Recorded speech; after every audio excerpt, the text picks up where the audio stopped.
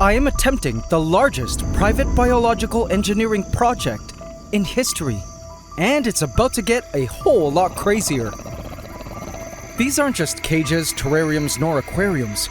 I'm plumbing an entire rainforest world, a lush wetlands, a leafy tree canopy, and vast grasslands into a singular planet-scale superbiome for millions, possibly trillions of different organisms, from the micro to the macro, in one massive interconnected network. It's the first ever globalized micro-world of its kind, as predators and prey, plants and fungi interact in one massive, high-pressure, environmentally controlled system whose biological stories I document along the way. But a major change is about to take place in the entire system. A transformation on a vivarium-wide scale that will affect every life form within. And the creatures can already sense something major is coming. Welcome to the Season 7 premiere of my ECOSYSTEM VIVARIUM Series. You're right on time for the biological spectacle, the onset of the great change of the ecosystem, here on the AntsCanada Ant Channel.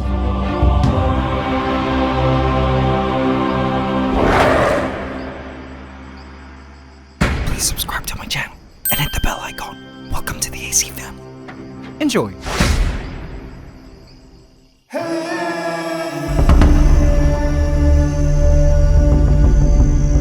A queen fire ant looked out into the sunlight. Atop the beast's head, she began to move. The Crimson Knights, the massive fire ant colony living in the open setup nearby, had had a nuptial flight the night before, as drowned elates lay lifeless around the beast. A beast that knew his return was imminent because of a promise made to him by the creator of worlds. Godzilla, the now much larger spectacled caiman who had undergone a year of socialization in this space, had successfully completed his training program and could feel a major change was near. Patience, Godzilla. Your time is coming. It's just a little while longer before your epic return.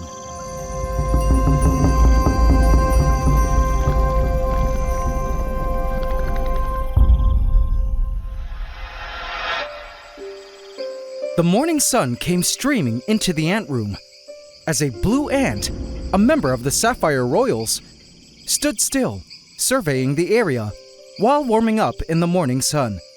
These blue ants aren't always out in the open, emerging from their nest only in the mornings and evenings, at which time they have a critical task to accomplish, especially now that a major change was fast approaching their forest.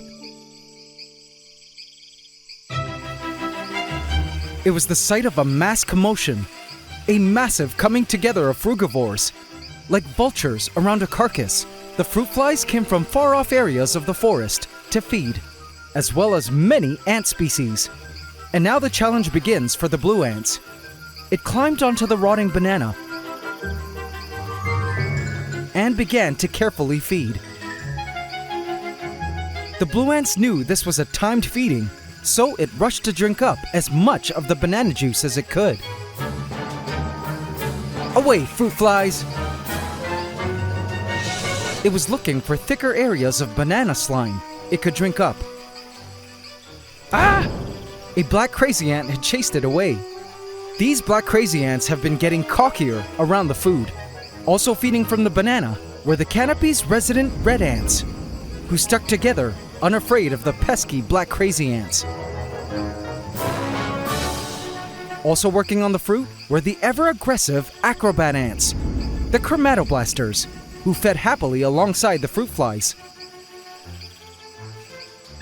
These pieces of banana were placed in here as an ecosystem event to provide the forest and its frugivorous creatures with essential nutrients.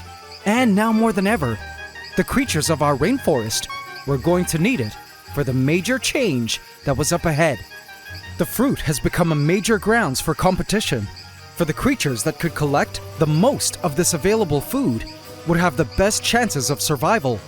against the harsh change that was up ahead, not just for the blue ants, but for every creature in Arcadia who could sense that a big change was coming. Luckily, there were several pieces of fruit all around the forest, so every species had the opportunity to collect what it needed. These blue ants are my favorite species of ant, and a complete dream to have in our forest, so I was happy to see it feeding from the fruit. In contrast, another species I didn't quite favor had claimed this piece of fruit theirs. A swarm of black crazy ants, known as the Dark Horde, had managed to blanket this banana and drive off all competitors, including the flies. They were introduced here unintentionally via the decor and are an invasive species in the forest. Though I've tried to eliminate them, they continue to bounce back again and again. And at this point, I've just come to accept them as a part of the forest that I need to call back as often as I can. I placed the piece of banana into an AC Ant Tower ant farm from AntsCanada.com, where they could live out their lives until they died out. I have found this to be the most humane way of dealing with things for now, particularly during this critical period before the Great Change, when things will inevitably tip in the favor of the black crazy ants. So what is this oncoming Great Change, you ask? Why would the invasive Dark Horde benefit from it? Well, to answer that, let me show you what is already happening at floor level. Down in Pandora, the rainforest floor, the transformation has already begun. The Dark Horde was busy mobilizing atop the leaf litter. It was here where I spotted an alarming sight.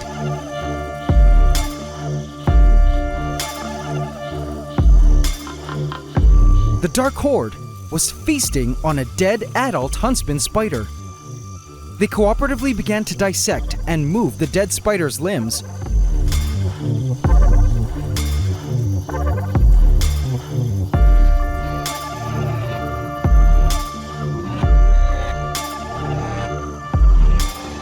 This was a bit of a concerning sight for me, for a couple of reasons.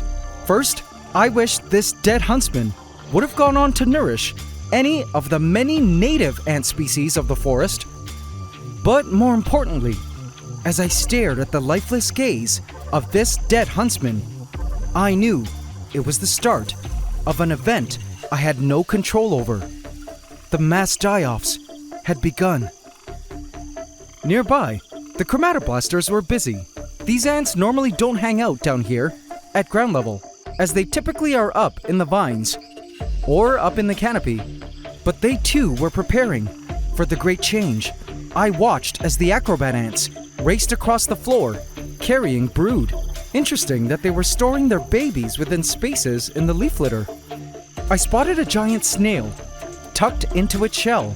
It too was hunkering down to prepare to brave the harsh conditions that were coming. No creature would be safe, except for a lucky few, like the Dark Horde, who were highly adapted to deal with what was to come.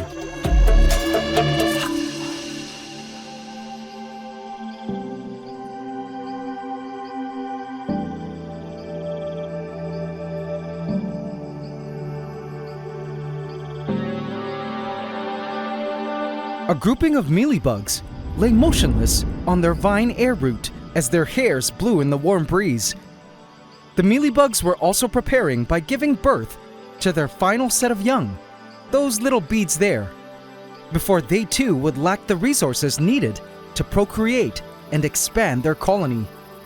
These mealybugs have been an important carb food source for the ants, as they excrete a sweet byproduct called honeydew, a resource that is highly prized and defended aggressively by the chromatoblasters, who guard the mealybug herds like sheep and incessantly lick the droplets of honeydew off the leaf surfaces below.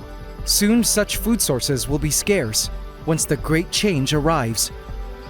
Now this Great Change has caused a shift in the behavior of many animals, and it's most apparent after the sun goes down.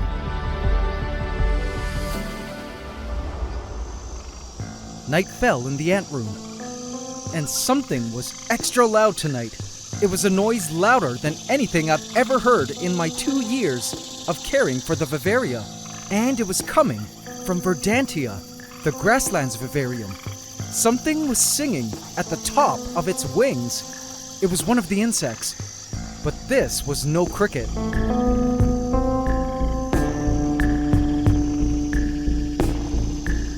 I spotted a slant-faced grasshopper crawling along the glass. This grasshopper gets its name from its uniquely shaped head as it crawled discreetly by. But I knew these grasshoppers, and all the noise wasn't coming from this little guy. I followed the sound and discovered this unique grasshopper. Wow! Looks similar but was slightly larger and a different shape. This was definitely a species that was introduced into here as an egg in the soils or as a baby coming in with the plants, because I certainly didn't add it in here. What a stunning orthopteran, and such a loud musician. But oh, a commotion in the nearby plants caused it to stop singing and stand completely still. Dinosaurs were approaching.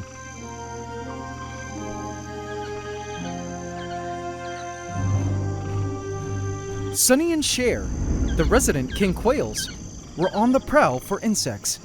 Now usually these birds are diurnal, meaning they're typically awake during the day, but here in the grasslands, they too were adjusting their schedule in light of the oncoming change.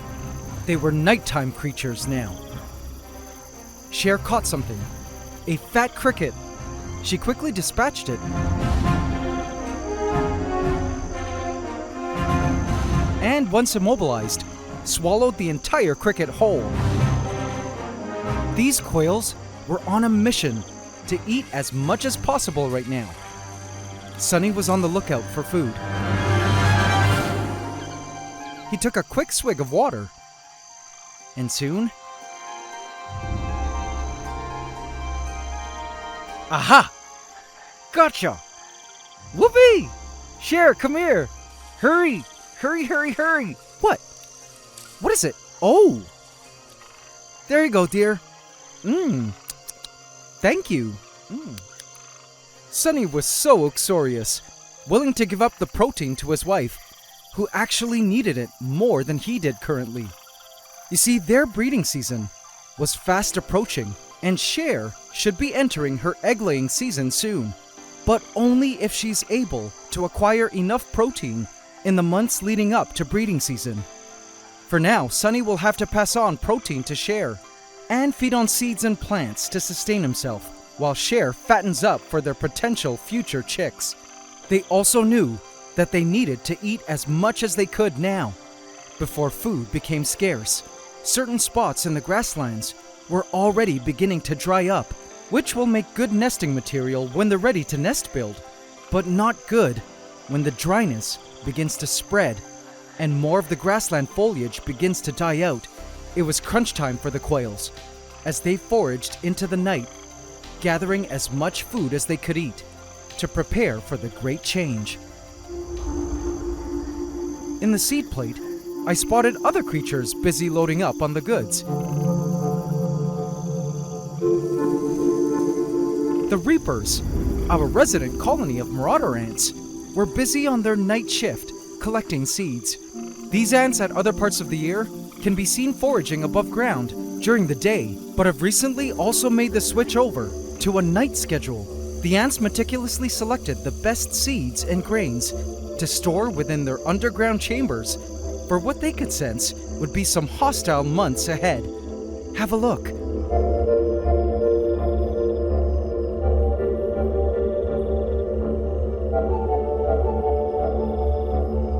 Here the seeds will remain and be eaten over time, or germinate to give rise to new plants come the rainy season, or be eaten by other ants who are cunning enough to steal their stash. What tiny ant species is that?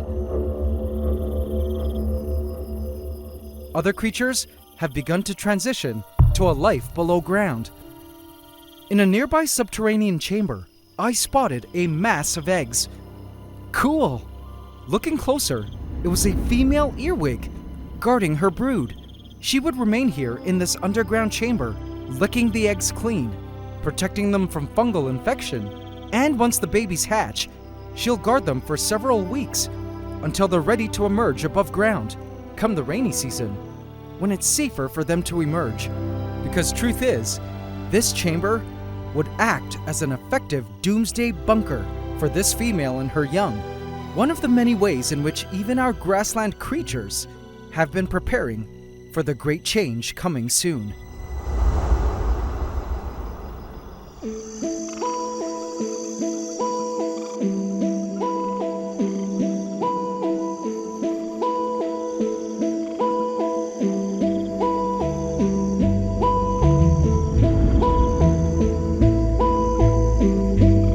In the wetlands, a huntsman stopped cold in its tracks to make way for the Serpent King. Valentino, my green tree python, smelled the surface of the water with his tongue and began to drink. Have you ever seen a snake drink? He had just finished shedding his skin, which lay slung like an old stocking on the branches above.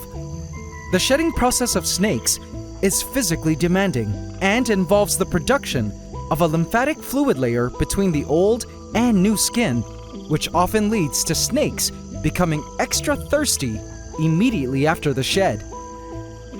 The huntsman lay completely still as Valentino continued to drink.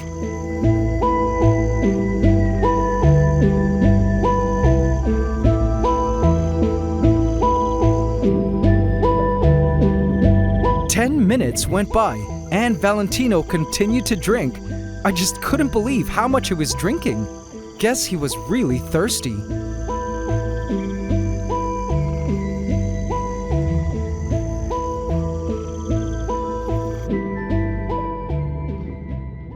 Below the water's surface, the tetras had drifted off to sleep, and the aquatic nighttime creatures were out to play.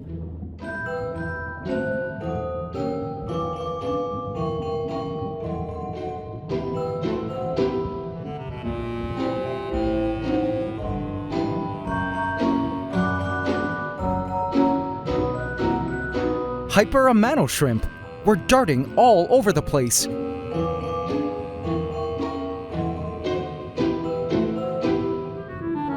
nerite snail was awake, scraping the glass of algae.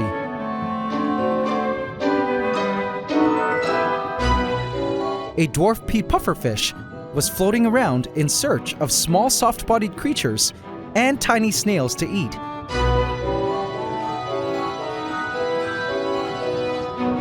A Corydoras catfish was busy sifting through the sand for edibles. Joined by the Skittles, a team of cherry shrimp who were out feeding under the cover of night.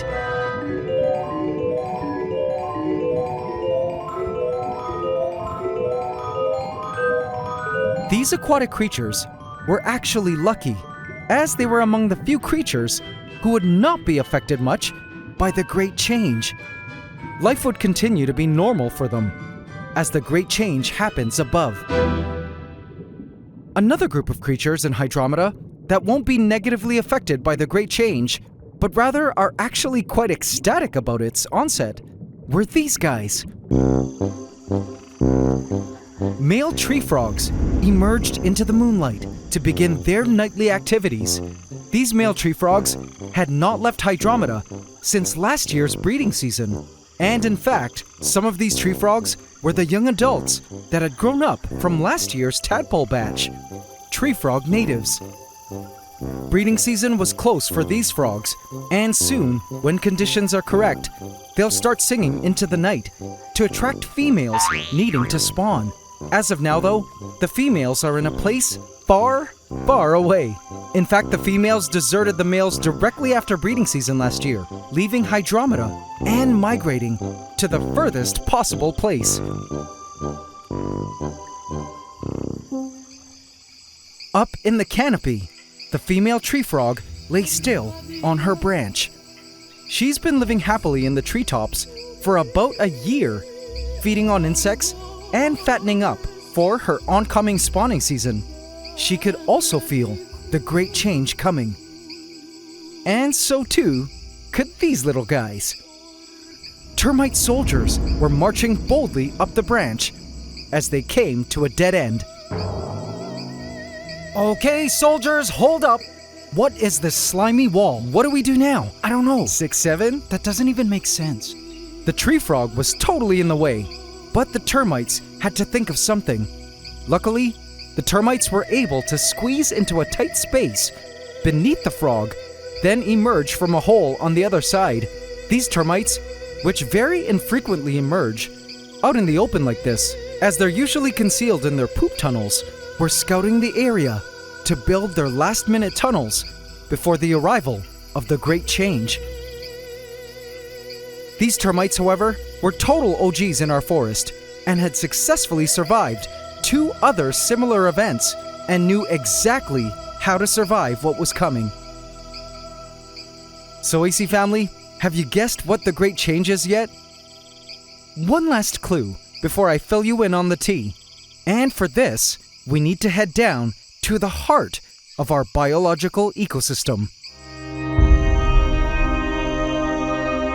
Pantgea, the rainforest floor, which has undergone this annual change more times than any of our biomes and their creatures.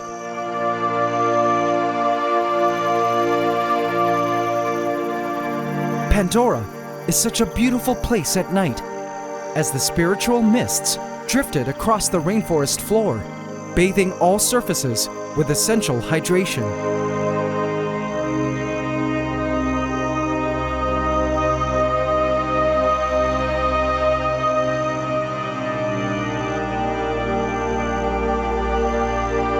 These mists were much more valuable now, more than ever, for all the life living within the forest. Every time I visit Pantgea at night, it takes my breath away. Seeing the beautiful world we've created and watched grow and change over time. The creatures that have come and gone, the stories we've watched unfold, and the memories that will remain forever emblazoned in my mind. I hope I never take this miracle of a vivarium, our forest, and all its extensions, for granted.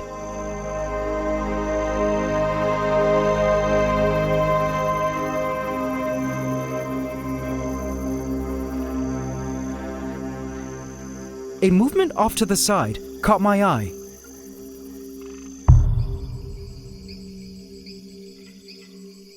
It was a massive mama. A female dubia cockroach scaled her way down the screen mesh. She was one of the many species of roaches inhabiting our forest. Up higher in the driftwood, I caught sight of another incredible event. 2 American cockroaches were locked together, mating. This was the very first time I've ever seen this, as I've never seen the species mate before. How interesting. These American cockroaches, despite their name, are originally from Africa, but have become a worldwide invasive species, especially in the tropics. They're abundant where I live, and I was crazy enough to add them into Pantgea last year. And since then, they have been multiplying within our forest, offering our predators a quickly replicating food source. And speaking of predators, I also spotted a lot of these guys.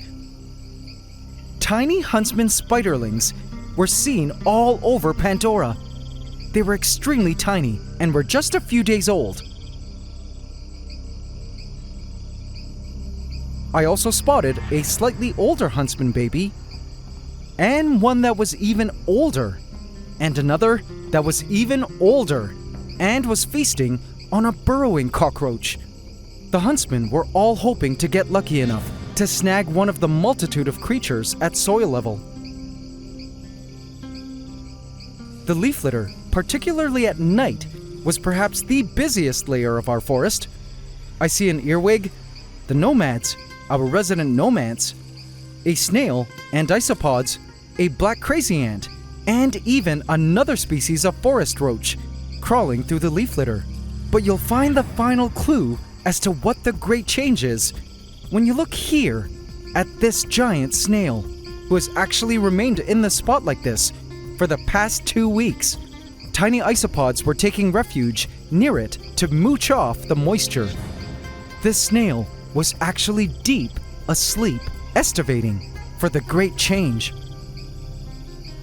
So, in case you haven't figured it out by now, the great change hitting the ecosystem is summer, which, where I live, officially arrives this month. Summers in the tropics of Southeast Asia are quite intense, as you may have seen at this time last year and the year before that. Summer marks the complete disappearance of rain. Temperatures rise to scorching levels, and most of the life in our vivaria begins to enter a dormant state, kind of like hibernation during winter months for animals in temperate regions. To self-preserve during the hostile summer months, plants lose their leaves and sort of shrivel up. Insects retreat to damper and cooler areas below ground. Creatures that normally emerge in the day switch to a night schedule to escape the sun, and a ton of life actually dies off. Only a few species are able to withstand the heat and dryness of the summer. The black crazy ants, for instance, being one of them, who have been waiting for this time of the year when all the local life goes to sleep and dies off for 2 months. Now, as morbid as this all seems, this seasonal change is completely vital for the ecosystem. When the plants shed off the majority of their leaves and die out, the leaf litter collects in large amounts along the floor, creating a protective roof for soil life against the dryness and heat of the sun, offering a stable and moist refuge for them. The soil creatures also feed on this abundance of fallen leaf litter all summer long, which releases an abundance of nutrients through their poop into the soil. In the absence of rain, which would normally wash these nutrients away into water systems, the nutrients collect and sit there in the soil all summer long, transforming the soil into a nutrient-dense growing medium for all the plants to benefit from when they wake up during the cooler rainy season after their summer-long slumber. The robust plant life, the return of hydration, and cooler temperatures that come with the rainy season causes a revitalization down the food chain until the entire system returns to full bloom. So though the vivariums will undergo a somewhat lull in biodiversity in the upcoming summer months, there are several things I am looking forward to at the onset of summer.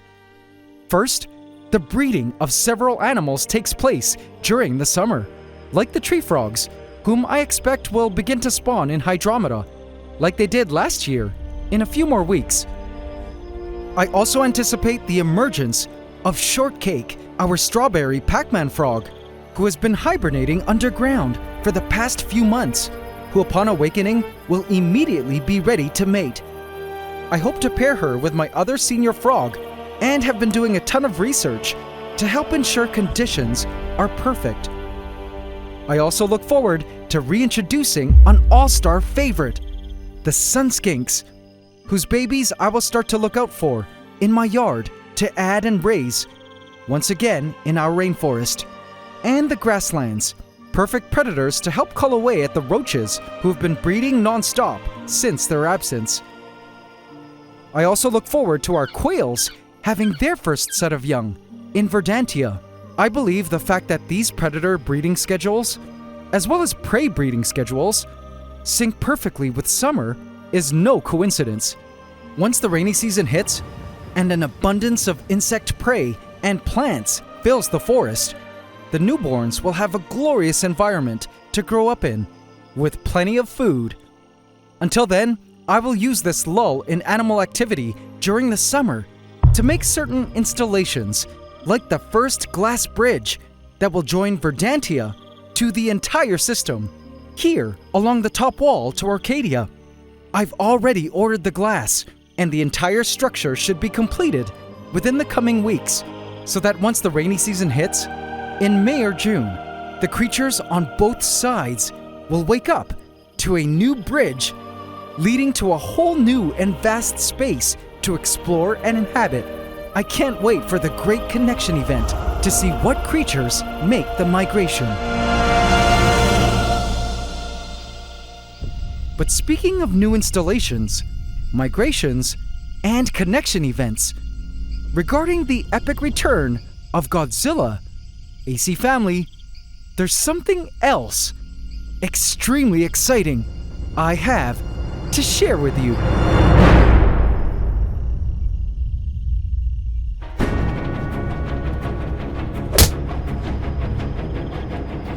Vote in my community tab to affect this story. This is Pandora, my 1,000-gallon cloud rainforest vivarium, which is attached to a second giant vivarium on the floor above, called Orchidia, my treetop canopy vivarium, as well as by a cave tunnel to my third giant vivarium, Hydromeda, the tropical wetlands, and my latest giant vivarium, Verdantia, the tropical grasslands, soon to connect to the whole system.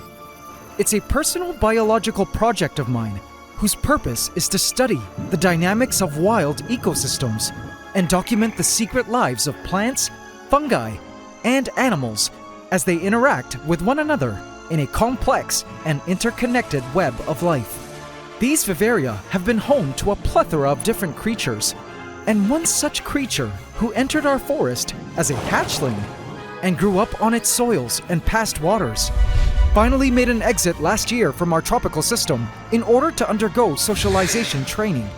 A year later, he's much bigger and has passed his socialization program with flying colors, and as such, is ready for a homecoming back to the ecosystem that raised him.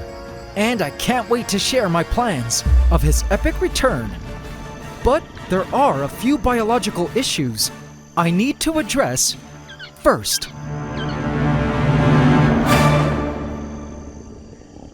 Please subscribe to my channel and hit the bell icon. Welcome to the AC family. Enjoy. Godzilla, my 2-year-old spectacled caiman, has been an amazing student. He was recommended to me by the late Dingo Dinkelman, croc expert, who mentioned that Pandora, at the time when it had a 25-gallon water area, was large enough to house not one, but 2 baby caiman. But of course, seeing that this was my first crocodilian, one was enough. He ended up growing up in Pandora, happily eating insects, especially roaches. And when he reached a certain size, I knew it was time to begin his socialization training. So I moved him here in this holding tank, which is bare on purpose, as here he is unable to hide and could get more comfortable around me. It's gotten to the point where I can feed him with tweezers and come up to the tank without him freaking out. Before this, I could never approach without him darting away. This educational period was for my own safety, seeing as he is now approaching 4 feet in length and will grow another 2 or 4 feet in the coming years. And at that size, if he's still afraid of humans, he can get highly dangerous.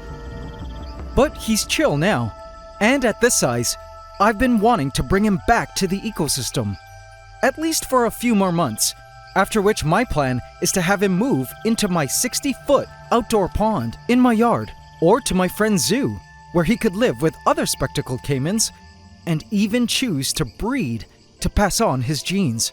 Whatever the case, Godzilla is truly an amazing animal whose impact on our tropical ecosystem I would still love to learn more about over the coming months. But AC family, there's just one issue that has to do with a chain of other issues that I've been racking my brain over for the past year. Another beast has already been dominating our forest.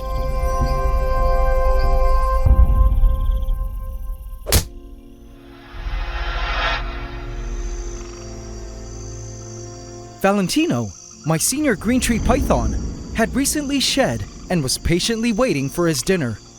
His last meal had been 4 weeks ago.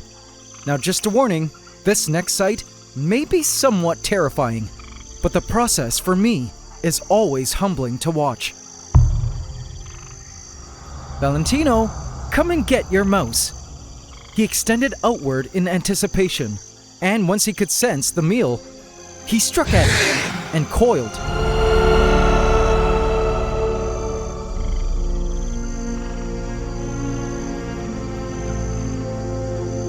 So as with all pythons, Valentino here is non-venomous and kills his prey by coiling around them and cutting off circulation.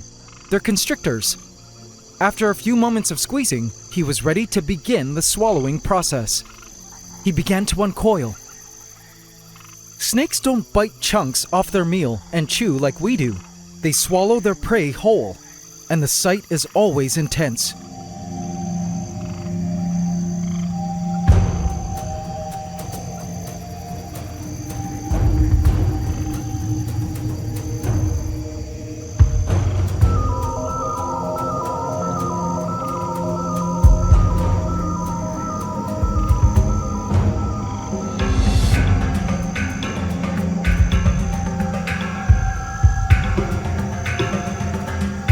Now see those holes along the bottom lip? Those are small specialized heat-sensing pits that function as infrared detectors, allowing them to locate warm-blooded prey like rodents and birds in complete darkness. He also has some at the front of his face, over his upper lip. Now as cute and adorable as Valentino is, when he isn't eating, even as a snake owner for 2 decades, the feeding process still freaks me out.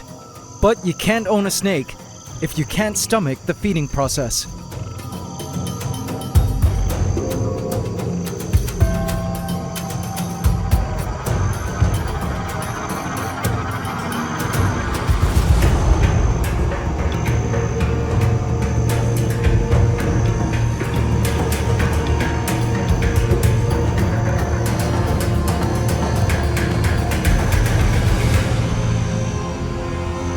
Now Valentino here gets 4 to 5 mice every 3 to 4 weeks.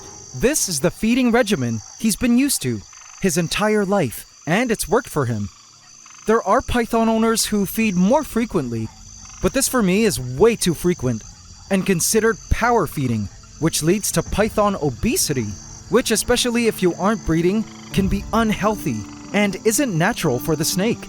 In the wild, these snakes will sometimes go months without food, and Valentino here, as a tree snake, must be agile, nimble, and athletic, which he is.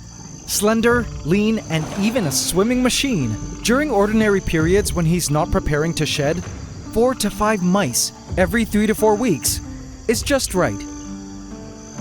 But here's where the issue is: how to integrate Godzilla back into the system while Valentino is also living here.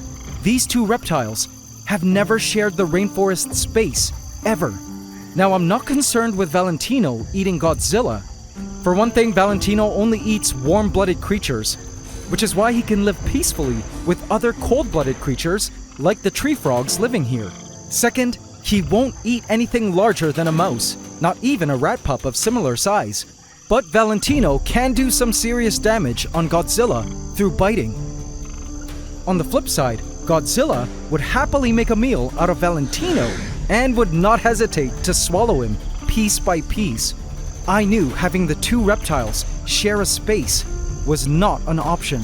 Though I'm sure there are a few of you out there that want to see the carnage, both these animals, first and foremost, are my pets, and I will not mix them. But, as you may have guessed, I do have an idea. An idea I'm thinking of first trying out, up on the 2nd floor.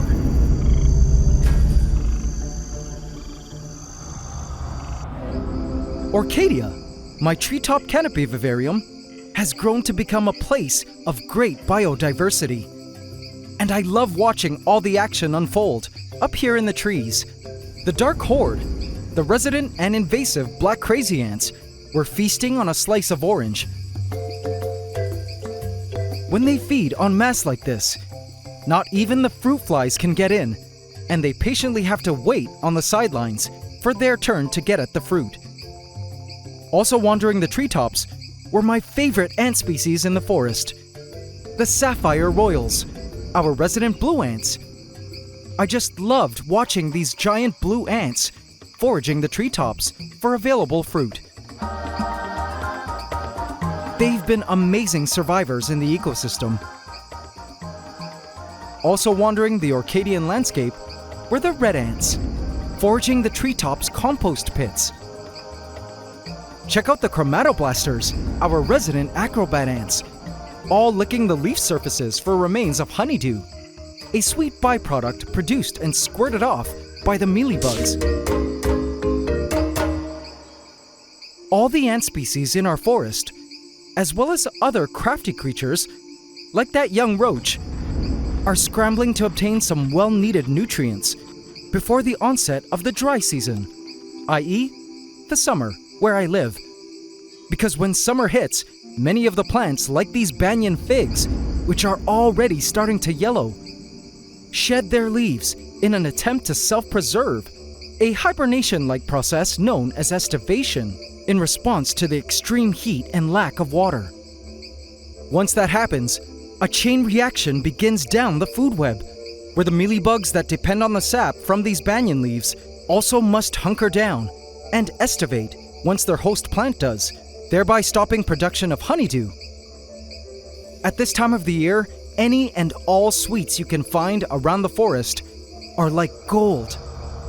In light of the impending 2-month-long harsh and hot season ahead. But there's good news for all these creatures.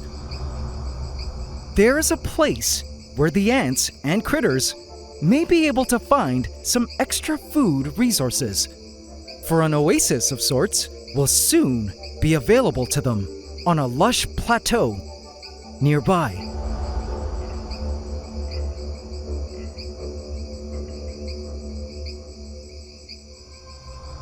In Verdantia, the lush and vast grasslands, a community of orange scale insects feed from the branches in the trees, and tending to them is the Sagittarius army, another super colony of invasive black crazy ants that have been attempting to dominate the resources here in the grasslands.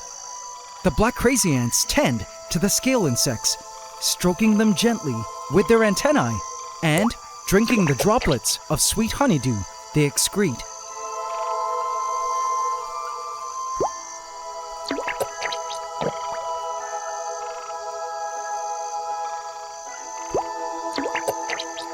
Now these scale insects and their ant caregivers are quite lucky, because the species of fig on which the scale insects are parasitizing just so happens to be an evergreen species of fig, which doesn't shed its leaves much even during dry season, and instead continues to thrive through the hottest and driest months of the year.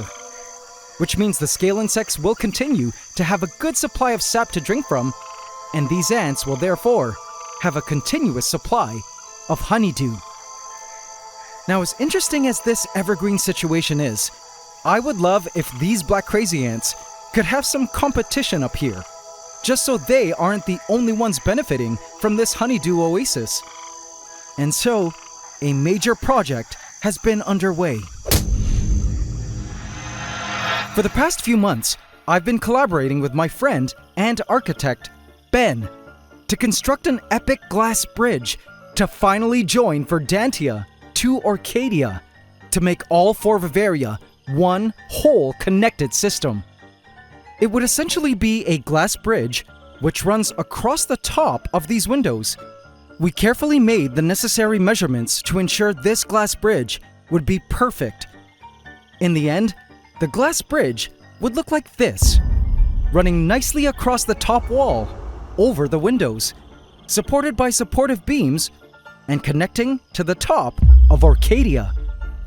This will officially be our 3rd glass bridge connection, but there will be something quite special about this bridge between Verdantia and Orcadia that will set it apart from the other 2. Have a look. Sunny and Cher, Verdantia's resident quails, emerge to hunt and forage.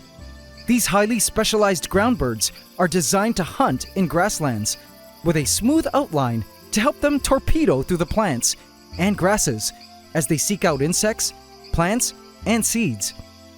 Now, I've been waiting since last year for them to breed, and their breeding season finally arrives come summer, where Cher will choose a spot to create an inconspicuous nest, and the 2 birds will cooperatively raise the chicks together. They are now loading up on food to prepare for egg laying.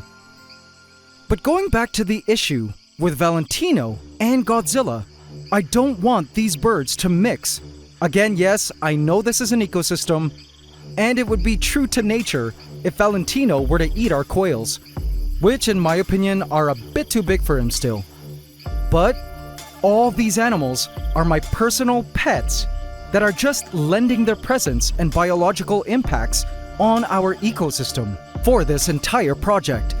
So, I have come up with a solution to ensure the quails, Valentino, and Godzilla never mix.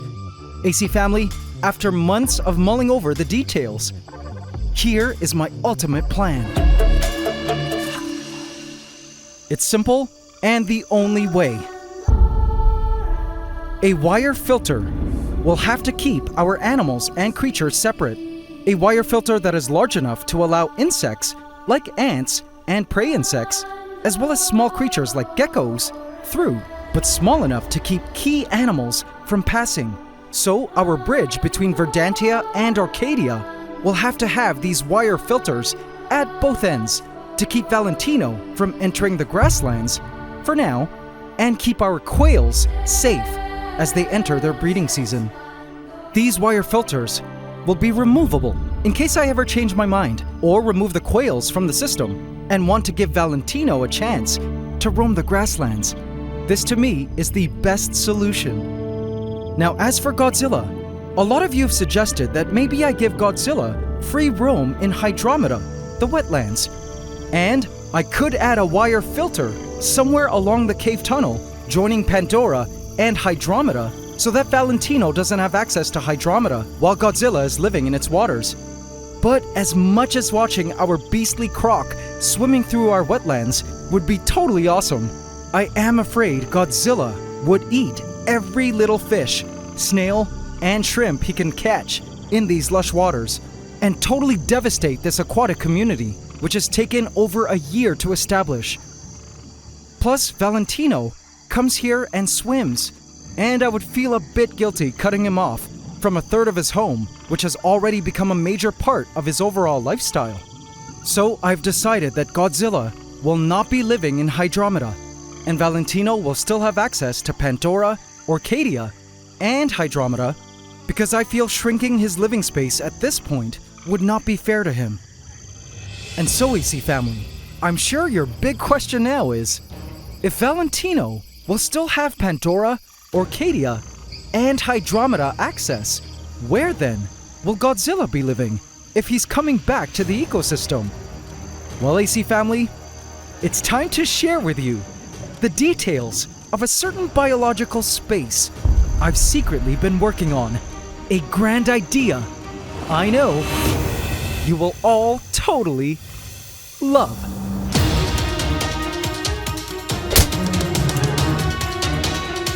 Vote in my community tab to affect this story.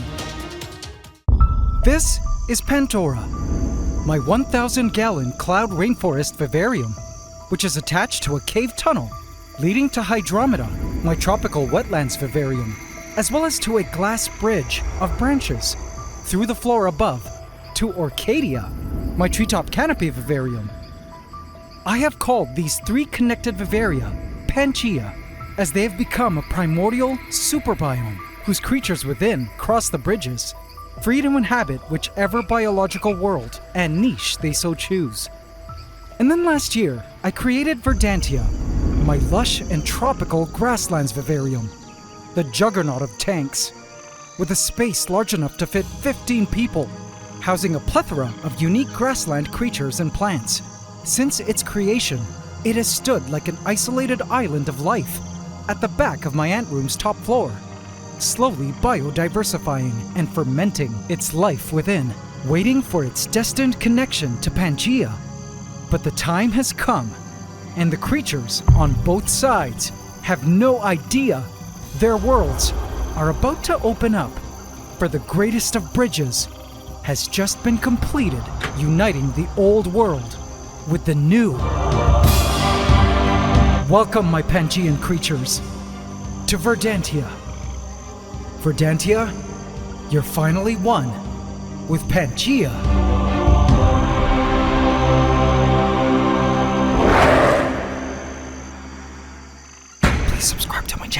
and hit the bell icon. Welcome to the AC family. Let's get to 7 million subs in this season 7 of the ECOSYSTEM Vivarium Series. Thank you for being part of this whole journey with me. Enjoy.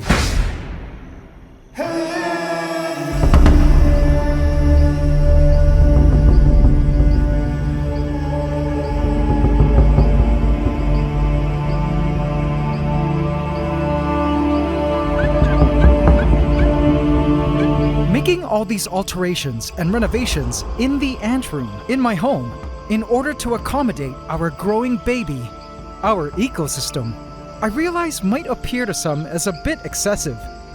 But honestly, someone's got to do it. For my dream is to document the whole history of our growing ecosystem of tanks. This project has been over 2 epic years in the making. And AC family, I know we are offering some significant scientific contributions to the understanding of ecosystems through this project that will one day be important in the world and help us in some way. How? Not exactly sure yet, but Mother Nature has already taught us so much, and it's about to teach us a whole lot more. For this new bridge joining Verdantia and Arcadia is unlike the other 2 I've already made. And wait until you see why. But before opening up the bridge for business, I approach the heart of our ecosystem, Pantgea, our rainforest floor vivarium, just to see how ready its residents would be for the great connection to Verdantia. Valentino, our resident green tree python, was sleeping like the old man he was on a top branch as creatures scuttled by in the surrounding branches. A knight in shining armor, blue armor to be exact, scurried up the vine. It was a blue ant from the Sapphire Royals. The blue ants have been working overtime, foraging the upper foliage of Pantgea for food, in preparation for the harsh dry season, which was coming up fast, when resources would become much more scarce around these lands. Another worker came along, and they exchanged collected food from their social stomachs via trophallaxis, i.e. mouth-to-mouth regurgitation transfer. Their collections will be highly prized by the colony back home in their nest. Making things slightly inconvenient, though, were the menacing black crazy ants, the invasive dark horde, who are also being the pests they are. As usual, these guys have been actually waiting for the dry season because they love the heat. And their super colonies grow faster when it's hot. In fact, speaking of which, a dark mass caught my eye in the leaf litter.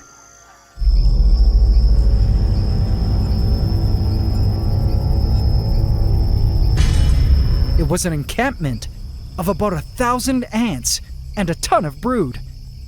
This was one of their many temporary satellite nests scattered all over the rainforest. I scanned the encampment for a queen. Can't really find any. Can you?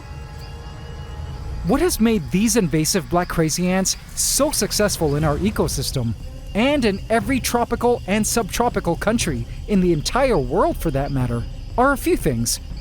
First, their colonies have multiple queens, a condition called polygyny, which is advantageous because the colonies can grow quickly. Also, new queens can mate with their brothers without it causing genetic defects. They can mate inside the nest, not needing a nuptial flight like other ant species, and unrelated black crazy ant colonies can literally join forces peacefully if 2 or more colonies of black crazy ants meet. This is a lethal combination of biological features in a single ant species, the perfect recipe for an invasive ant. Hence, these ants have been so hard to get rid of in our forest, even after 2 years. But all these ants here have no idea they're about to be food to a giant. A giant anteater descended from the skies, sucking the colony into oblivion. And just like that, our anteater enjoyed yet another meal of Dark Horde. This would help cut back on the Dark Horde's population, but not entirely eradicate them. But one concerning thing, the building of this new bridge between Verdantia and Arcadia, is not only would our favorite critters be able to cross over to the grasslands, but so too would the dangerous ones. And I wasn't sure how strong the Dark Horde would become once they meet their compatriots on the other side. The Sagittarius army was fussing about the open soil of the grasslands, feasting on a dead cricket, when the giant anteater came down to feast on them. These lands were home to the Sagittarius army, which I've also been doing my best to cut back on. This super colony is even faster and stronger than the Dark Horde. I bet they're older too. And who knows how much stronger they'd be once they ultimately meet the Dark Horde. They'll surely join forces. We just have to see. The strengthening of invasives wasn't on the top of my mind though, because I felt this new bridge joining Verdantia and Arcadia would do more good than bad in our ecosystem.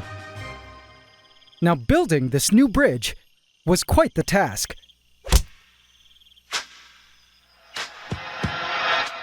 The team went in to clean the area and begin constructing the glass bridge on site. This glass bridge was designed with the help of my trusted friend and her hobbyist, Ben, who also helped me build both Hydromeda and Verdantia. This non-AI video, using his architectural designing software, was the initial design we came up with.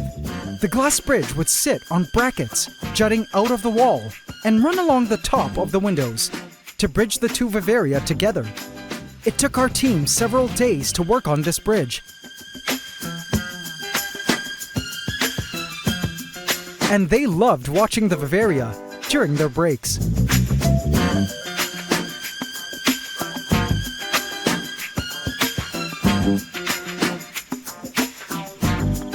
Likewise, as the team was working in the ant room, all the creatures within the vivaria spied on the men building their future bridge. With melodies and rhythms, watch love unfurl, bringing joy and light. I don't think the animals could comprehend what was truly up ahead for them. Neither will you guys, AC family. Dancing through the night, our hearts in a swirl. As the Verdantian Bridge was coming together, another major project was being born down in the lowlands.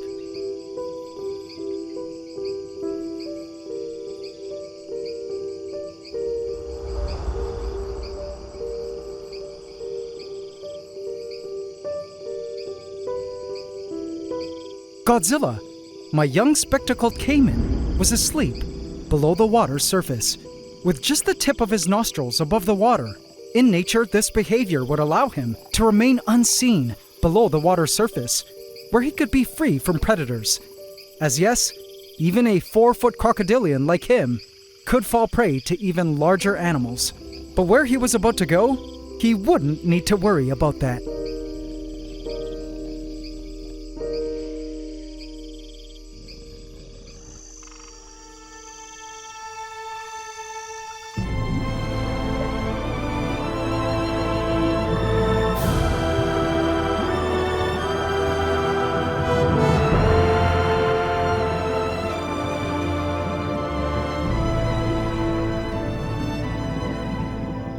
The various tetras of the wetlands swam around, fat and older now.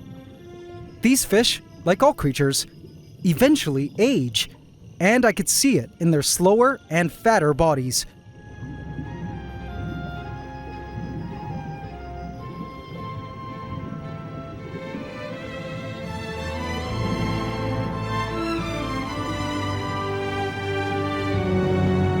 I imagine they would make a great meal for Godzilla.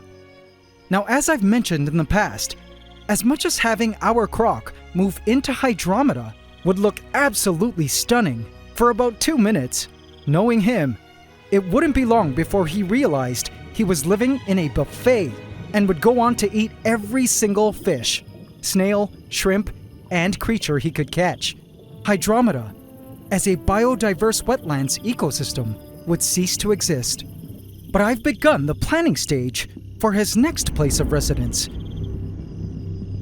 Just across the pond, and adjacent to Pandora, is a stretch of empty space in front of this line of windows, and has been the spot I've been eyeing for months as the location in the ant room to construct his next home. I would simply need to relocate the Leviathan's ant farm tank somewhere else. We're doing this, guys. I began to visualize in my head and trace with my hands the shape of the future enclosure as I saw it in my mind.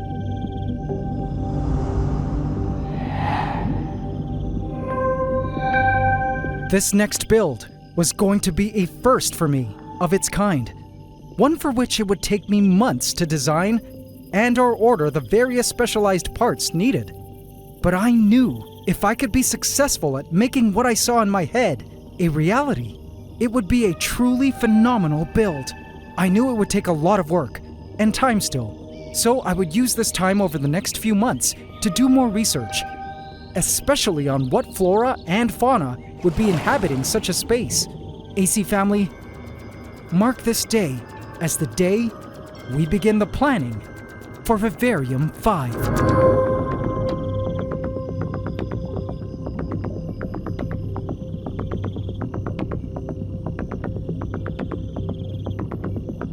AC family, behold! The new Verdantian bridge. Months of planning and 5 days of construction have all led to this glorious hall of glass, a portal between worlds. Let me show you around. This 30-foot or 9-meter glass bridge is the longest, most spacious bridge between Vivaria yet. It is lined with LED lighting that is synced with the entire ecosystem's photo period, so it turns on during the day and off at night.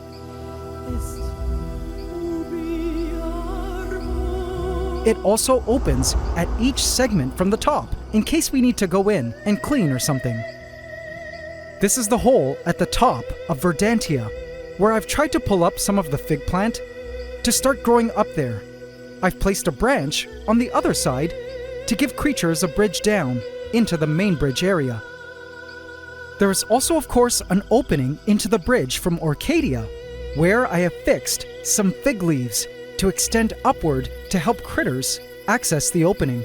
As discussed in previous videos, both ends of these two openings are fitted with wire filters, with spacing large enough to allow insects, spiders, and geckos to pass, but small enough to keep key creatures like Valentino and the quails from accessing the bridge to cross over.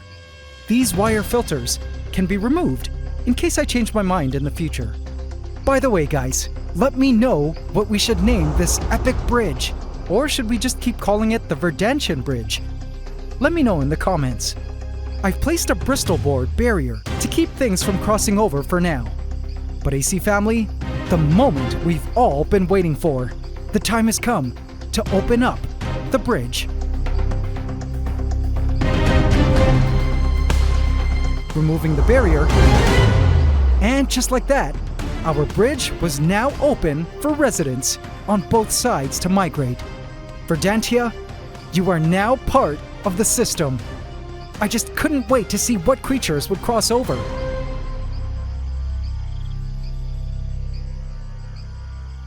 I stayed up and watched, and watched, and watched.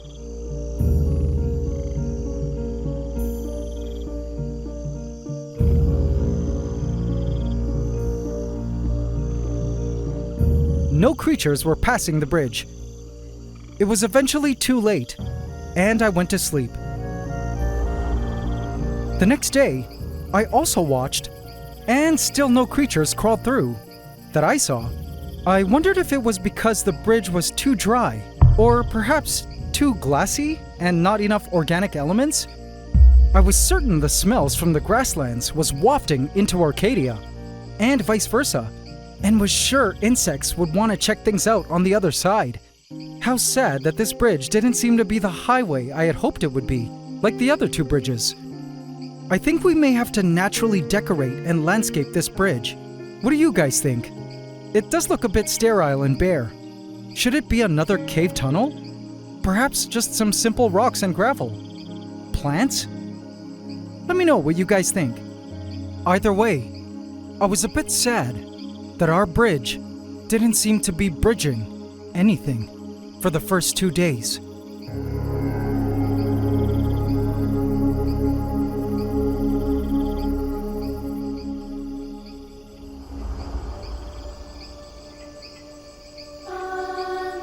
The next day, I approached Pandora and took a quick scan of the vivarium. I saw a lot of crickets, but I wasn't sure if any of them were from Verdantia.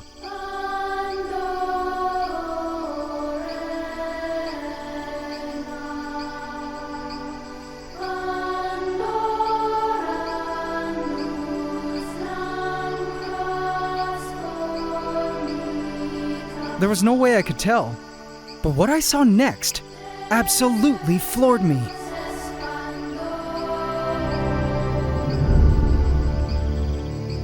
It was on the alocasia. A baby insect, but not just any baby insect. This was a Philippine katydid nymph, a creature of the grasslands that had to have found its way here to Pandora. Yay!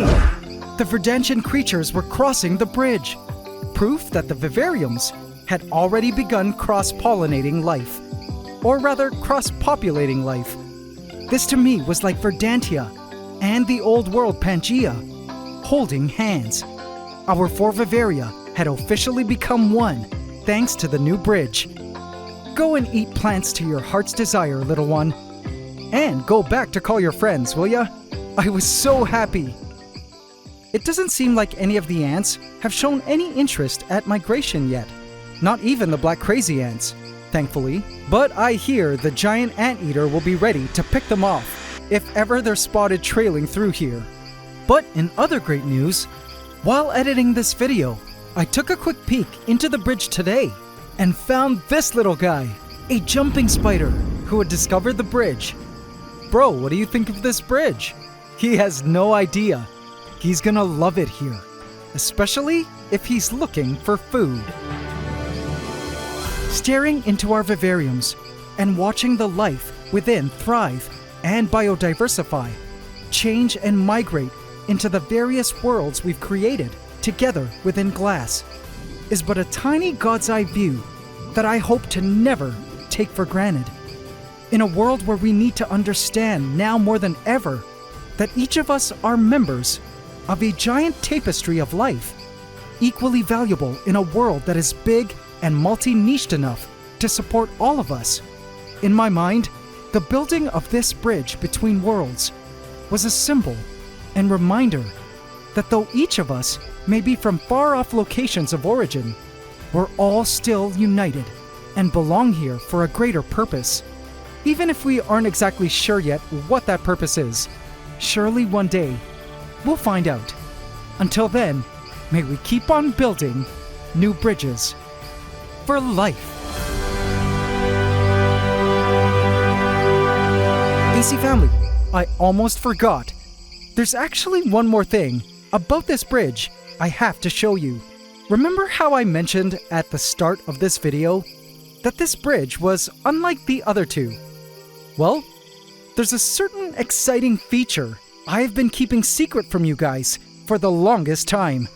Some of you may have spotted and have been wondering what this glass compartment is, attached below the Verdantian bridge. Well, AC family, I know you will all love this so much. It's a feature that will kick this project up to a whole new level. Now you guys know how much I love to think outside the box, right? Well, do you see that black circle? That is a sticker. And can you guess what is behind that black sticker? Hint. Think outside the box.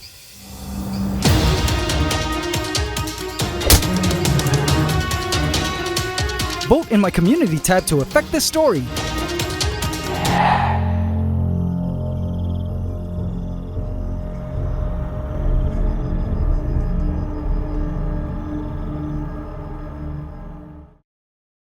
This will blow your mind.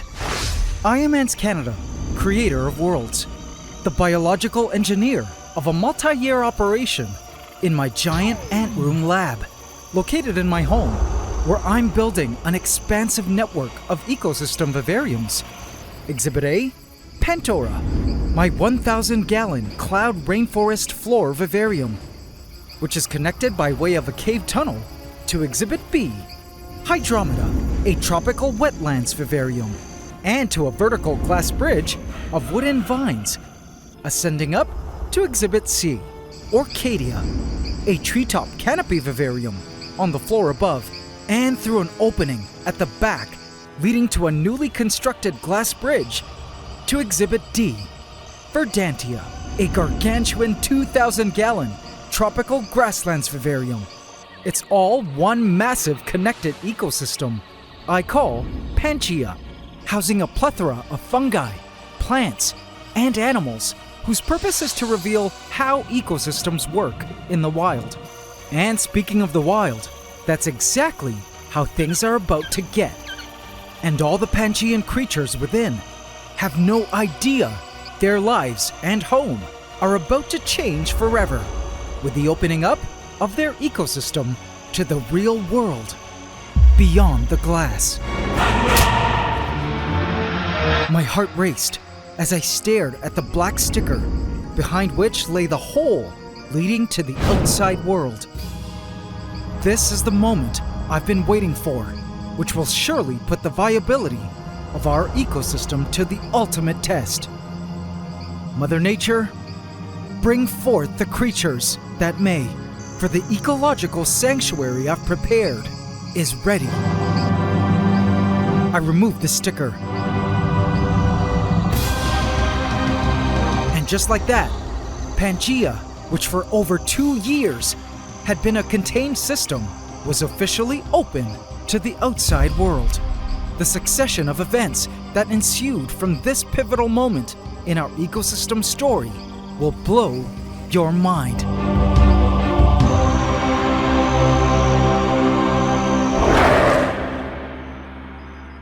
Please subscribe to my channel and hit the bell icon.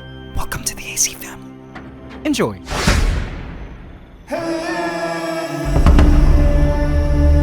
Only those who risk going too far can possibly find out how far one can go. This is a quote by T.S. Eliot that came to mind as I stared at the open hole to the outside world. I could already hear some of my contemporaries screaming that I've done this. As for me, I'm not worried. Of course, as the engineer of this project, I keep close inventory of all the species in our ecosystem and have taken all precautions to ensure such an experiment was safe, ecologically speaking. You see, certain key creatures are prohibited from leaving via a wire filter that keeps them from entering the bridge leading to this chamber and hole to the outside world. Like Valentino, my pet green tree python, and Sonny and Cher, the two king quails, all of whom are neither wild animals nor found naturally in my area. None of the fish or aquatic animals in Hydromeda are native, but they obviously can't make it to the hole, so they weren't a concern either. There is one species of feeder roach that can't climb glass, so they can't leave either. However, any other resident creature in our ecosystem that is both small enough to pass through these wires into the bridge and climb the glass to reach this exit to the outside world is fair game to leave, because they're all from my area, with the majority of the species in our ecosystem having hitched a ride into the tanks, unbeknownst to me via the decor, which came from the outside anyway, so they'd just be technically returning home if they left us. But something tells me we won't be losing a lot of creatures, and you'll find out why soon. The way I see it, right now, this opening to the outside world would be the ultimate test of our ecosystem's viability, as native creatures could now leave and enter at will. And discovering any newcomers wandering into our system would be like finding a pleasant Kinder surprise from Mother Nature. And just a heads up, I know you guys will love all the surprise creatures coming up. But having said all that, AC family, while some of you may be wondering if this is all even a good idea, there's actually a more important purpose to this portal to the outside world, other than simply a way for new random creatures to be introduced and or leave our ecosystem. This hole is actually part of an even bigger master plan that will 100% benefit our ecosystem. And it's all been the hardest thing to keep secret until today. So what's the deal then with this hole, you ask? Well, to understand, let me take you back to several weeks ago when the idea of this master plan first bloomed into existence.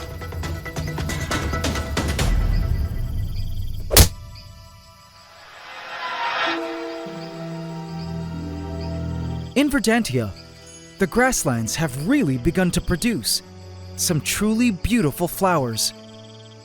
These dainty purple ones are the most common. It's amazing how synced Verdantia is to what's going on outside, because gazing out the windows of the ant room, I was delighted to see the great news.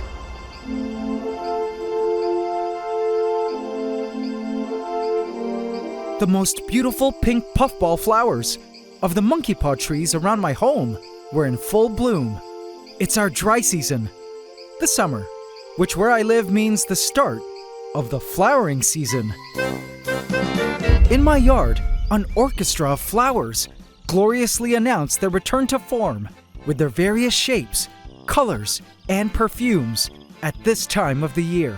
Now, I'm unsure why from an evolutionary standpoint, the plants have evolved to bloom their flowers during our hottest, harshest, and driest season. But my guess is it's a timing thing. Perhaps so that seeds have enough time to disperse before the onset of the rainy season in a few months, when the seeds can get the water they need to germinate. Or perhaps the bright summer sunshine makes the colors of all these flowers really pop, as doing so would best catch the attention of some high-priority VIBs. This was where the big idea began. Along one of the walls of my yard is a line of these peculiar-looking flowers. The species is Calathea lutea, the cigar plant. It gets its name from their flowers that kinda look like cigars.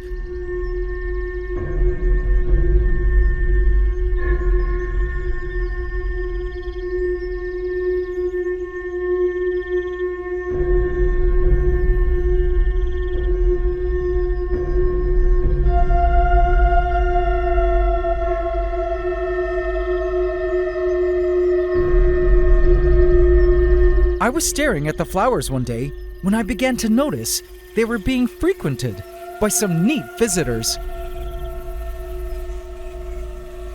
Stingless bees, native bees that are smaller cousins of the regular honeybees, that for some reason have evolved reduced, non-functional stingers, hence their name.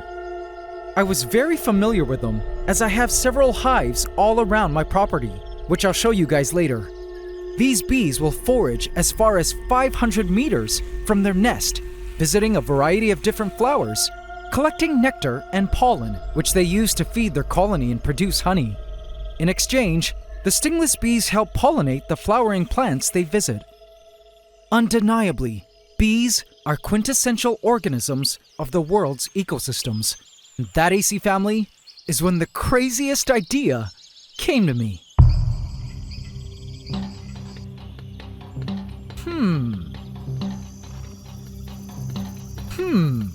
Something smells different today, the blue ant thought. It had been foraging the Orcadian canopy this evening, but noticed something seemed a bit different in the air. A new tree smell? A different breeze? She couldn't quite pinpoint what it was, but she knew she should probably alert the colony of the change back at the nest. Down in Pandora, Kermit, a male tree frog, was up early, ready to begin his evening hunt for food. He too could feel a subtle change in air quality this evening, Frog skin is sensitive to changes in air temperature, humidity, and flow. He knew something was up. I usually see these males hanging out in hydrometa where they're preparing to breed in a few more weeks. So seeing him here in Pandora was a bit of a surprise. Kermit was making moves.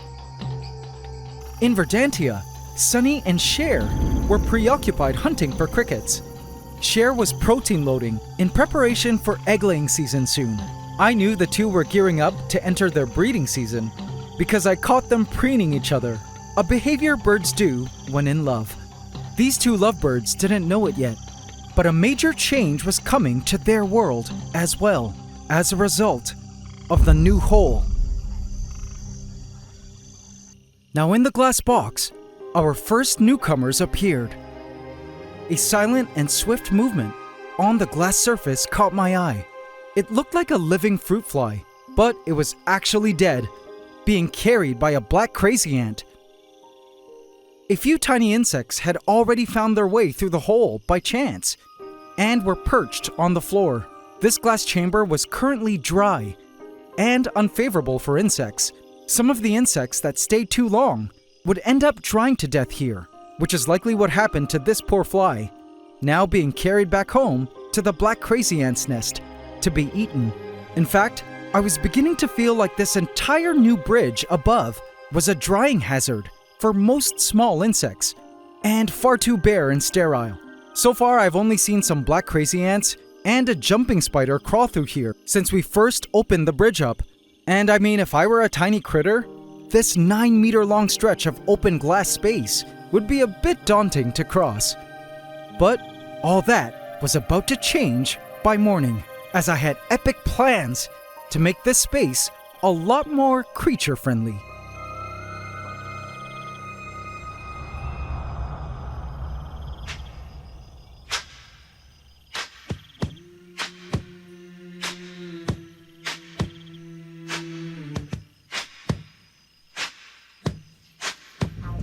Creator of worlds. My team and I went straight to work. First up was sawing the logs down to size. When I saw this beautiful piece of driftwood, I knew in my gut that this was the one for our bridge.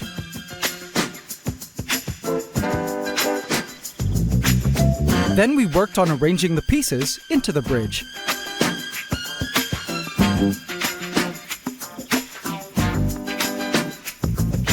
Feel the rhythm, let your feet unfurl. Smiles all around, watch the joy unfold. In a sea of love, our stories told. Dance with me, let the music take control. We secured the pieces using filler foam. Bringing joy and light. Like diamonds in a swirl. And now for the preparations to this glass box, which attaches to the bridge above. You guys will absolutely love what will become of this glass box when it's done.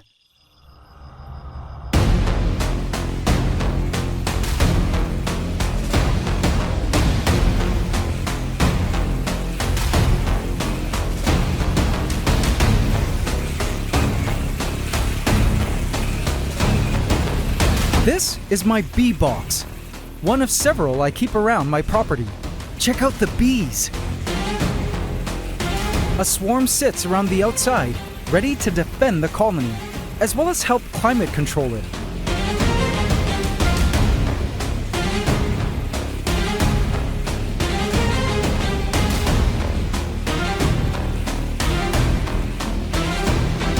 There's the opening, highly guarded and a high-traffic area. I love watching the bees returning, as well as zipping out the door. Now, I can get in close to the beehive without troubles, but I still need to be careful not to alarm them, because though they can't sting me, they can kick into defense mode if provoked, and will willingly get into my ears, nose, eyes, hair, and clothes to deliver a pinch bite. Now, I use the bees to help me produce greater yield with the crops on my farm. Check out the size of my banana bunches. So prolific, and it's all thanks to the bees living just below. Now check this out, guys. You may notice the workers on the roof all have blobs of liquid in their jaws. This behavior is known as bubbling or nectar concentration, where they actively dehydrate the nectar they've collected to turn it into honey. You see, nectar from flowers is very dilute, containing about 80 to 95% water. And to make thick storable honey that won't spoil, the bees must reduce the water content to around 30%. So the bees regurgitate a drop of nectar from their stomach, known as the honey stomach, and hold it between their mandibles and tongue, exposing it to the air.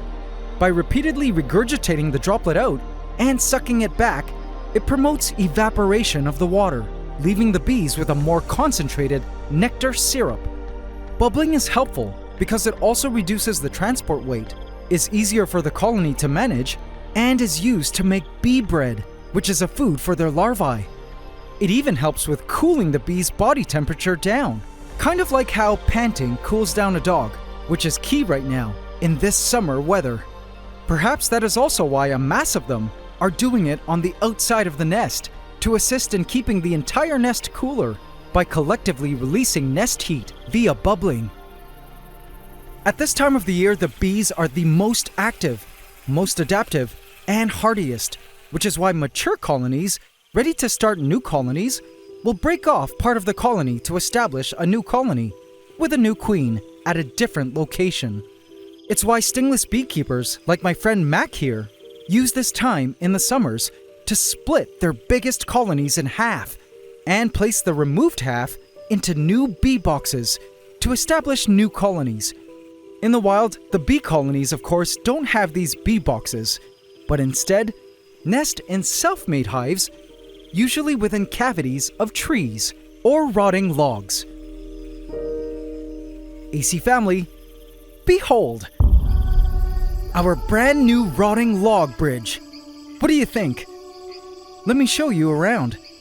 This bridge is designed to recreate the falling of a dead tree on a cliff adjacent to the canopy, whose trunk forms a natural bridge to a grassland plateau on the other side. See the vision? I just find it looks super zen and peaceful. I love the shape of the wood. With all its holes and crevices, I was certain a ton of creatures would love to inhabit the various nooks and crannies.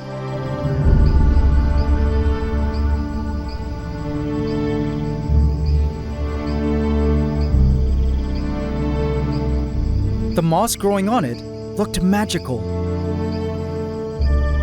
There was a bit of soil to establish moist areas within the bridge, which I knew the critters would appreciate. So what do you think? What should we name this bridge, guys? Let me know in the comments, and I'll choose my favorite. I was certain that with this new natural space, our resident creatures would be much more willing to wander into and inhabit our bridge, as well as hopefully attract new creatures from the outside inside.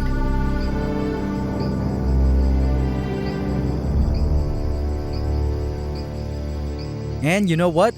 I was right.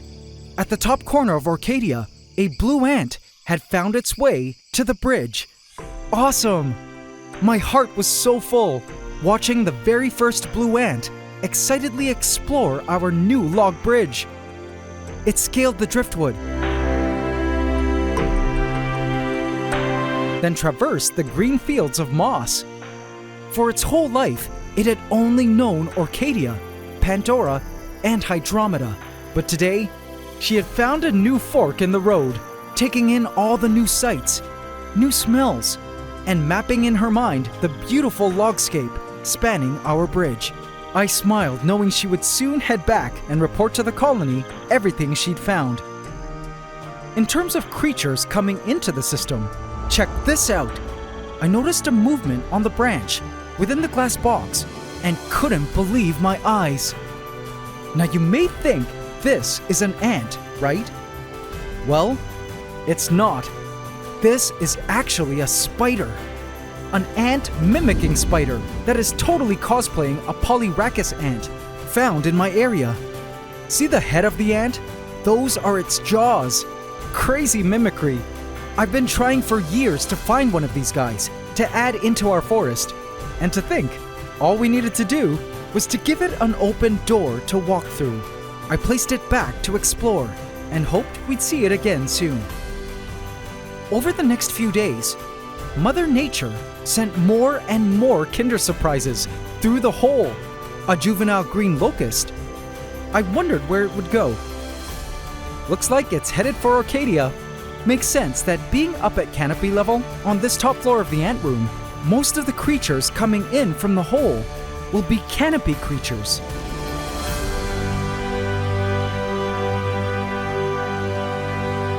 I also spotted a jumping spider and a house gecko in the glass box, but I wasn't sure if they came from the outside or were one of our residents here because they had learned that critters come through that hole and were hoping for an easy meal.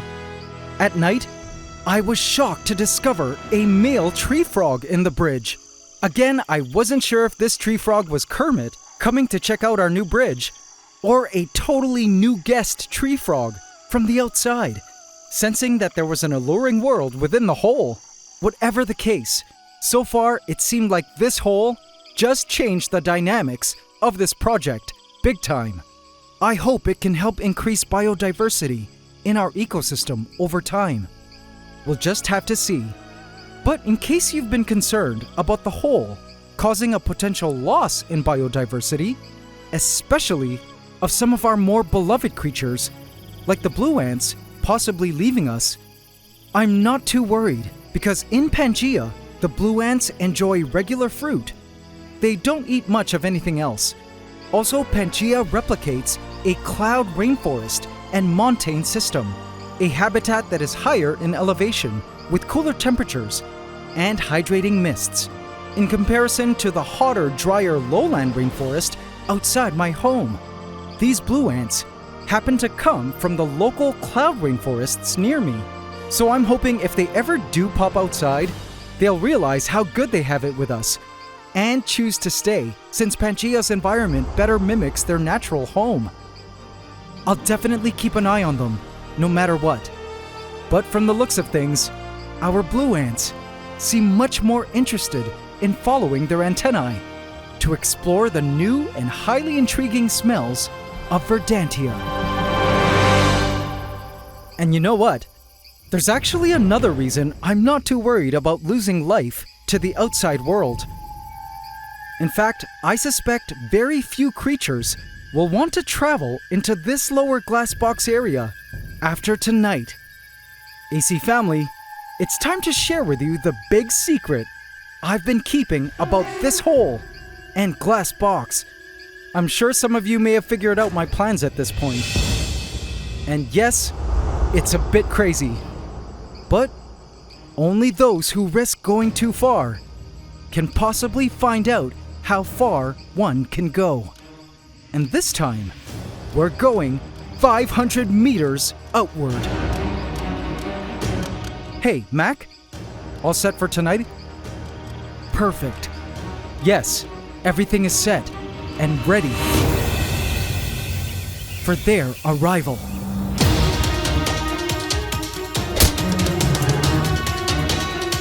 Vote in my community tab to affect this story. This will leave you buzzing. I am AntsCanada, creator of worlds, the biological engineer of a multi-year operation in my giant ant room lab, located in my home, where I'm building an expansive network of ecosystem vivariums. Exhibit A, Pantgea, my 1,000-gallon cloud rainforest floor vivarium, which is connected by way of a cave tunnel to Exhibit B, Hydromeda, a tropical wetlands vivarium, and to a vertical glass bridge of wooden vines, ascending up to Exhibit C, Arcadia, a treetop canopy vivarium on the floor above, and through an opening at the back, leading to a fallen log bridge, to Exhibit D, Verdantia, a gargantuan 2,000-gallon tropical grasslands vivarium.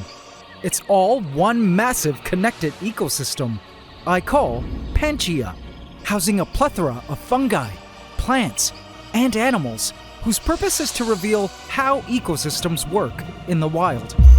And we're about to learn a whole lot more with the introduction of a brand new species that I knew would completely change the game in our ecosystem.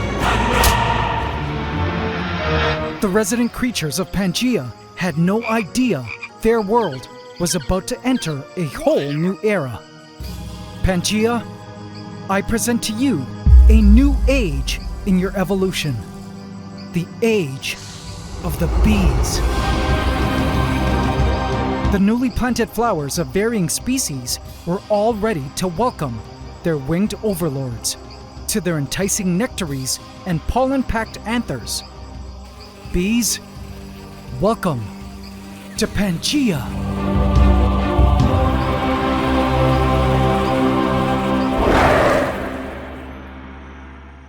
Please subscribe to my channel and hit the bell icon. Welcome to the AC fam. Enjoy. Adding the beehive was a mission. The entire bee nest was carried in a bag by Mac here, my friend and professional stingless bee farmer. I could hardly contain my excitement as he walked with the bees in hand through the ant room to the top floor. The insertion of the bee nest into Pantgea needed to be planned carefully, as one wrong move could lead to a disastrous situation with a bunch of angry bees loose in my home.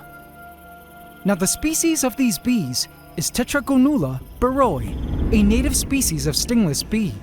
Yes, they're bees that lack a stinger, but don't get it twisted. They still attack when provoked. They bite and go for vulnerable areas: eyes, nose, ears, armpits, and hair. But hey, I keep pet fire ants. Surely I could handle stingless bees, right? Well, it turns out these bees were not at all like fire ants. They're not even quite like honeybees.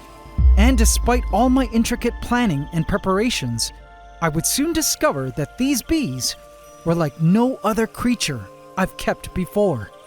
And I was up for the craziest adventure in the history of Pangea's ecosystem. Ahead.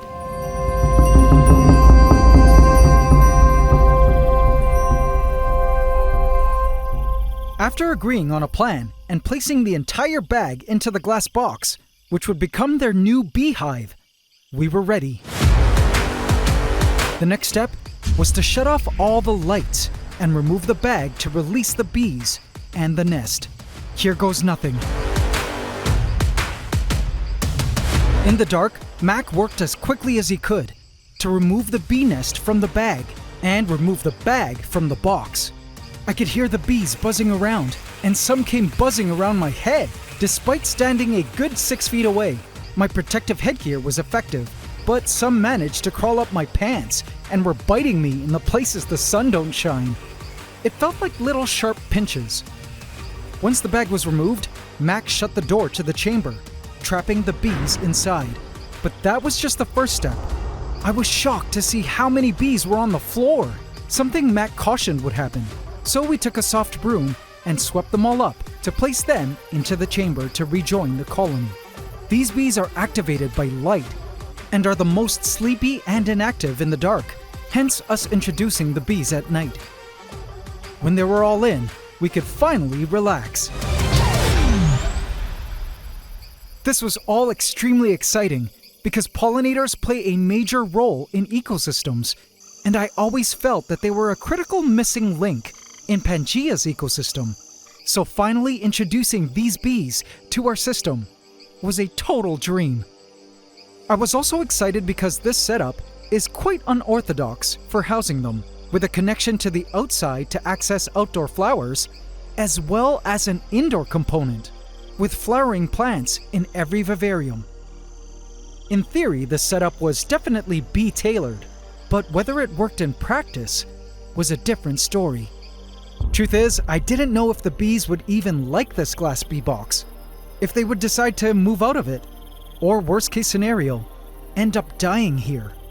I didn't know if the bees would actually travel through the glass bridges and visit our flowers in each vivarium.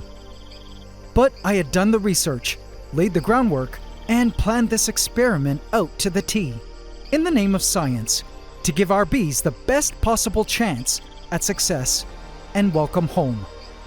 Little did I know, Mother Nature was about to throw a surprise welcome party of her own, in perfect and tameless Pantgean fashion.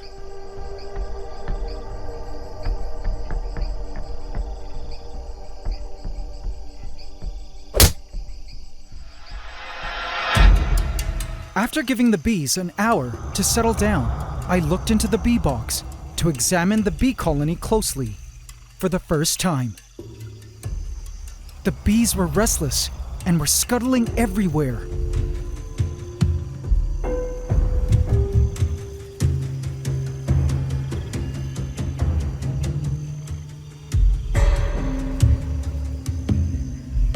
A piece of the hive had broken off during the transport, a bee-made material called propolis, which the bees were not happy about. To them, this was supposed to be a normal night and their bedtime, when they were suddenly backed up and ended up here in this strange place. This was the damaged portion of the hive, where the piece of propolis broke off. It was a breach in the nest that the bees were diligently working on repairing. I hoped they'd be able to repair it soon. But lo and behold, this hole in the nest was about to be the least of my worries.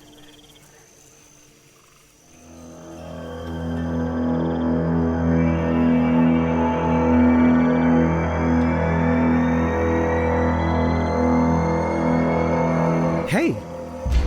A black crazy ant had made its way into the bee crowd. In fact, a few of them were showing up. It was then that I realized that a surprise greeting party had arrived on the scene to welcome the new winged guests. The Dark Horde, our resident invasive black crazy ants, had learned of the new bees and had appeared to do what they do best, take and steal whatever they can, including the bees themselves. At first I watched the black crazy ants inspect the area. There were so many disoriented bees on the ground. And soon, the black crazy ant's intentions became clear. And suddenly, it was ants versus bees.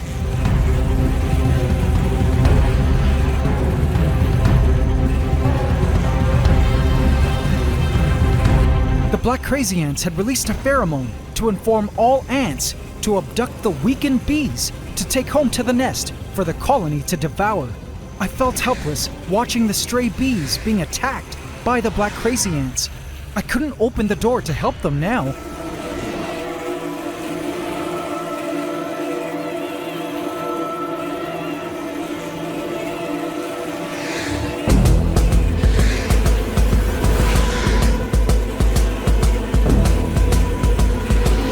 The bees did their best to rejoin the colony as the Dark Horde wafted toxic fumes of formic acid into the air, which weakened the bees even more.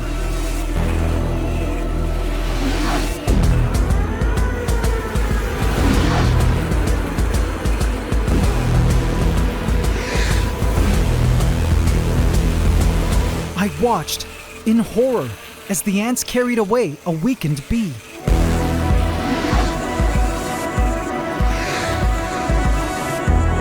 Why wasn't their colony helping them? Up at the nest, the main colony seemed untriggered by what was happening at ground level. Had this been ants, the entire colony would have mobilized to confront the intrusive enemies. Thankfully, I didn't see any black crazy ants actually on the nest, trying to infiltrate the hive. In fact, the ants didn't seem to want to approach this separate swarm of bees on the propolis either. There was a reason for this, and I would find out later why. But right now it did seem like the Dark Horde was only interested in the isolated and weakened bees. I could do nothing but watch as the Dark Horde picked off these weakened bees and dragged them away from their hive.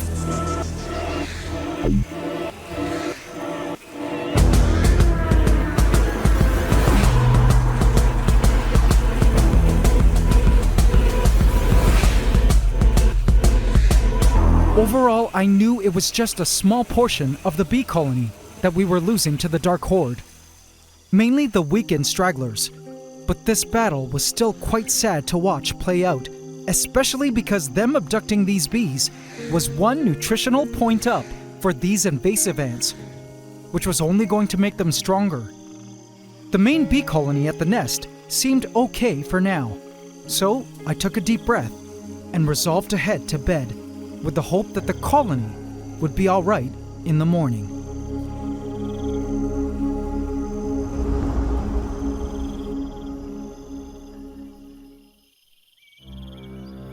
Morning arrived, and I held my breath without a single guess in the world as to what I'd see within the bee box.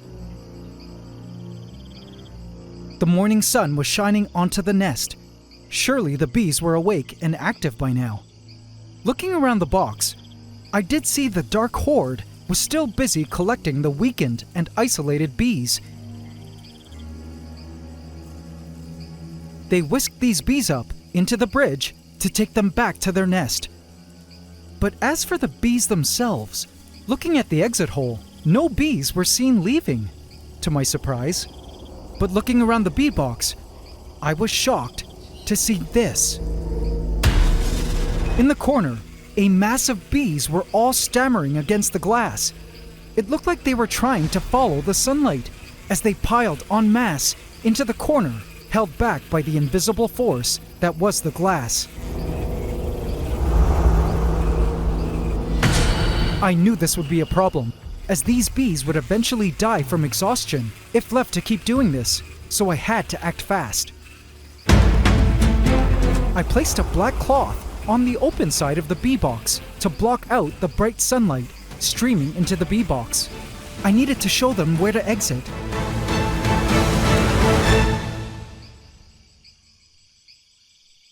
When I was done, at first, nothing happened, with the bees still crawling around the corners.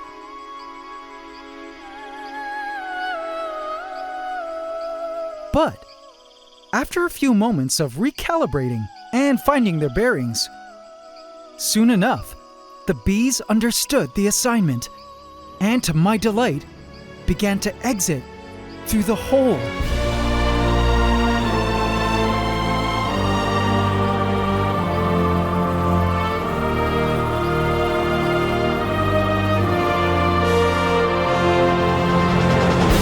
It was one of the most beautiful sights I'd ever seen.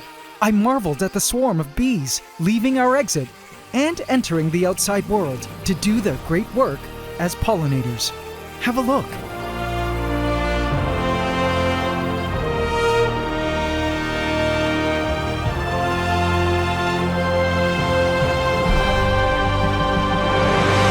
Yes! Man, I can't believe it worked! This bee box was formerly just a concept, but to know it actually worked in practice and earned the bees' approval so far was such a thrill. And look at what else I noticed. They were already inspecting and visiting the monkey pod tree flowers just outside the hole. I knew they'd love them. There were a ton of them all around my home.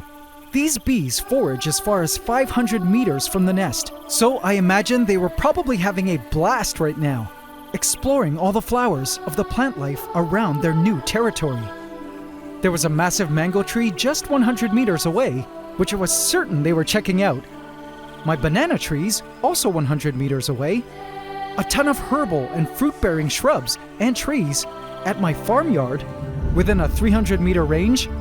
Flowers galore in my garden, also within 300 meters, plus an entire jungle around my home full of native flowers from which to collect nectar and pollen, all within a 500-meter radius from this hole. AC family, what should we name our new bee colony? Let me know in the comments, and I'll choose my favorite. It was also cool to actually get to see the nest clearly now. The bee nest is a piece of rotting jackfruit tree that the bees were nesting in and customized into this ball of propolis and debris.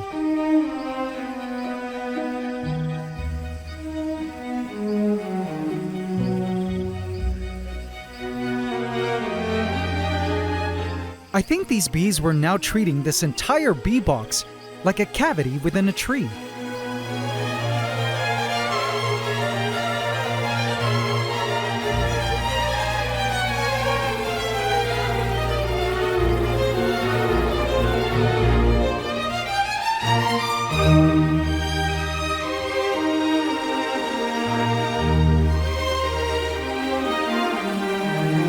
Now for the ultimate test.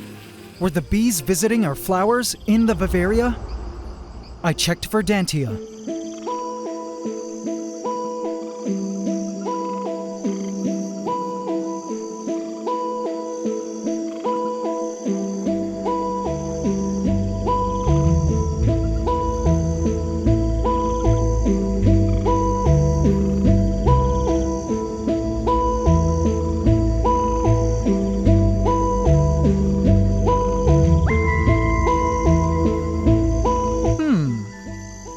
I don't see any bees yet. The Verdantian winds had come on, so I was hoping the smell of all our flowers was making it to the nest and beckoning them to the field. Guess not. There were no bees in the log bridge either. Checking out Arcadia, I also saw no bees visiting the newly planted orchids. Perhaps the bees just needed more time to discover our flowers. But what I did discover, just below the orchids, was a rather peculiar sight.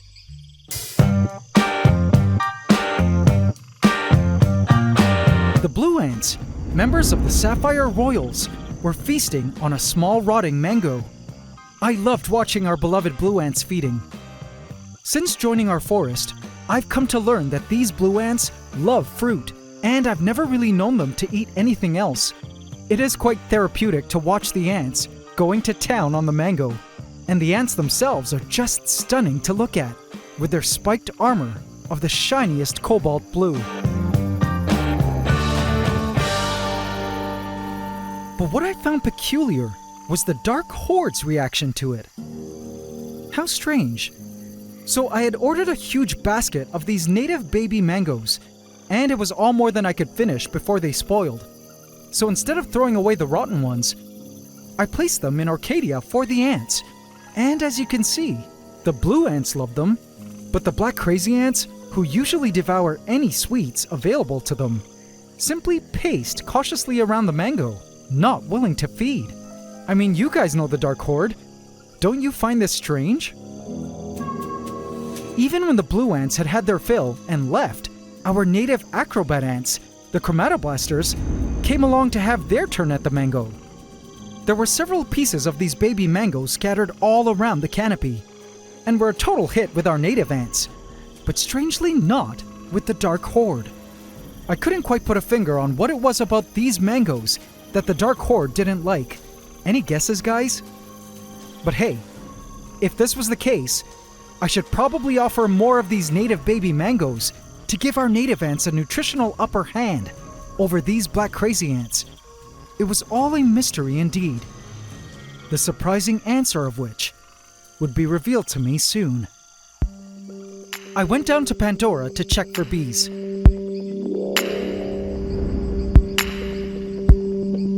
No! The Dark Horde had discovered the new ground orchids I placed inside and were collecting something sweet provided by the orchid buds. These ground orchids were supposed to be for the bees, so it was a bit disappointing to see that the Dark Horde was hoarding them to themselves like this, with not a single bee in sight. Another nutritional point for the Dark Horde. A quick check to Hydromeda, and as expected, no bees here either. Throughout the day, I continued to check on the bees and all the flowers, but still no visits. The bees still weren't even entering the bridge above them. In the late afternoon, it was clear that bee activity was slowing down. With sunset on the horizon, the bees that had been working hard all day, flying back and forth between the nest and all the flowers of the outside world, were now winding down to retire for the night. Still, no interest in our flowers, nor in exploring our Vivaria. By sunset, the outdoor bee activity was now coming to a close as the bees began to retire for the night. The monkey pod tree leaves were also drooping in preparation for their evening slumber. Still, no bees in the Vivaria, even with a fake sun to lure them in. When night finally arrived, the bees had all returned home. Most of the work happening now was the repairing of the hole from the night before, as black crazy ants continued to scour the floor of the bee box for dead and weakened bees to take home. I guess I was a bit disappointed that the bees hadn't discovered our indoor flowers yet, as I felt for sure they'd at least wander into the vivaria to check them out. As cool as it was to have these bees attached to Pantgea, their current role in Pangea's ecosystem was merely being food for invasive ants and not being pollinators in Pantgea, like I had hoped they would be. I needed some help, and the next day, that's exactly what I got.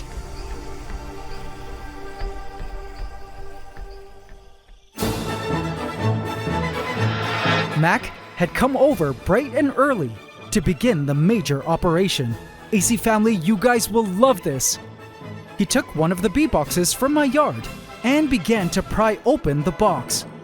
So in all the years that I've been keeping stingless bees, not once have I ever opened them to harvest the honey. I've only used the bees for pollination of my fruits and veggies, but Mac had offered to show me how it's done in the stingless beekeeping world, and I knew we were in for quite the treat, literally. He pried open the bee box with his hive tool. Whoa! How awesome! The swarm of bees were in full attack mode, but Mac was well protected and well experienced. As for me, they were biting me everywhere as I watched from afar. Mac had to act quickly as he began to crush the honeypot cells with his hive tool.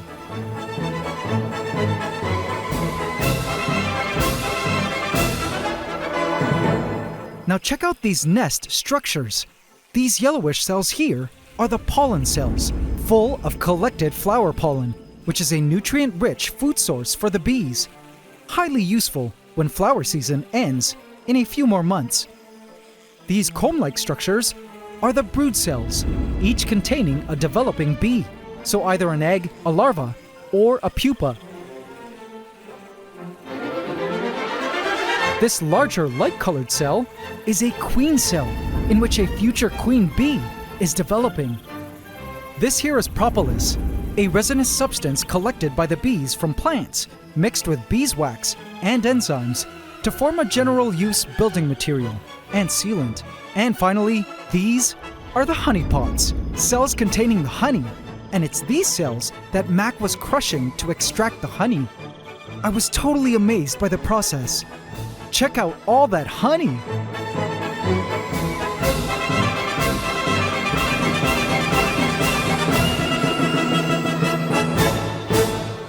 Now, after doing a bit of nest maintenance, next up was to split the hive.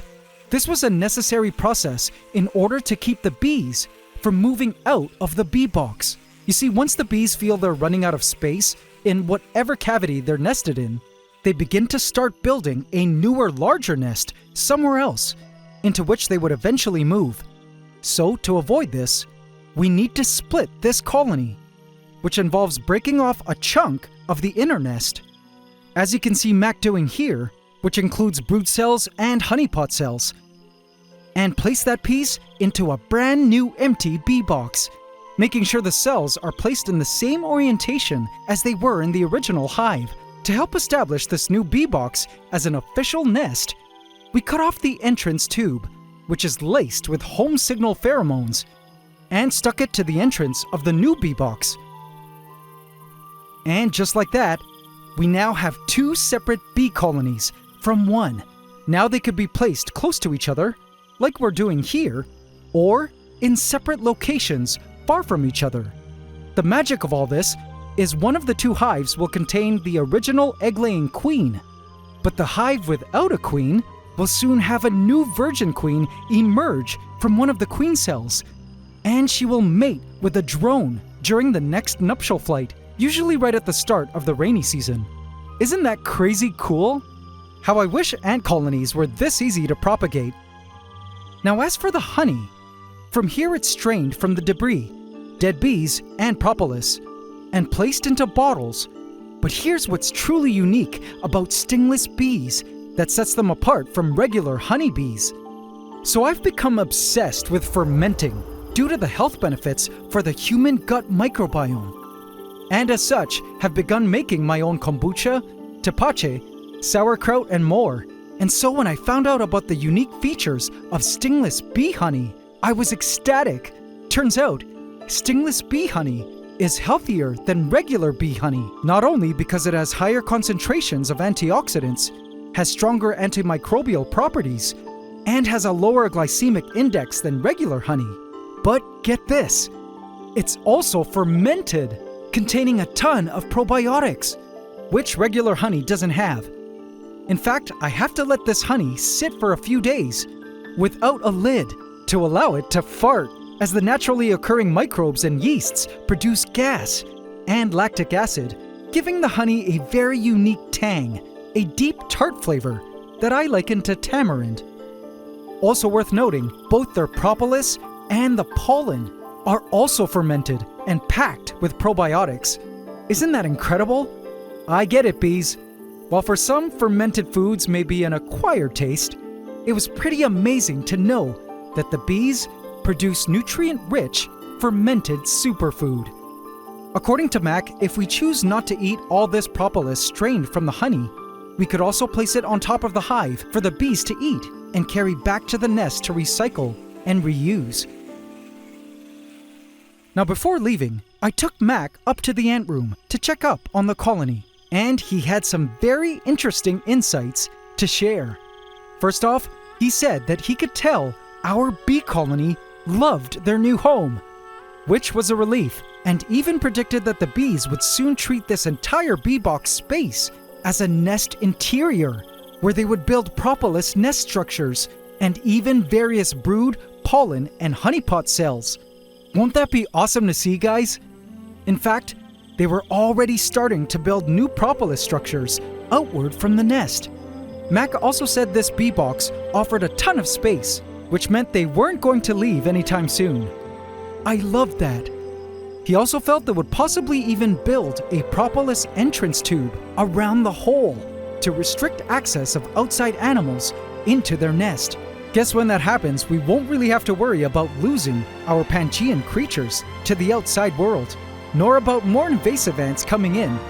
Two valid concerns some of you brought up in the previous episode.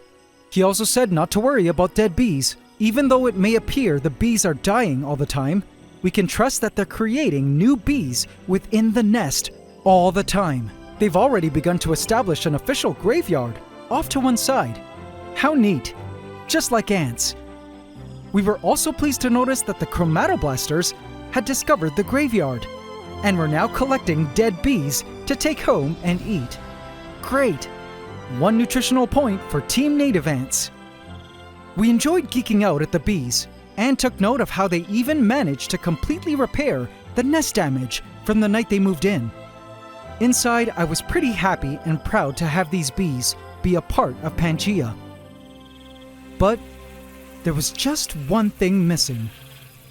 When asked about what he thought about why the bees weren't visiting our flowers in the tanks, Mac wasn't quite sure, but said not to give up hope just yet because the bees probably hadn't found the flowers yet. All it takes is one bee scout to discover the flowers for the rest of the news to spread back to the entire colony. But then he proposed an idea that I found very interesting, that he felt might work at luring the bees into our tanks. The next day, I approached the leftover propolis strained from the honey the day before. Bees were all over it, working on drinking the honey remnants and taking back pieces of propolis. I took it inside. So it turns out, Mac has used the strained propolis before as a lure for stingless bees to check out new hives. He suggested I try placing it in the vivaria to help lure them in, and so I was willing to try it out. I placed handfuls of propolis and stuffed them into the trunk of the great tree in Verdantia.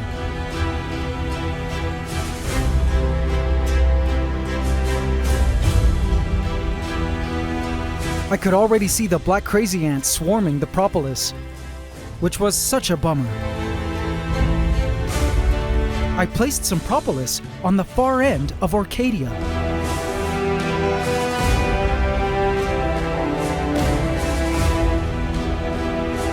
As well as down in Pandora.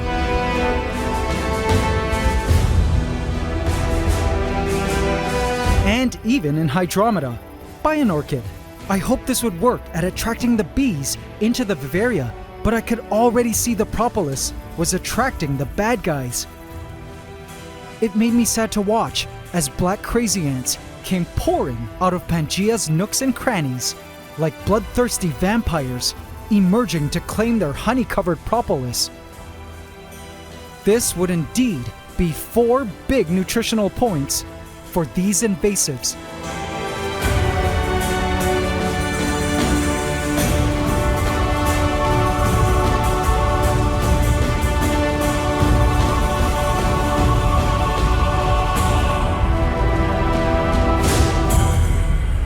But moments later, Mother Nature surprised me.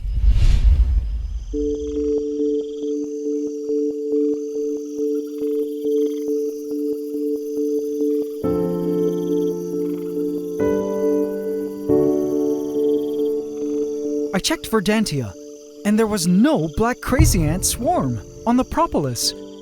What happened? I figured the propolis would be blanketed with black crazy ants by now. But no. While a few members were having a taste of the honey, most of the black crazy ants were kind of swirling around the outskirts of the propolis. How odd. I checked Arcadia and saw the same thing. Some ants confusedly scurrying around the propolis, a few tasting the honey, but no swarm feeding on it like I imagined there would be. It was such a weird sight to see. Kind of like seeing how the black crazy ants were around the rotten native mango. And then it hit me. Wait a sec. Aha! Fermentation! The rotting baby mango. The propolis. I think the Dark Horde doesn't like the taste of fermented food. It's an acquired taste.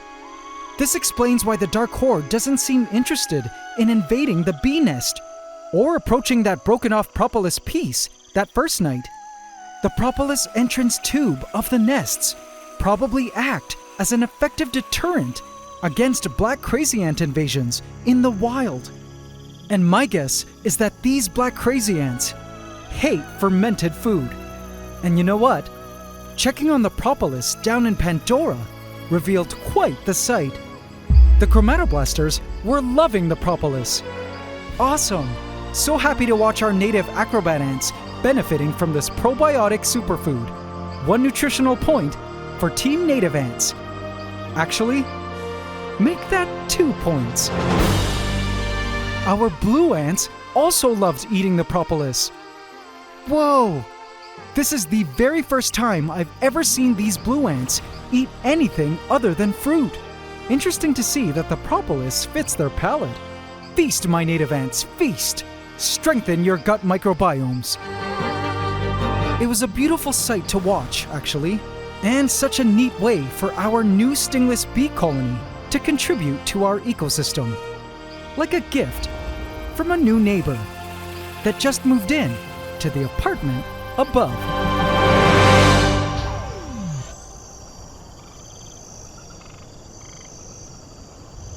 Where in the grasslands nearby, the winds suddenly kicked into gear. And the smell of the propolis began to float towards the bridge to eventually reach the beehive.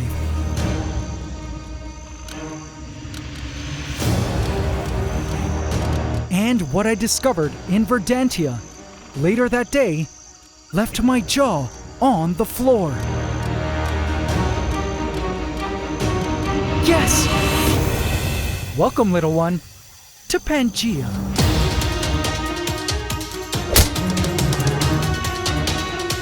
Vote in my community tab to affect this story. These new bees are barbarians. I am AntsCanada, creator of worlds, the biological engineer of a multi-year operation in my giant ant room lab, located in my home, where I'm building an expansive network of ecosystem vivariums. Exhibit A, Pandora, my 1,000-gallon cloud rainforest floor vivarium, which is connected by way of a cave tunnel to Exhibit B, Hydromeda, a tropical wetlands vivarium, and to a vertical glass bridge of wooden vines, ascending up to Exhibit C, Orchidia, a treetop canopy vivarium on the floor above, and through an opening at the back, leading to a fallen log bridge, to Exhibit D, Verdantia, a gargantuan 2,000-gallon tropical grasslands vivarium. It's all one massive connected ecosystem I call Pantgea, housing a plethora of fungi, plants, and animals whose purpose is to reveal how ecosystems work in the wild. And the newest additions were about to fulfill their vital role in the Pangean ecosystem. The new bee colony has a hole in their bee box, through which they could leave to forage for flower nectar and pollen from nearby flowers. But they also have the freedom to enter a bridge above them, which leads directly to the vivarium tanks, all of which had flowers to lure the bees in. And just last week, I couldn't believe my eyes. With the help of a bee material known as propolis as a scent bait, the first bee had finally entered Verdantia, and scientific history was about to be made. At least that was what I thought. As it turns out, Mother Nature had some other plans, and I was about to learn a very valuable lesson.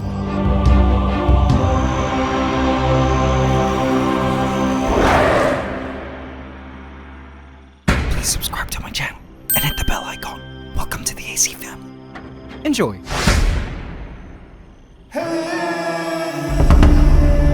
I was squealing with joy when I saw the first bee enter Verdantia. This was the moment I'd been waiting for. The tanks were ready with a team of flowers, chosen specifically with the help of the vendors from my local plant nursery, as species they observed to be the most popular with pollinator insects, from holy basil, forget-me-nots, pandakaki, lantanas, baby aurora, zinnias, cadenia del amor, various orchids for Orchidia and Hydromeda, and ground orchids for Pandora, even a little help from a butterfly who led me to include this copia.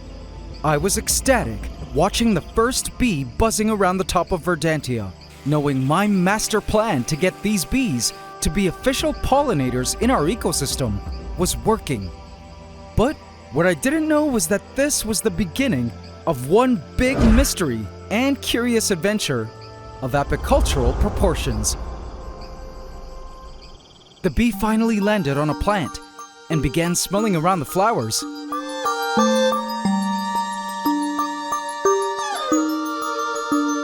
Yes! Finally... Oh wait. The bee wandered away from the flower and onto the glass. And just like that, it was gone.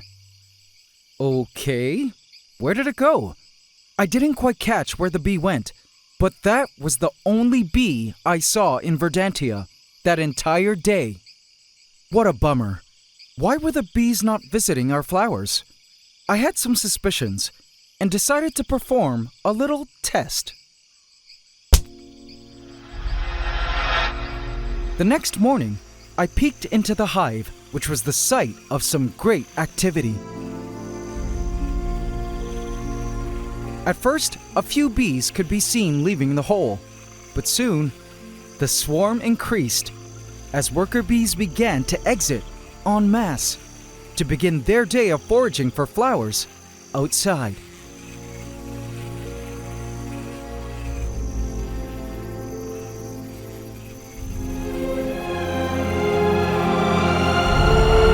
I marveled at the sight of the bee colony as they crawled all over the outside of their nest, and remembered how long I've wanted to add these bees into Pantgea.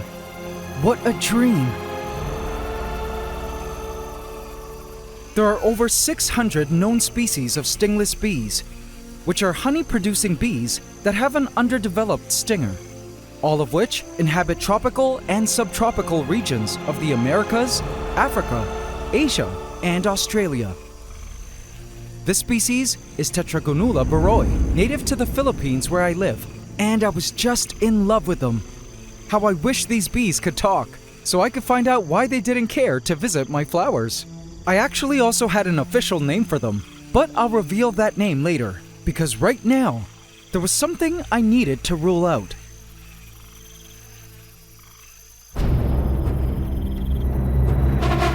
At the side of the bee box is a door leading to the inside of the hive.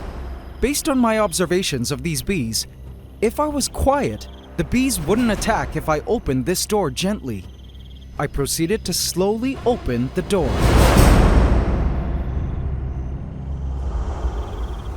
I was stunned at the sight of the colony. Suddenly, with no glass separating us, this was crazy.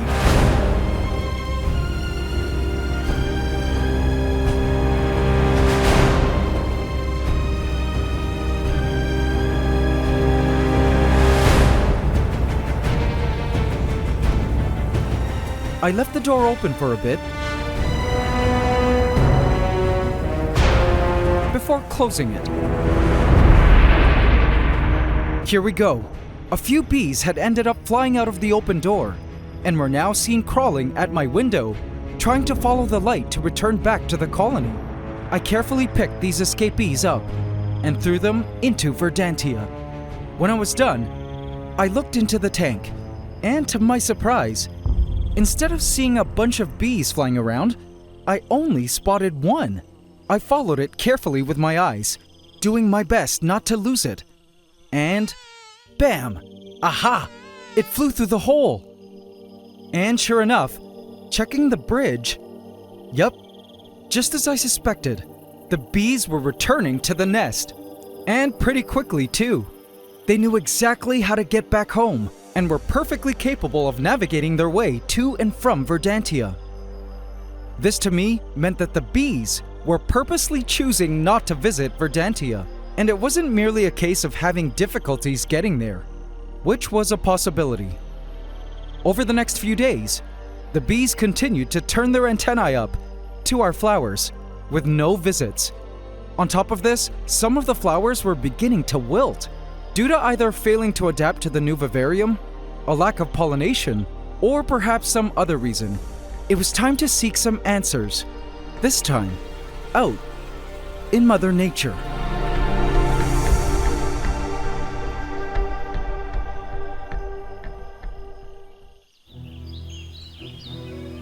The sun had risen and was shining through the bamboo.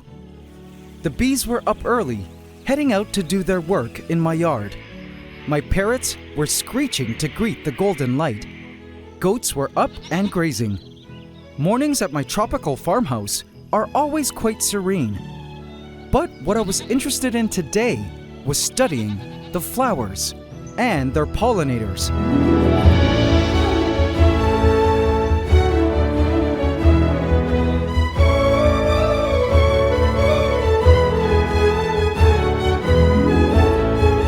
Flowers at this time of the year are the most abundant and could be seen at every turn, scattered at different levels all over the farm lot and in my garden. I wanted to find out which flowers exactly my stingless bees were visiting and why they were choosing these flowers over our flowers inside Pantgea. So in case you don't know, flowers are essentially reproductive structures of flowering plants designed to produce seeds and ensure the survival of the plant species. They come in many shapes, sizes, and colors, with one important purpose: to attract pollinators, essentially creatures that help them transfer their pollen grains, which contain their DNA, to other flowers of the same species, which are taken in, leading to fertilization and the production of new seeds.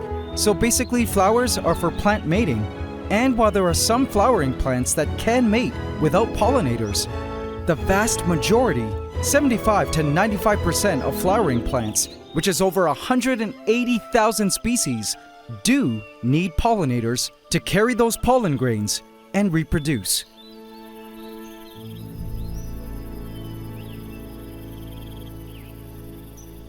Now here's a flower of interest, with some rather controversial creatures.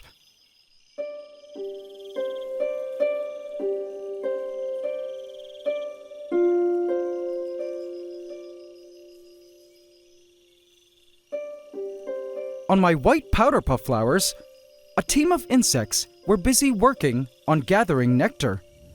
Weaver ants were busy drinking up the nectar provided by the nectaries deep inside the flower. The powder puff is actually a mass of flowers, as you can see with this wilted powder puff, with the long filaments holding the anthers, which contain the pollen above the ants. Now while we're here, I have something to say about ants as pollinators.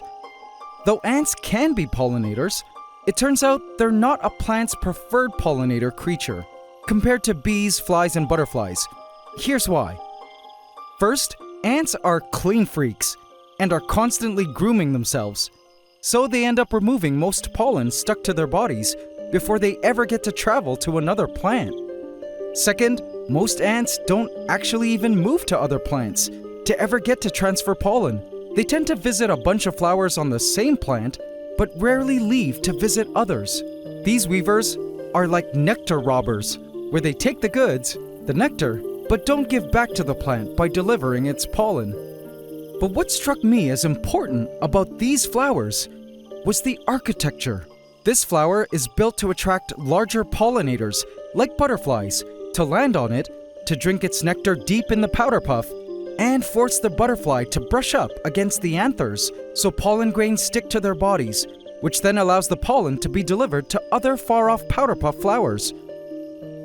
Watching how the weaver ants kind of completely hack the design by accessing the nectar directly without ever touching the pollen made me realize that many flowers actually have a target audience and aren't just generalists when it comes to choosing its pollinators. Some flowers, like these orchids, growing on my trees, were so tiny that they surely couldn't accommodate large butterflies. I've only seen bumblebees visit these flowers, which have perfectly sized holes for them to fit in. And all of this thought on flower architecture got me thinking about the flowers in Pantgea. Perhaps the flowers I chose weren't quite designed for our stingless bee species. Maybe what I really needed to find were flowers that were geared specifically for our bees. And so I kept looking. I then found one flower in my yard that was popular with the local bee species. I'm unsure as to the exact species of these white flowers from a vining plant in my garden, but I noticed this masked bee feeding from its nectar, as well as these cool bees.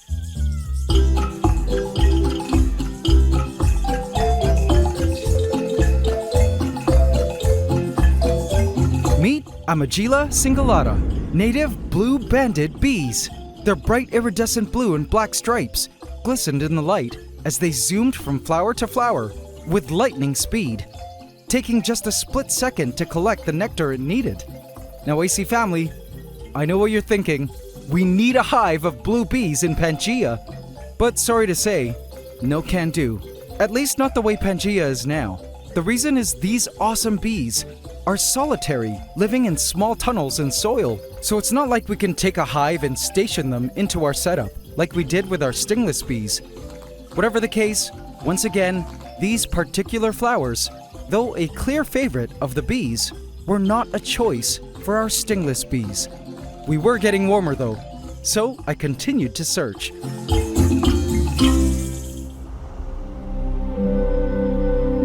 Strangely, these cigar flowers, which I used to see stingless bees visiting, were no longer being visited by the stingless bees. I wonder why that was. So many questions. I would soon find out why later. And then I came across this particular bush, bordering my driveway. Jackpot! The flowers of this plant were being visited by droves of stingless bees. I was determined to find out why. I watched the bees visiting each flower, landing on it, then drinking the nectar it provided, before flying off to the next. So this species of flowering plant is called Barbados cherry and was clearly a stingless bee favorite. And luckily, I happened to have an extra Barbados cherry plant sitting around in my plant nursery. So I planted it into Verdantia in hopes the bees would visit it. But looking deeper into the species completely opened my mind. One of the things I found out about Barbados cherry was that this plant is originally from the Neotropics, specifically Lesser Antilles, Northern South America, Central America, and Mexico, a region that boasts the highest diversity of stingless bees in the world, with over 400 described species. Now, although our species of stingless bees are a Southeast Asian species endemic to the Philippines, which is on the complete opposite side of the planet from the Neotropics, it made sense that the Barbados cherry would be a hit for our stingless bees, seeing as stingless bees are likely the plant's target demographic for pollinator. The architecture and size of the flowers, perhaps the scent and taste of the nectar, seem to all be tailored for stingless bees. So this got me thinking, perhaps the best bet in deciding what flowers would best lure our stingless bees into our tanks is to select flower species that originate from geographies in which stingless bees are abundant. Or even better, select flower species that are endemic to the same place our specific stingless bees are, i.e., the Philippines. And this AC family led me to this tree. Oh boy. Alright. So for years, I had heard rumors that coconut is the ultimate top favorite flower of stingless bees here in the Philippines. Coconuts originated in Southeast Asia and have therefore evolved over millions of years alongside our stingless bees as pollinators. So it made sense that coconut would be a stingless bee favorite. Of course, I hadn't ever considered bringing a coconut tree indoors and into Pantgea because they're absolutely massive trees, and this just wasn't at all possible. But then I considered, what if we could simply recreate a coconut tree? This was one crazy idea, but in my mind, it just had to work. If this didn't, nothing would. AC family, behold, coconut flowers. The perfume from these flowers was so strong, even my dogs were wondering what had just been carried into the ant room. If you've never seen a coconut flower before, be prepared to be mind blown. So here are 2 coconut flowers. It's composed of a main stalk, called the rachis, and its branches, called the rachilli, that hold the flowers. Now on each rachilli are both male and female flowers. Let's look at the male flowers first. These male flowers contain the pollen and nectar and run along the branches, and although a lot of them here are closed, some of them are open.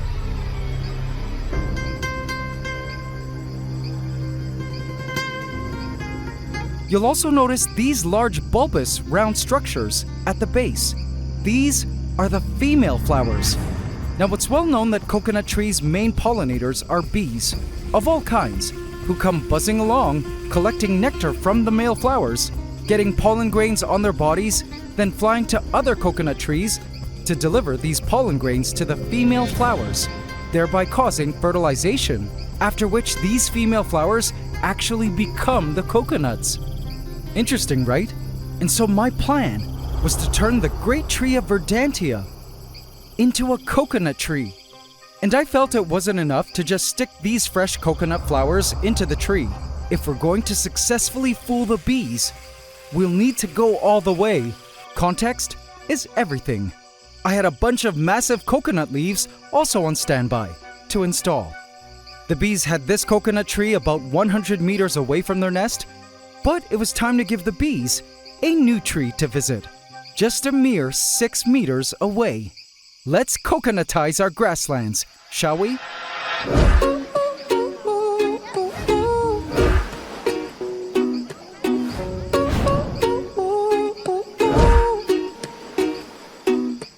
Problems get left on the mainland. Don't need that baggage, we're going. Just found the pearl of the Orient. Don't know how to swim, just jump. Cheers to a good time, not a long ride. We'll be on a beach in Boracay. Them good vibes, rain or shine. We're gon' have fun, always mabuhay. Clock doesn't stop, gotta live your life. Everything's better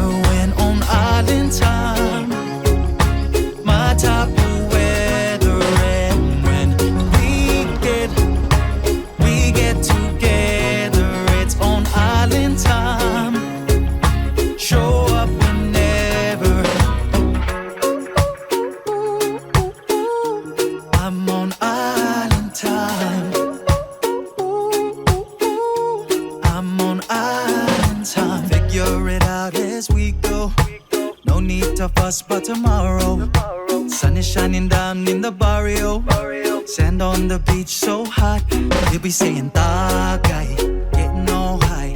We ain't leaving no one behind, just zoom by.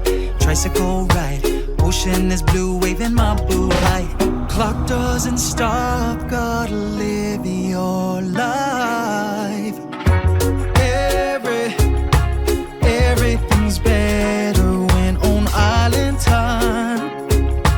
My type of weather, and when we get together, it's on island time. Show up whenever I'm on island time. I'm on island time. Oh man. Well, it sure did look like a coconut tree. A shrunken one anyway. The golden flowers extended outward as if to reach out for pollination. I could smell its perfume wafting out of the tank.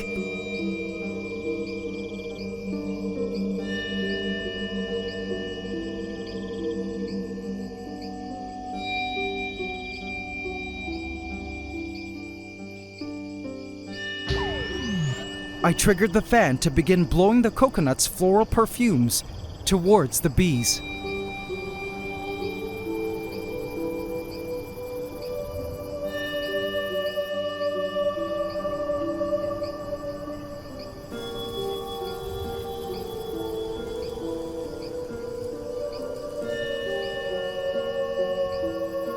Looking at the leaves, I felt it helped make...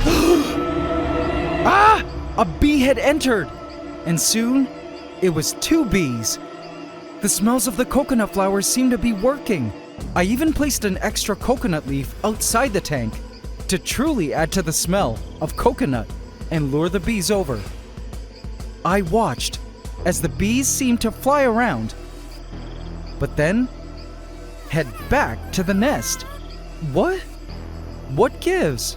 I waited all day for the bees to return. Even in the late afternoon, when the bee activity was starting to slow down, the bees had still not visited the coconut. And then right before sunset, I noticed a bee in Verdantia. Was this the one? It began to fly closer to the coconut tree. It eventually came to check out the coconut leaves.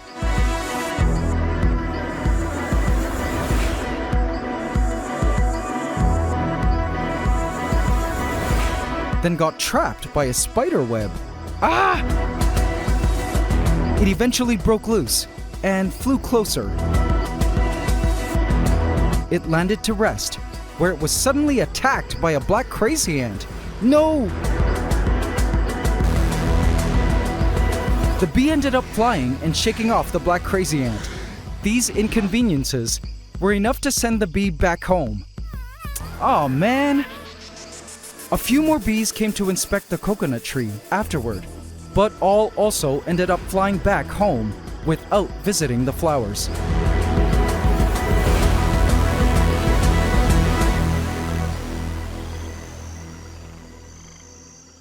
Three days later, the coconut tree was looking rough. Leaves had dried out, and the coconut flowers themselves had begun to droop and wilt. I hate to finally throw my hands up, guys, and admit this, but the bees weren't willing to visit our flowers in Pantgea. Not the ground flowers, not even their favorite coconut flowers. I was sad and completely mystified. Do you guys have any guesses as to why the bees weren't pollinating in Pantgea? Here are my guesses. First, the obvious. The coconut tree wasn't alive. It was technically 2 dead flowers that I was trying to sell to the bees as living nectar-providing flowers. I think ultimately the bees knew our coconut tree wasn't the real thing, and I greatly underestimated their intelligence. Second, I feel it may have to do with sunlight somehow, as it looked like the bees in Verdantia kept wanting to fly into my lights. Not sure how lighting affects how these stingless bees find flowers, but it could be a factor as to why our bees weren't visiting our flowers.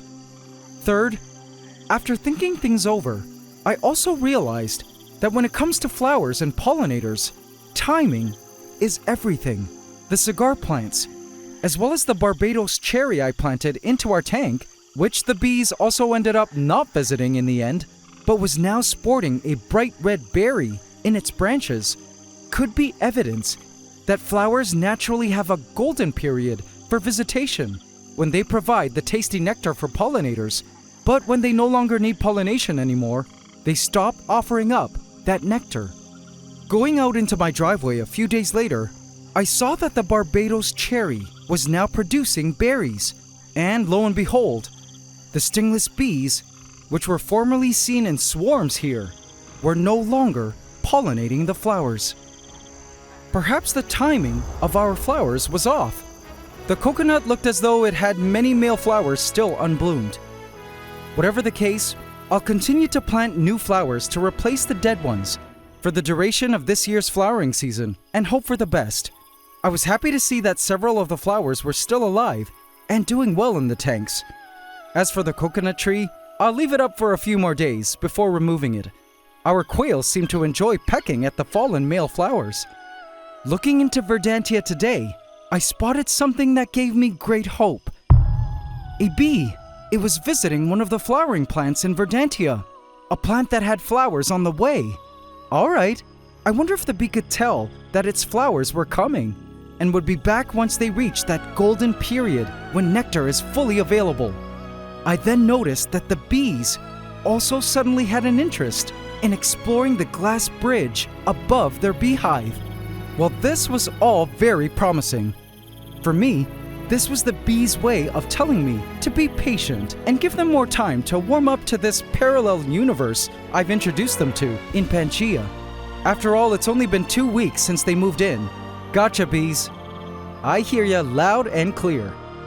Before keeping these bees, I thought bees were pretty straightforward, visiting nearly all flowers, all the time, whichever flowers they could get to, and that if I simply placed flowers into a tank that the bees had access to, they'd visit them.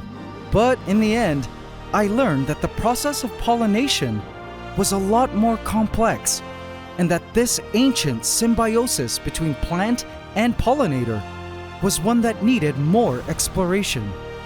Oh, by the way, I almost forgot.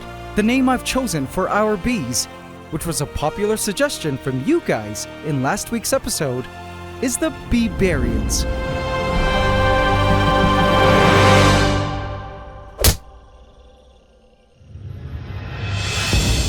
In the night, when the Vivarians are asleep, the entrance to their hive remains unguarded and completely open to the outside world. It's at this time when creatures have the opportunity to enter the ecosystem via this hole. As expected, a few small creatures have already made their way in, but I didn't expect this next creature to crawl through this open hole one night. A creature that completely blew my mind.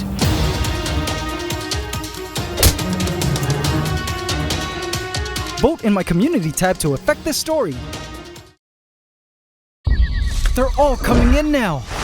I am AntsCanada, creator of worlds, the biological engineer of a multi-year operation in my giant ant room lab, located in my home, where I'm building an expansive network of ecosystem vivariums. Exhibit A, Pantgea, my 1,000-gallon cloud rainforest floor vivarium, which is connected by way of a cave tunnel to Exhibit B, Hydromeda, a tropical wetlands vivarium, and to a vertical glass bridge of wooden vines, ascending up to Exhibit C, Orchidia, a treetop canopy vivarium on the floor above, and through an opening at the back, leading to a fallen log bridge, to Exhibit D, Verdantia, a gargantuan 2,000-gallon tropical grasslands vivarium. It's all one massive connected ecosystem I call Pantgea, housing a plethora of fungi, plants, and animals whose purpose is to reveal how ecosystems work in the wild. And boy, have things suddenly started to get wild. Ever since creating this new hole, whose primary purpose is to allow bees to exit Pantgea to access outdoor flowers, I always knew there was a possibility creatures would wander through the hole and into our ecosystem, assuming they could get past the bees. And I couldn't wait to see what kinds of creatures I'd find. Well, it turns out, this week, I spotted several new mind-blowing species in Pantgea that completely blew my mind. But nothing, and I mean nothing, could have prepared me for the ultimate creature discovery and plot twist, reminding me that if one invites Mother Nature over to come inside and play, she'll always come flying or crawling in with her favorite game of chaos.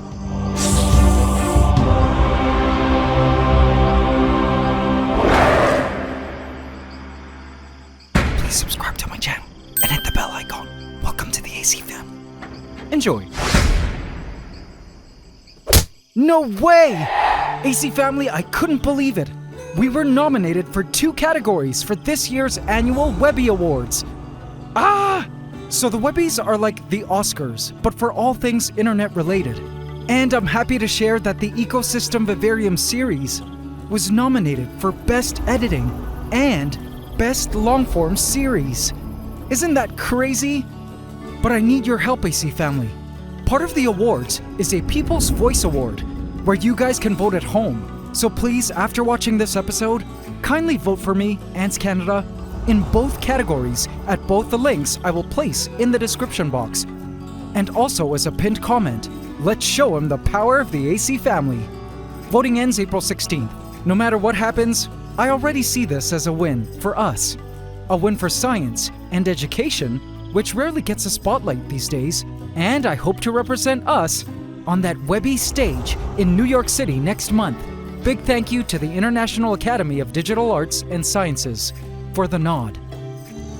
Now, speaking of big surprises, I sure wasn't ready to discover the things I did in Pantgea this week, and it all began with the new bee hole.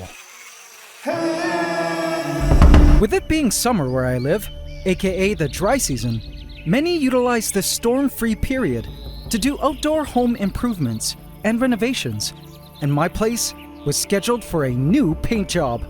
Now, I was a bit worried the painters might be harassed by the Bivarians, our new stingless beehive, so I watched the scene like a hawk.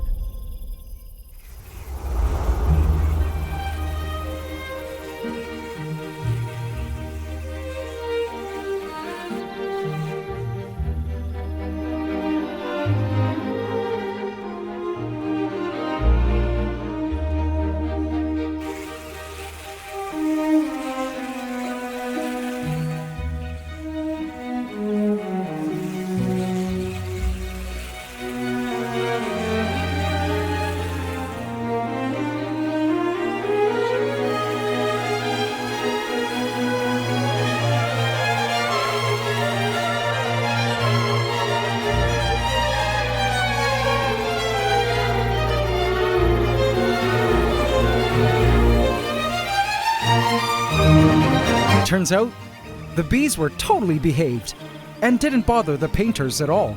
Guess they're not as barbaric as I thought they'd be, and only get aggressive if you try to break into the nest, like when harvesting honey. Speaking of which, looking inside, I noticed the bees had been busy doing some home renovations of their own. I couldn't believe the series of new chambers they had made from propolis, which is this incredible sticky building material the bees make and regurgitate up, made of plant resins, balsams, beeswax, essential oil, pollen, and plant gums.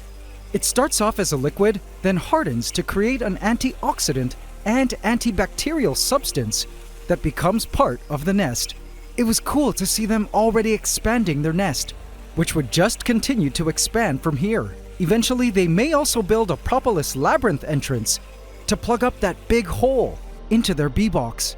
By the way, I've decided to name their bee box Terabithia because it's attached to the new fallen log bridge above it, which I've decided to call the Bridge to Terabithia, or Terabithian Bridge for short, due to your popular requests in a previous episode.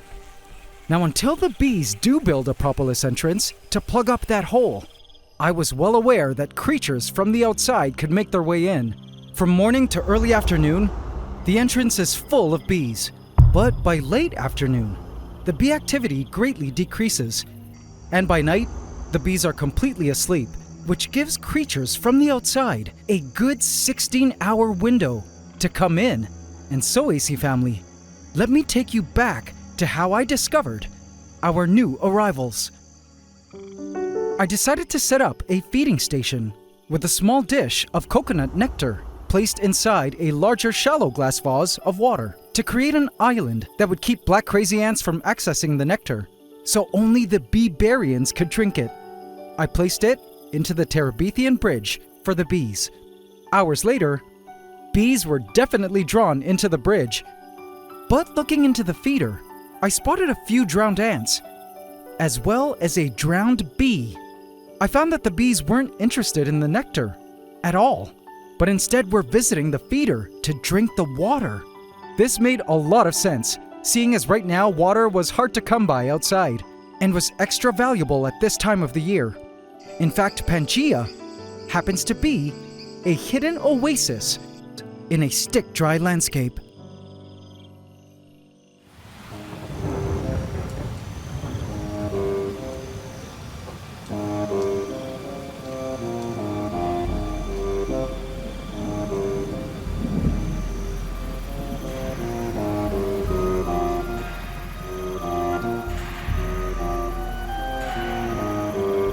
The rains began to pour in the Vivaria. Pangea's ecosystem represents the montane tropics, meaning it's higher in elevation than, say, the lowland rainforest found outside my home. And so Pantgea receives cooler temperatures, higher humidity, and daily bursts of rain, even in the summers. These conditions make Pantgea a bit of a Goldilocks zone for life, amidst the sun-scorched world outside my home. And the creatures outside seem to sense it.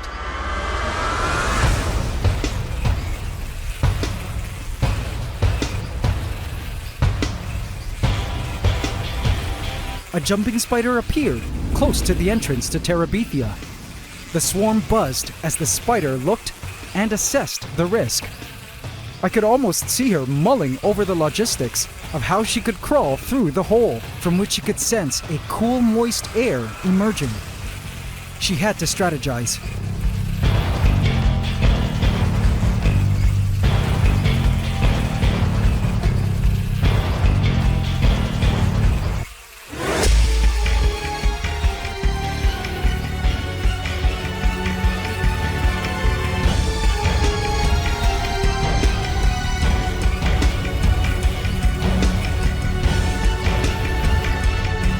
The bees were so close, and alarming them wasn't what she wanted.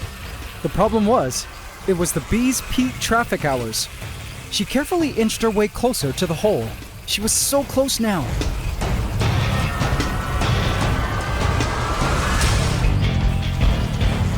But in the end, she decided it was just too risky.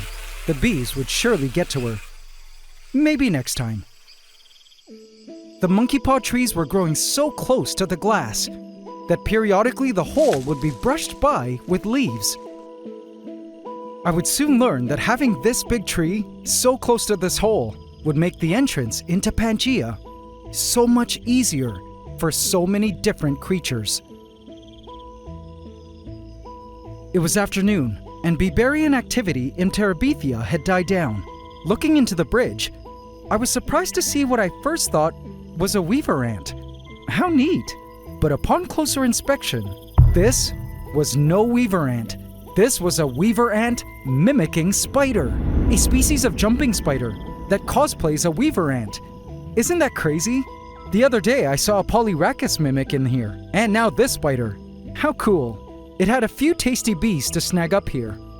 And this is when I spotted something strange. Hey, where did that dead bee go? And also, that patch of moss, that wasn't where I put it. It used to be on top of the log. I also spotted this piece of moss that again had been moved from its original place. I knew this scape inside out. These moss patches had definitely been moved from their place. Perhaps it was the tree frog I once spotted in the Terabithian bridge one night.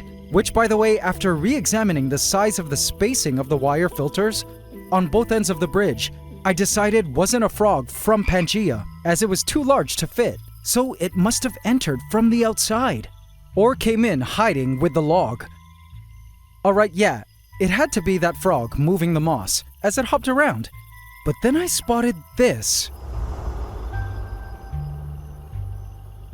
Droppings. These were not frog droppings. This belonged to something else. A reptilian. I had an idea of what species this poop could have come from, and I'll tell you what species later. But if it was still around, it had to be hiding inside the log, and so I had an idea. I took a small plastic container with some moss and began to add pinhead crickets, as well as some juveniles. They began to hide and nibble on the moss. I also made sure to moisten the moss to give the crickets hydration, though I wasn't sure the creature I had in mind was insectivorous.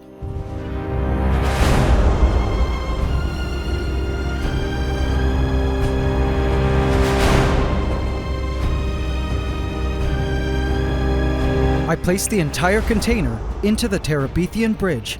If there was a creature in the bridge that eats insects, we might be able to see evidence of it. If the crickets disappear, and if we're lucky, we might even be able to catch it in the act of feeding. I crossed my fingers. But little did I know, what this trap would reveal was beyond anything I ever imagined.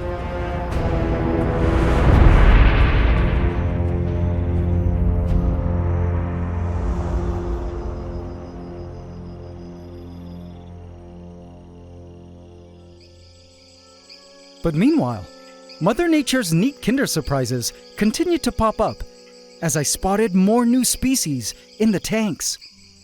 In Orcadia, the acrobat ants were fighting off some red ants from food they had claimed. The treetops were full of ant action, and my absolute favorite were these. The Sapphire Royals, our resident blue ants, emerged after the rains to begin foraging for food.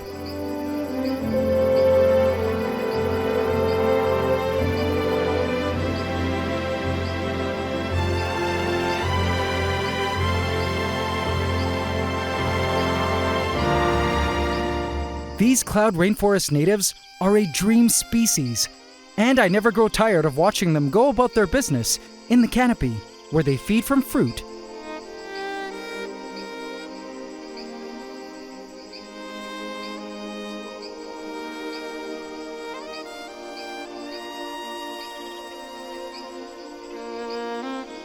I was actually right about these ants, native to the cloud rainforest not too far from me. I knew they'd love the Pangean climate versus the world outside my home, and would therefore not choose to leave Pangea through the hole. They had it good here, and they knew it.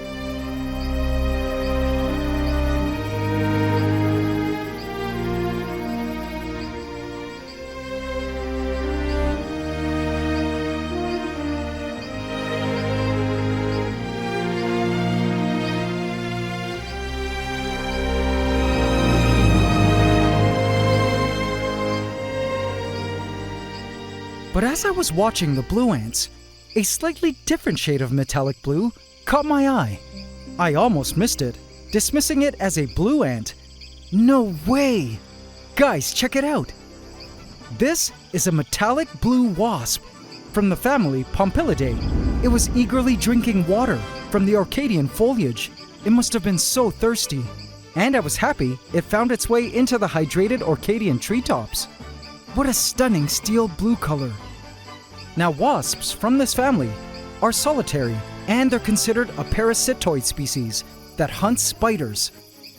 Pregnant females of these wasps seek out spiders, sting them to paralyze them, then seal them up in a nest. After laying an egg on them, the egg hatches and the larvae devours the paralyzed spider before developing into an adult wasp.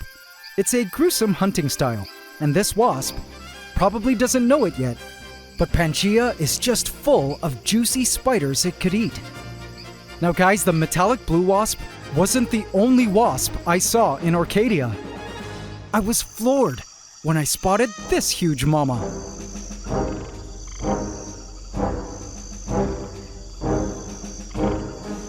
Oh man, was this a queen wasp?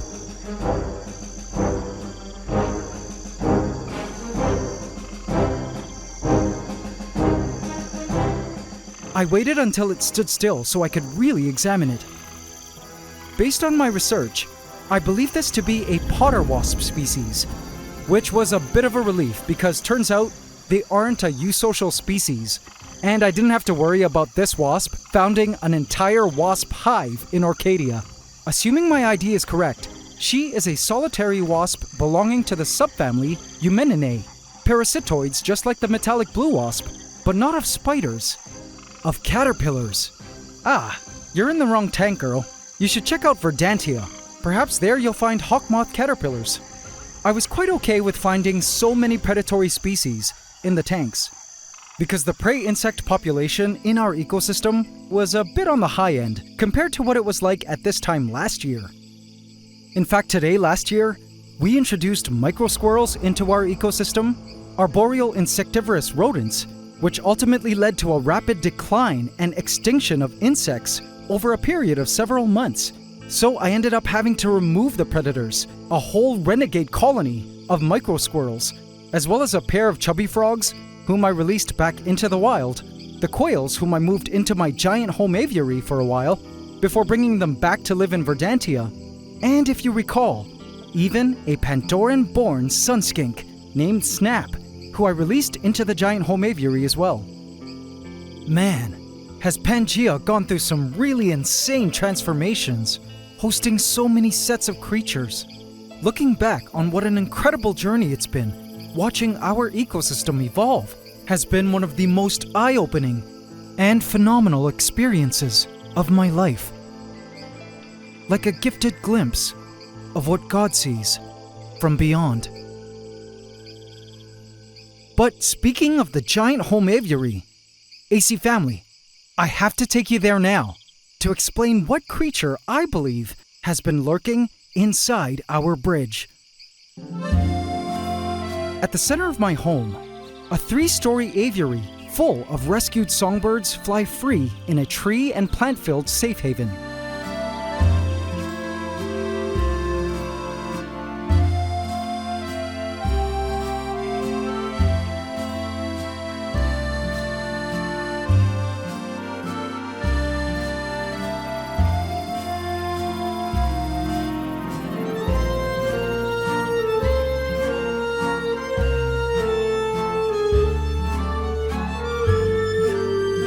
But also living here are these.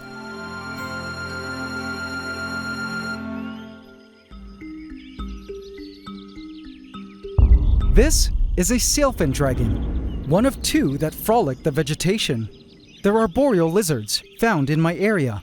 They're so proficient in the trees and will sometimes leap from the very top 4 stories high, landing right smack on the bottom, completely unharmed. They're omnivores, eating a lot of vegetation, but also insects. Now, I believe a sailfin dragon might have crawled through the hole and is inside the Terabithian bridge right now.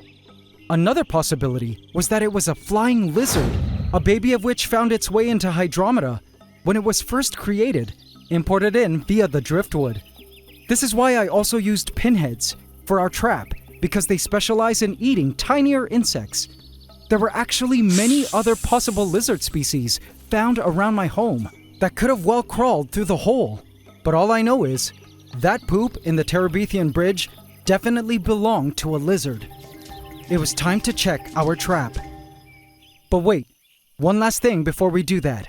Look who decided to come out into the sun. Snap crawled carefully along the stone ledge across the back of the aviary. It isn't every day that I see her, and over the past few months, she's been a bit MIA, as she entered a sort of hibernation state called brumation, where her activity level greatly decreases, and she simply hides away until the summer, which is now. She was hungry and looking for food. I was pleased to see that she was looking quite fat, considering she's been brumating since October, and hasn't been eating much. I was certain she was sniffing out all the hidden roaches that come out of the aviary's drains in the night and hide all around the aviary. I love when I'm able to catch a glimpse of her, and I know those of you who watched her grow up in Pandora would appreciate this update. She crawled into one of the bird nest baskets, where she curled up to sleep before sunset.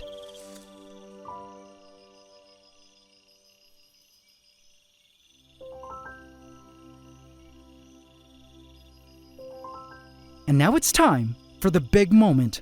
Time to check our trap. And this is when things got totally crazy.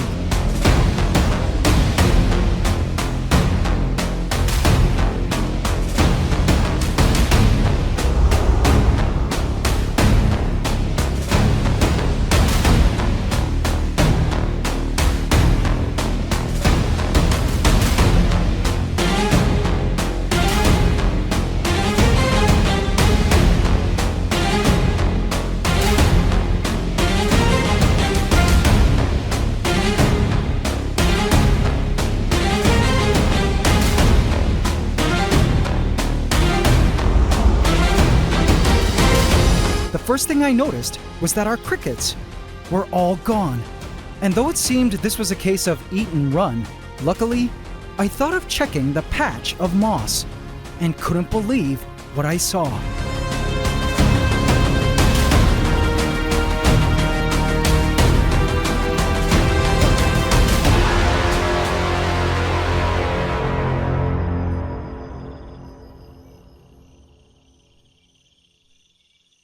What?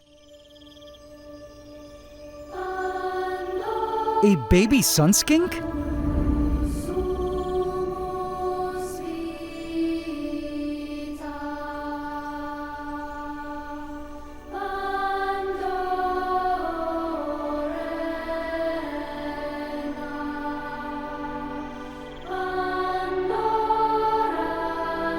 Okay, wait. How is this even possible? These lizards are mostly terrestrial. I mean, yes, these lizards are known to climb trees, so it was possible that it managed to reach the hole, enter Terabithia, and crawl up into the bridge. But that seemed to me was like a Mission Impossible movie. The other more likely possibility, AC family, was that it actually came in with the log, a scenario that sounds much more plausible. And I mean, it's not the first time we'd unknowingly imported a lizard into the ecosystem. Crazy though, right? It was actually kinda cute. What should we name it, AC family? Let me know in the comments. Come with me, little one. I have an awesome place for you, full of insects to eat, sunning spots to bask under, and of course, free of predators. I decided to release it into Verdantia, and before I could get a better look at it, the baby sunskink dashed away, deep under the great tree, officially moving into our grasslands. I hoped it would survive and grow up with us. Mother Nature is always just full of surprises. Over the course of the 2+ years that Pantgea has been under my care, I would usually have to arrange Gaia events, where I introduce new populations of flora and fauna into our ecosystem to ensure its biodiversity. And in some cases, remove populations to ensure biodiversity, because out in the wild, there aren't glass barriers containing sections of natural space. They're completely open for creatures to come and go as they please, make use of whatever resources they need in that space, then leave. Before, I needed to act as that agent for introduction and removal of species. But with this new 4-inch hole in Terabithia, it was cool to know that I now had some help in that department and could step back a little as insects and critters of all kinds could enter and leave our ecosystem. And to think, how ironic is it that all it took to bring Pantgea closer to being self-sustaining was to simply open her up and let Mother Nature take over.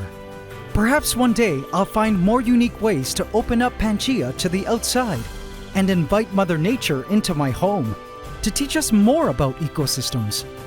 But until then, I see this as a total win, because it says a lot about our little slices of paradise we created together. that our resident creatures choose to stay, and so many from the outside want in. It was like a nod from Mother Nature.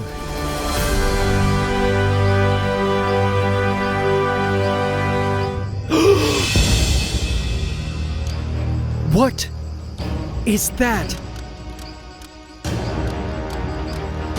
What is that? OMG!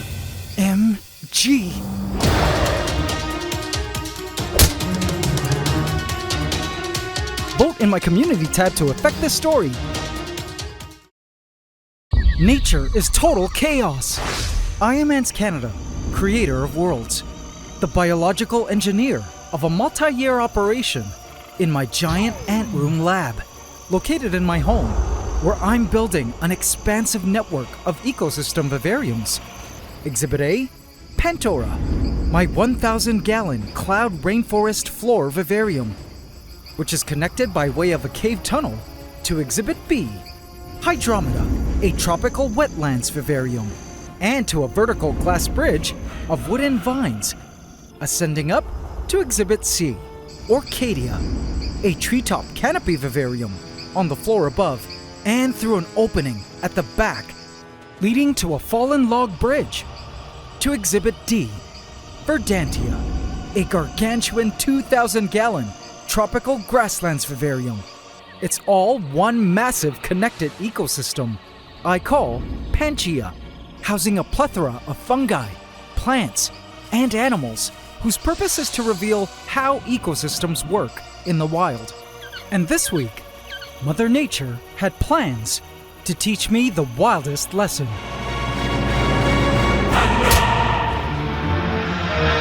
A new hole used by our stingless bee colony to leave our system, as expected, has become the entrance point of a ton of the most insane creatures from the outside, from various ant-mimicking spiders to parasitoid wasps, to even a baby sun-skinked lizard that I released into Verdantia. Mother Nature has not stopped sending creatures into Pantgea. But this week, a species made its way in, appearing out of nowhere within the glass bridge.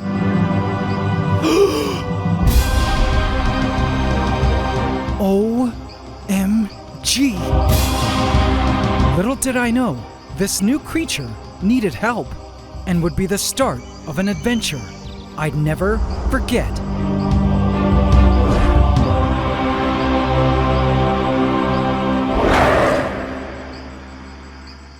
Please subscribe to my channel and hit the bell icon. Welcome to the AC fam.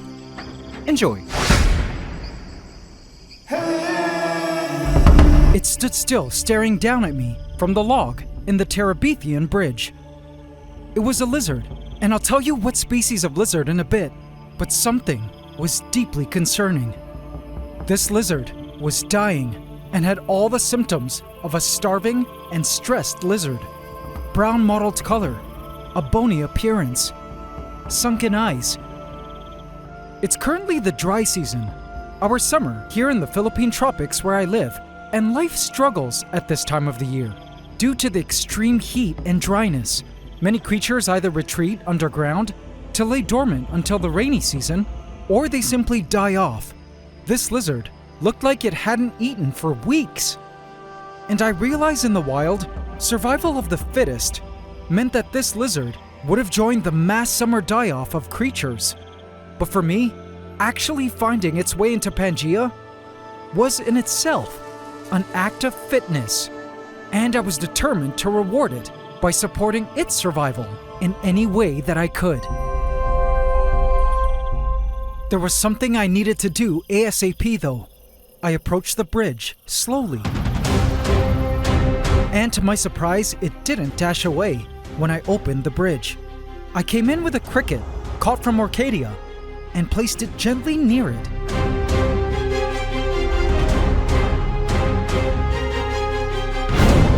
It moved as if it was going to eat it, but the cricket got away. I went in with an Orchidian roach nymph.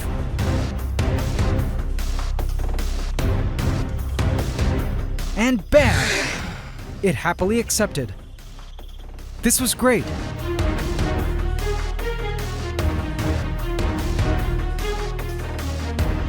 I continued to feed it, though it had issues with striking speed at the moment. So this here is a female crested lizard, endemic and native to my area. There are many species of crested lizards, coming in a variety of beautiful colors. But this species is usually a beautiful bright green, with specks of blue and yellow. Right now it's stressed, hence its brown color. There are boreal lizards, inhabiting trees and shrubs, which makes sense that it managed to find our bee hole, which comes right up to the monkey pod trees outside my home. But they're often seen at ground level hunting for insects. I've only ever seen these lizards once in my yard, so this was certainly a treat.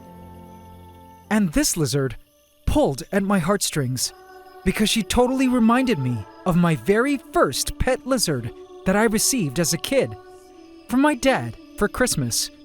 A green anole, which of course I housed even back in those days in a vivarium with many other anole species, launching my decades-long obsession with lizards. Now, although these crested lizards do look like green anoles, they're not related. But what's really cool though is they're an example of convergent evolution, where two unrelated groups of animals from different parts of the world develop the same physiology due to evolving in similar environments, particularly sharing what's called a dewlap, this sort of throat fan that they extrude to communicate the claiming of territory and during courtship, among other things. All you lizard fans out there know exactly what I'm talking about. It's always quite heartwarming to see a pet lizard display its dewlap. It signifies a happy and healthy lizard. Right now, despite her rough condition, I was happy to at least see her feeding. Now, I wasn't sure if she would stay with us after this feeding, but I decided to remove the wire filter to Verdantia to give her the option to wander into our grasslands and continue hunting for the buffet of prey insects that were living within, or bask on the great tree on the opposite end if she wanted. One thing's for sure, I did not want to touch her right now, because in my experience, doing so could completely stress her out, more than she already is. If she wanted to stay, I figured she would, but I wanted to give her the option to choose for herself. It was then that I decided to name her Freedom. Down in the grasslands, a pair of slant-faced grasshoppers were mating. This was great news, to know the population of grasshoppers was still self-sustaining, because in these lands were a pair of hungry dinosaurs patrolling the grounds.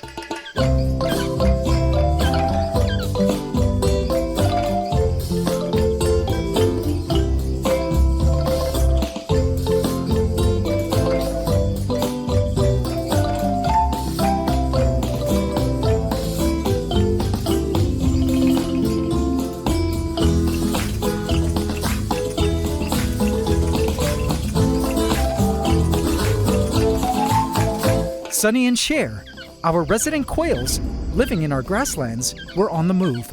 They still were a bit confused by the glass at the moment, but most times they were out foraging the grasslands for food. I will often spot them finding random insects hiding in the foliage and grubs they dug up from the soil as they protein load. Summer is their breeding season, and I've been waiting patiently for them to start nest building, which strangely they haven't done yet, despite clearly engaging in mating sessions and eating a ton of protein all summer.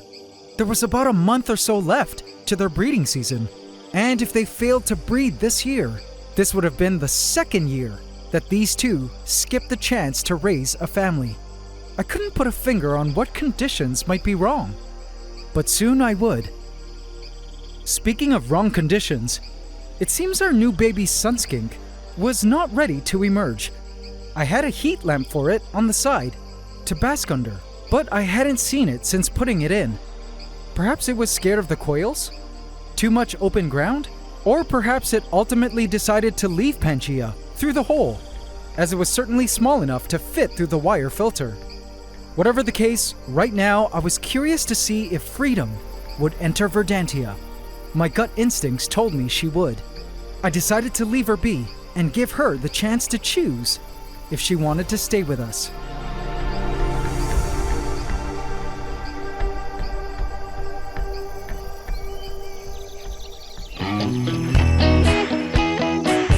The next morning, the fish and hydromeda were schooling.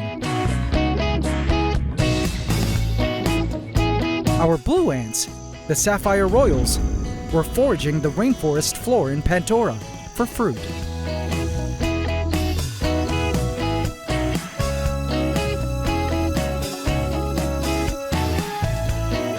A female tree frog crawled into its bed of orchids, getting ready to sleep for the day after a whole night of hunting.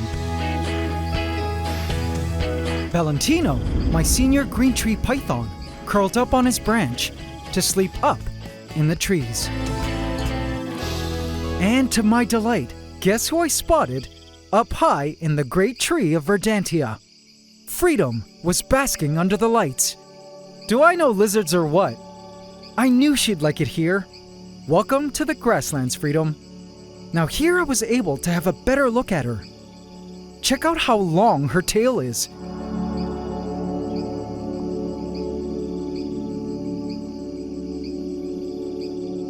And it seems it's broken at the end. I also noticed she had bruising on her snout, probably from a past accident, but she'll heal from that over time. Her color was still not that good, but after eating those crickets the day before, her body didn't look so bony. She may or may not have eaten a few insects here in Verdantia. But right now, her main priority was to get some heat, which my powerhouse LEDs were providing, as well as some UV light, which that twisty bulb back there offers.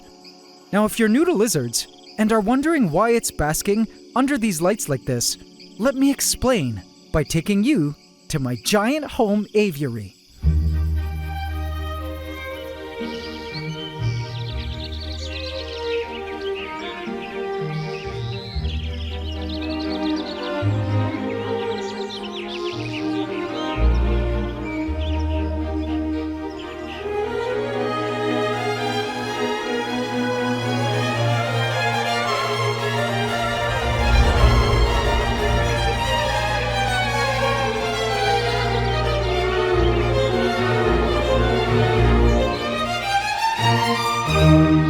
At the center of my home is this 3-story aviary full of tropical plants and trees, and a rambunctious array of birds.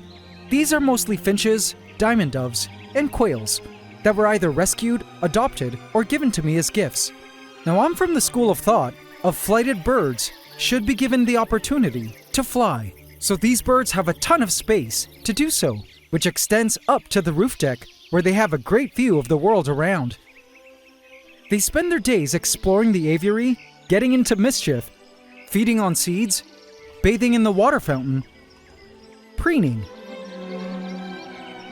and nibbling on the edible plants. Hey, I notice a movement up in that fiddle leaf fig tree. I'll show you what's up there in just a sec. In case it's too hot outside, to observe the daily activities of the aviary from the inside, there are many places to watch from the outside within my home. And my ultimate favorite spot is watching from this chair here. And AC family, I just spotted what's in that tree. It's one of the sailfin dragons. This is the male. The female is nearby. Now these sailfin dragons come out to bask in the sun for several hours a day. Down at ground level, I also see Snap, our sun skink, basking, as well as the quails. In fact, sunlight exposure is something many animals, from birds to reptiles to dogs to even us humans, need to get. Of course, we all know that plants require sunlight, but most people don't think about how most animals need it too. It's not just about warmth, it's a critical requirement for metabolic function, bone health, and proper vision for many vertebrates. UV rays from the sun help many creatures produce vitamin D3 in the skin. This vitamin is essential for absorbing calcium, which is necessary for strong bones, eggshell formation in female birds and reptiles, and more. UV rays also help many animals identify food, select mates, and recognize other species. Even nocturnal creatures like Valentino receive vitamin D via UV rays filtering through the leaves of the canopy, as well as through their diet. Sunning also has other purposes, including managing parasites and bacteria. It helps dry feathers and skin after a bathing, and just provides environmental stimulation for birds, reptiles, people, and animals alike, which encourages natural behaviors and improves overall mental health. Back when I was still living in Canada, I feel it was no coincidence that I felt the most down emotionally and energy-wise during the winter months. It was because sunlight equals all-around well-being. So it was no surprise that Freedom had chosen to bask under the UV lighting. And after an entire day of being under the UV lights, the next day, she looked a lot better, at least color-wise. Her eyes, though, were still quite sunken in, so I knew she wasn't 100%. She closed her eyes to continue working on regaining her strength.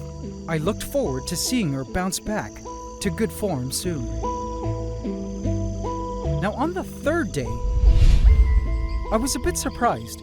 She was still basking, but strangely was not looking as good as she did the day before. She was still green, but looking much thinner now. Her eyes were still quite sunken in. I wasn't sure what I should do, or how I could help support her. I was sure if she wanted to head back outside from where she came, she would have done so by now, particularly in the afternoons when the bee activity is low. But to help her out some more, I decided to add to the UV lighting by installing a second UV bulb with a slightly different UV profile. I knew she'd be able to adjust her position in the tree in order to get the right wavelengths she needed to get better. By day 4, she was looking bad, really bad. Color was off, bony looking, inactive, and the biggest telltale sign of a lizard doing poorly, sunken eyes. It was just so sad to see. I know a dying lizard when I see one, and it hurt to see Freedom struggling to survive. I attempted to increase humidity by scheduling the fog to roll in for extra hours. This whole time, to keep her as stress-free as possible, I wouldn't approach the front of the tank and would peek from afar, like a total creeper. Stress can really kill a lizard, and I needed to give her the best fighting chance. By day 5, she was not looking good at all. Her final day was near. Freedom, no! Don't give up on us. I wondered what could possibly be wrong. Thinking I had nothing to lose, I pursued a final act of salvation. Something I felt might be missing in her environment. But to do it, it required me to get in real close to her.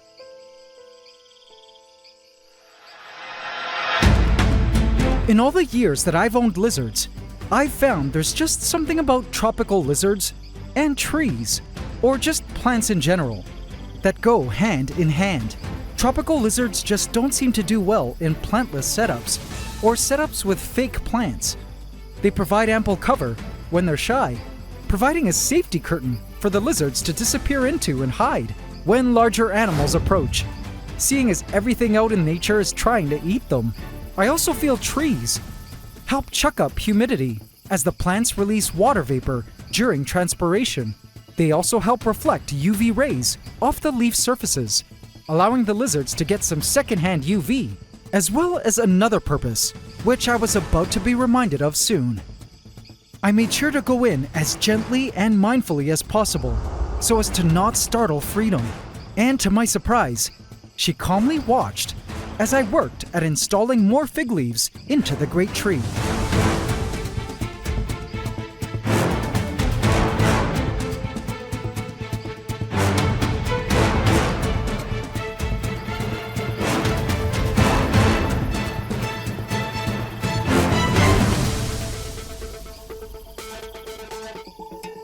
I added a few more branches.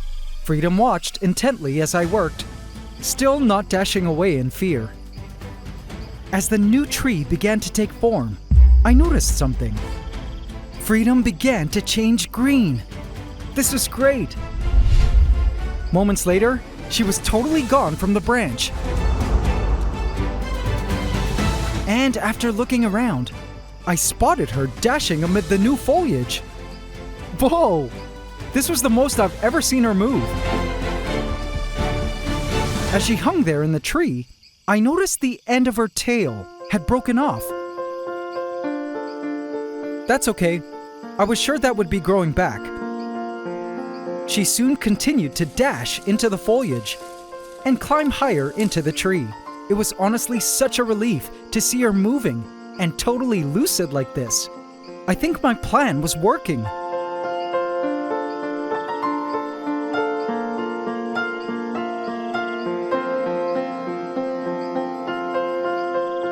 I continued to work at installing more leaves into the tree as she watched me work. Look at that green color, and for the first time, I could finally see the blue specks of her crest and neck. What a stunning lizard.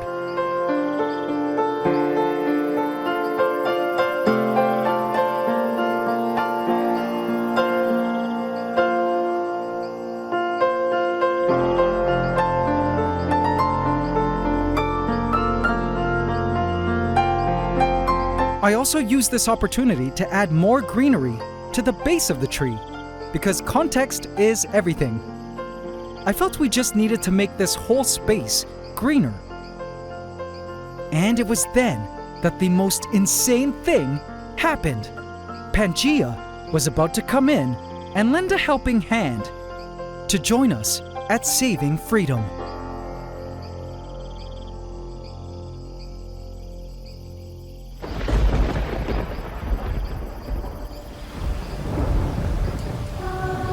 It began to rain in Verdantia. In an instant, with renewed vigor, Freedom began to climb higher into the tree.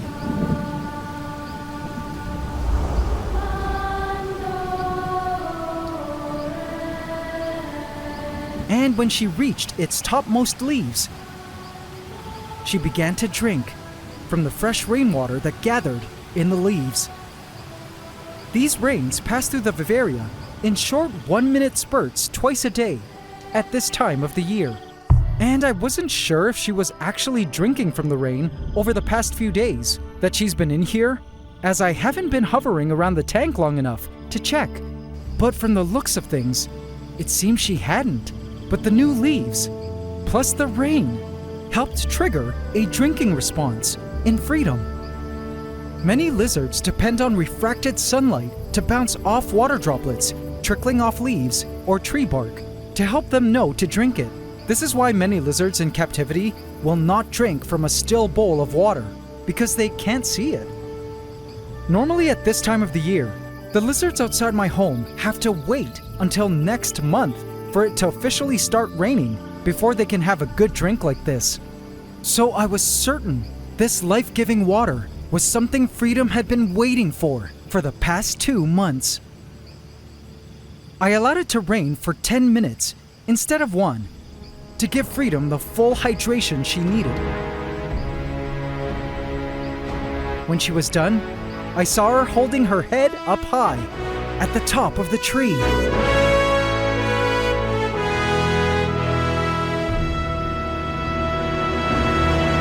And for the first time, I noticed her eyes. They were not sunken. I couldn't believe it, but against all odds, and in just a matter of 2 hours, Freedom had bounced back from a state of near death, and all it took was the adding of more plants, and Pantgea coming in clutch with a downpour of rain. Good job, Freedom. I'm so happy for you.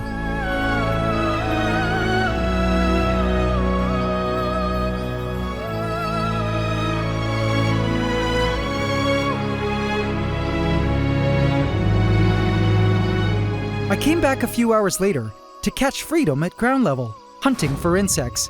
It was amazing to see her moving around and exploring Verdantia. She watched cautiously as the quails passed by, camouflaging with the wood to conceal her presence. And then What happened next filled my heart with so much joy. She jumped across and climbed a bunch of the foliage, presenting her dewlap. Beautiful! This was her way of declaring that she felt at home, happy, and safe. She then chose a nearby flowering plant and stationed herself in place, where she stood for a while before closing her eyes to retire for the night. Though it did look like she wasn't 100% recovered yet, I was just happy to see that things were actually looking much better for her. And best of all, her eyes were the prettiest and healthiest I'd ever seen them.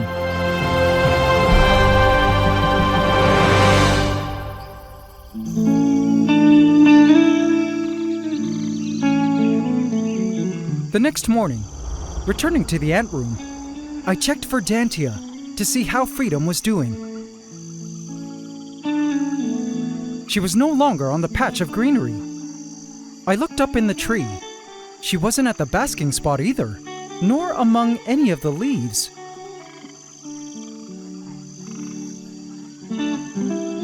I continued to scan the grasslands for her.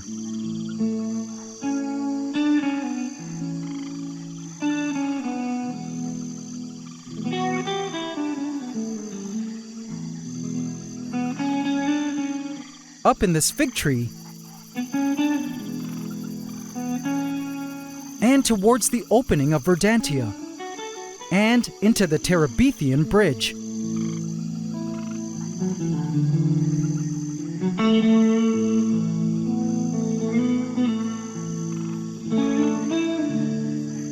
No sign of Freedom. As I scanned the remaining portion of the bridge, an emotional feeling took over me as I began to realize Freedom had chosen to leave Pantgea. And you know what? I was okay with this. I knew she was probably somewhere up in the monkey pod trees, soaking in the UV rays of the morning sun, with a full belly of insects, hydrated and healthier than when we first found her. As much as I would have loved for her to stay with us, in Pantgea, I knew out there was where she belonged. Freedom's stay with us may have been short, but I realized that she left her mark and caused me to improve Pantgea. Because of her, the great tree was fuller, with more leaves and more surrounding ground foliage, as well as causing me to provide a greater degree of UV light to the Verdantian ecosystem. And these had some positive effects. The additional UV seemed to attract more bee visits into Verdantia, something I've been trying to do for 2 weeks now. All this conversation regarding UV also made me realize that perhaps the reason our quails hadn't begun egg laying yet was because Cher wasn't receiving enough vitamin D3. Normally, quails kept indoors are supplemented with vitamin D through their pellets, which I mix in with their seeds. But perhaps this wasn't enough. I still had time. It was sad to see them go, but I collected Sunny and Cher and placed them back into the aviary, where the next day they began to receive natural sunlight. Hopefully this was enough to help Cher better produce eggs. I crossed my fingers. And you know what else? With the quails now gone, and all this new foliage at ground level and in the trees, suddenly a movement caught my eye. Hey! Well, look who decided to come out and play. It was the new baby sunskink.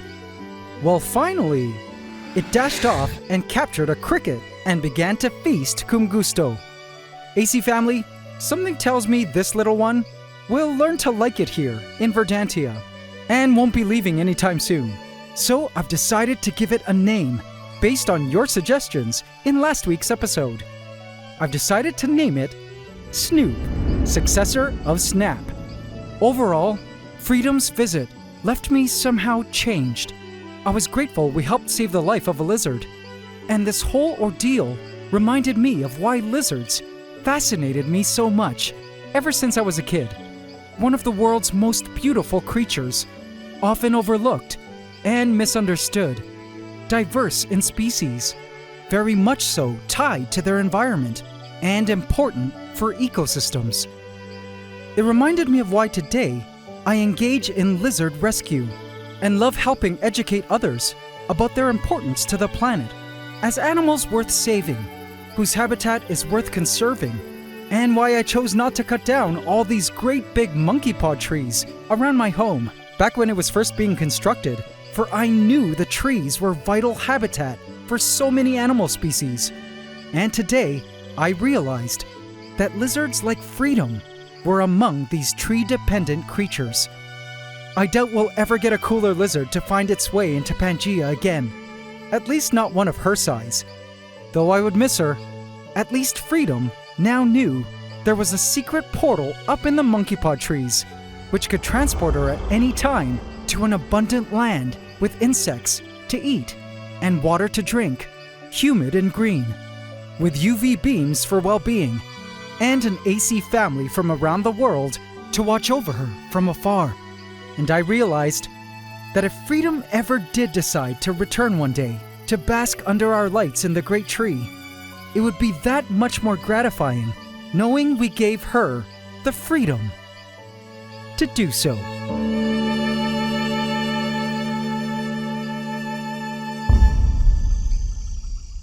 But guys, there was one thing that was bugging me that I still couldn't wrap my head around. Last week, the way I managed to capture Snoop was by placing a bunch of crickets into a container with moistened moss. After sitting in the Terabithian bridge for an entire day, the crickets had disappeared, and I found Snoop hiding under the moss. Now, judging from Snoop's body size, it sure didn't look like he ate all those crickets in the container. And watching how Snoop totally struggled to consume even just one juvenile cricket made me realize that he couldn't possibly have eaten all those crickets in a day and still look so slender. And Freedom certainly didn't look like she ate them either. She looked completely famished when we found her. Well, AC family, you won't believe this. Remember how I said earlier we'd never find a lizard of Freedom's size wandering into Pantgea ever again? Well, I was right. We'd find bigger.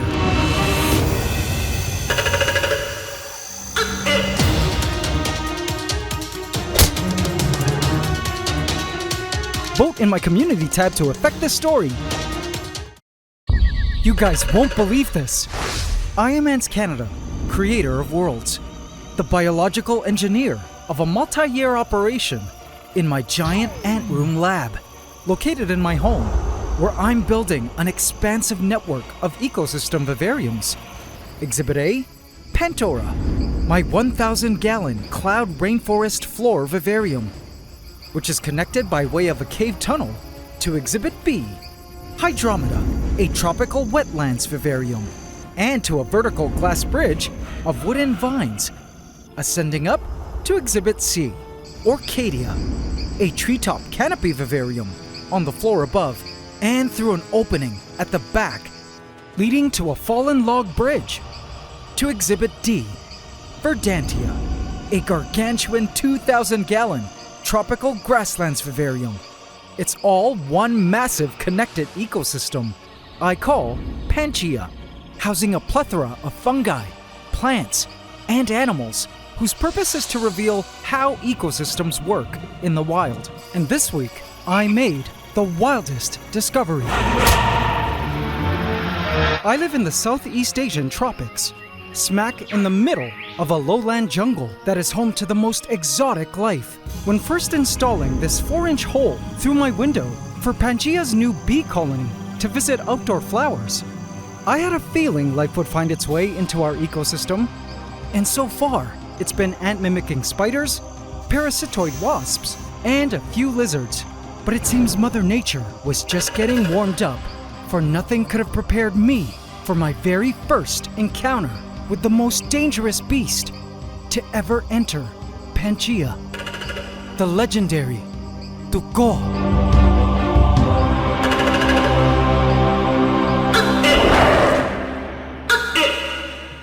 Please subscribe to my channel and hit the bell icon. Welcome to the AC Enjoy!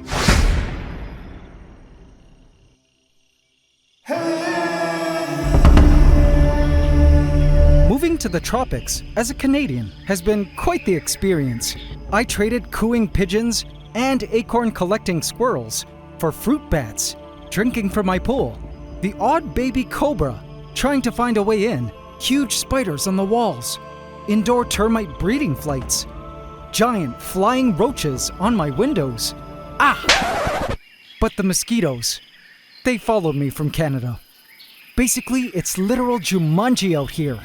But for a nature lover like me, living here in the jungle is a paradise for biological study. But even after 14 years of living out here, there was always one creature native to these jungles that gave me the absolute creeps.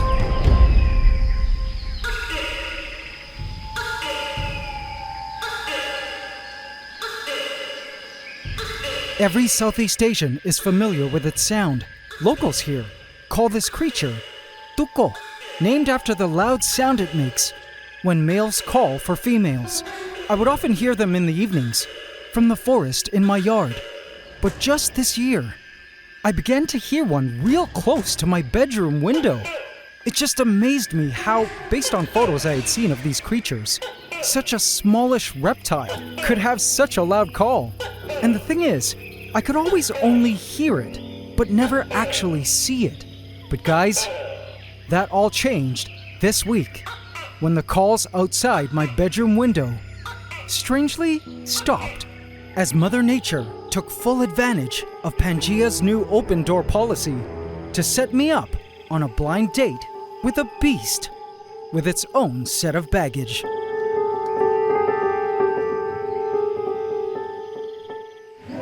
It all started here in Orcadia, my canopy vivarium. The blue ant from the Sapphire Royals rushed up the branch in response to the news.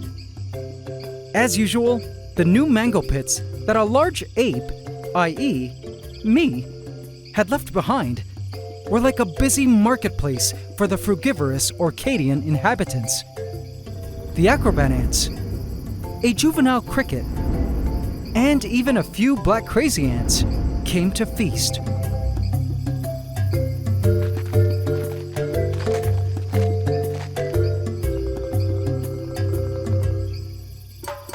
But what pleased me the most today was the sheer number of blue ants that had gathered to feed. Look how many there are. I know I always say this, but watching these blue ants feeding like this is a total dream.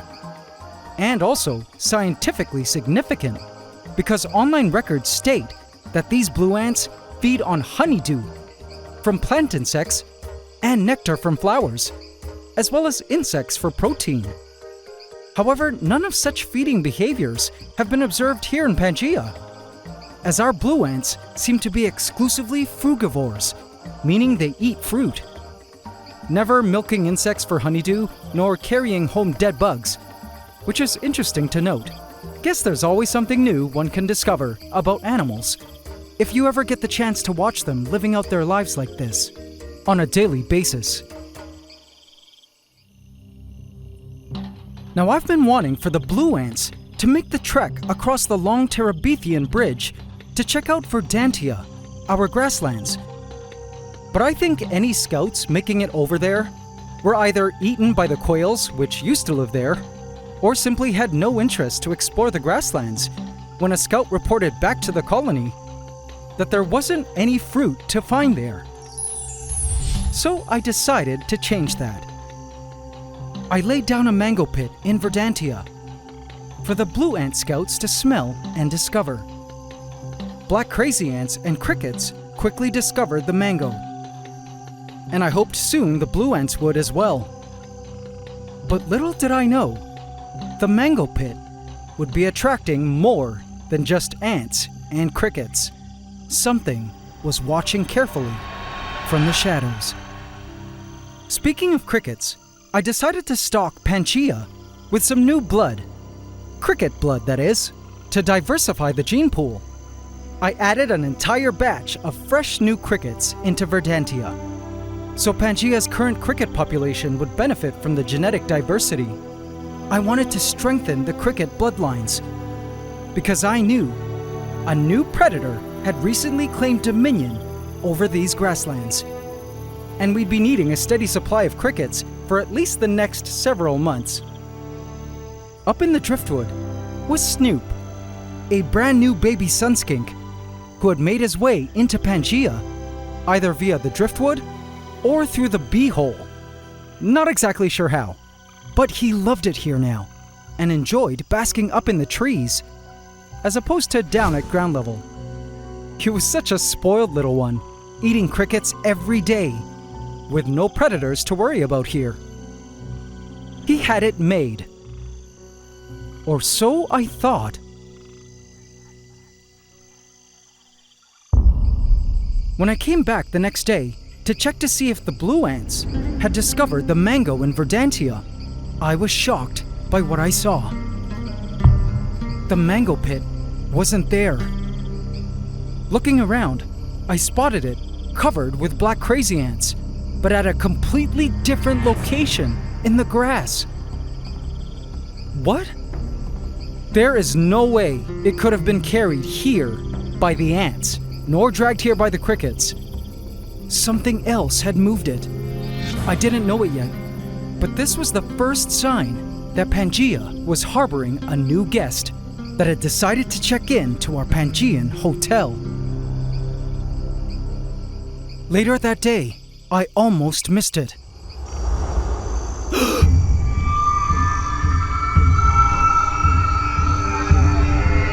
OMG!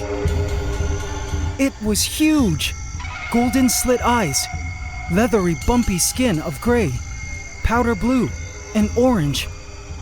It was the very first time I've ever laid eyes on one. This was the legendary Tokay, a Tokay gecko.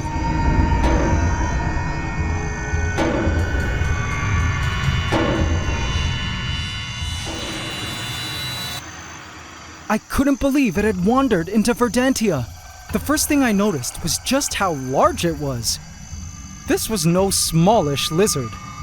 It was huge. I approached slowly from behind the tank. Look at its size comparison next to my hand. What a massive lizard. Now these geckos have a fierce reputation for being aggressive and for having terrible bites. They're known as the reptilian pit bull, or as they've been called by US soldiers during the Vietnam War, the FU lizard. And well, I wasn't intending on finding out why. Even as a kid, they were the one lizard I knew I didn't ever want to own, as they were just so scary. And the fact that it was so still, despite being so close to me, made it even creepier, like it would jump scare me with a lunge at any moment. Suddenly, the gecko began to move. My skin got goosebumps, watching its adhesive lamellae, the sticky pads of its toes, peel backward as it lifted its foot. What an alien creature! Using millions of microscopic branching hairs on their toe pads, called setae, and spatulae, geckos are able to stick to glass by way of a weak electromagnetic attraction, known as van der Waals force. Crazy to think that the physics of gecko toe stickiness isn't really a glue or suction. It began to slowly turn around and face downward. Why wasn't it darting away? I would have much preferred that. This slow movement sure was creepy.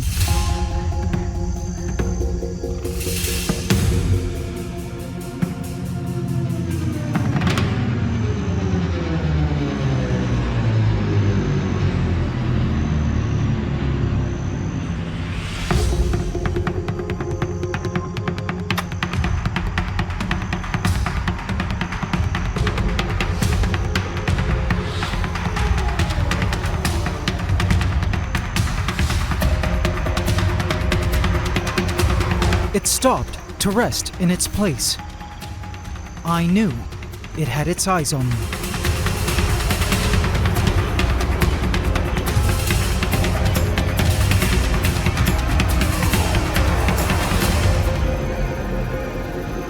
I decided to back away to give it some space. Perhaps it would leave, knowing I was around. It was also time for me to do some research on them, now that this lizard had decided to drop in. But I was so concerned right now, because what about Snoop? He was either still underground at the moment, hiding and sleeping away, or was eaten by this beast. But guys, what I discovered next, later that day, left my jaw on the floor.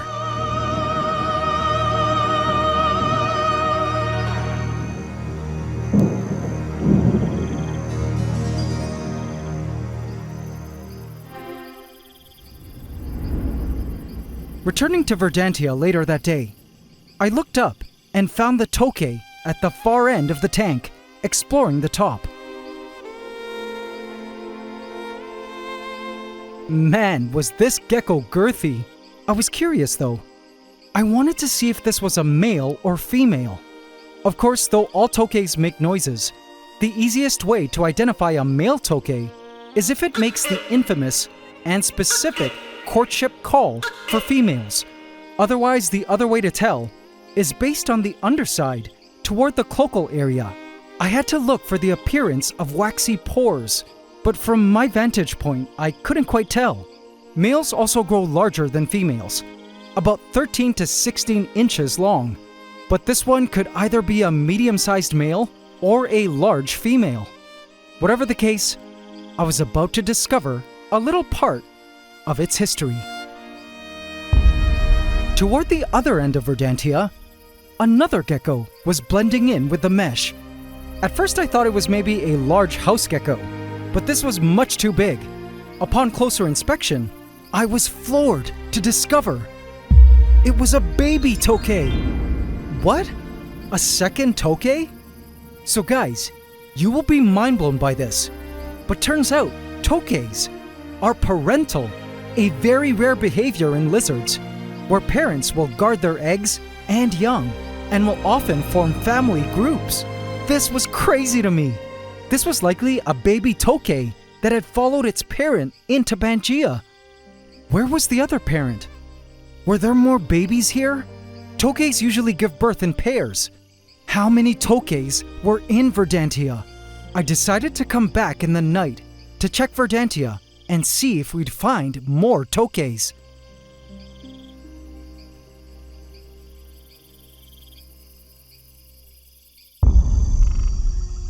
Night fell in the ant room, and for the first time, I would learn a pretty big secret. A roach was feasting on the leftover mango. This was an American cockroach, a population of which sprung from just a few members I placed in Pandora back in Season 5, when the Wheel of Gaia fell on the addition of an invasive species. These roaches are now found nationwide where I live, but aren't native. These American cockroaches, which despite their name, originated somewhere in Africa, are part of nearly every tropical ecosystem worldwide and compete with native wildlife. I could see them feeding from every mango piece all around the canopy, feasting on our blue ants' leftovers. So this was how these roaches were sustaining themselves. I've been wondering how they've been doing so well. They would soon outcompete the other roaches of the forest, and if I'd eventually need to actively go in and try to eradicate them somehow. But anyway, it was time for a Tokay head count. Heading over to Verdantia, I spotted the Tokay close to ground level. I wondered if it had been feasting on all the crickets around the grasslands, but judging from the girth of its body, it seemed like it hadn't eaten much. Above it was the baby.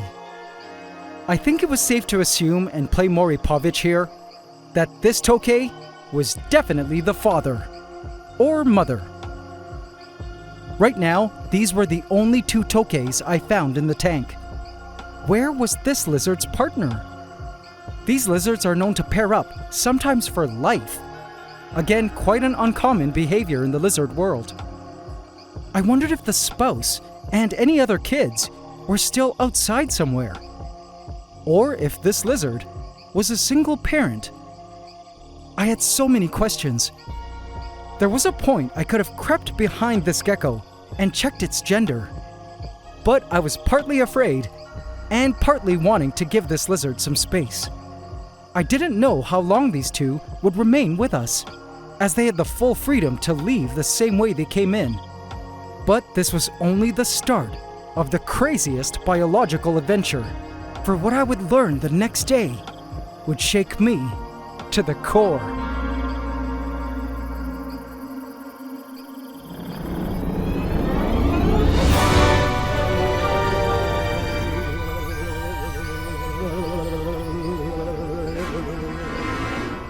I was surprised to see the baby Tokay vibrating like crazy on the mesh.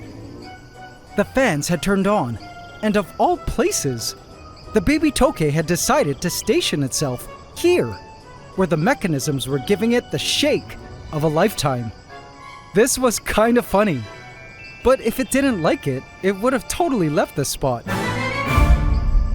I looked up at the tree, trying to see if I could find Snoop, and in the foliage, I spotted it. The Tokay gecko was hugging the wood tightly under the heat lamps. It eyed me from behind the leaves. Oh no! I was so worried for Snoop. What was worse is, the best thing I could do to save Snoop, even if I did see him, was to scare him from the treetop.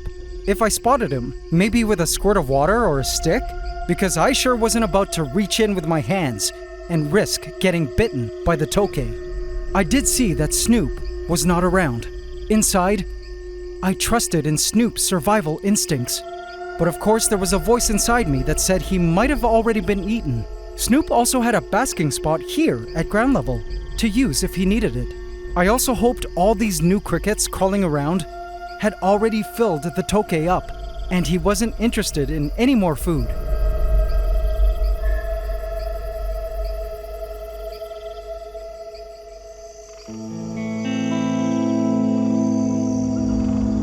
Over the next few days, I tracked the Tokays around Verdantia, never seeing them move much during the day, just sort of stationing themselves in place.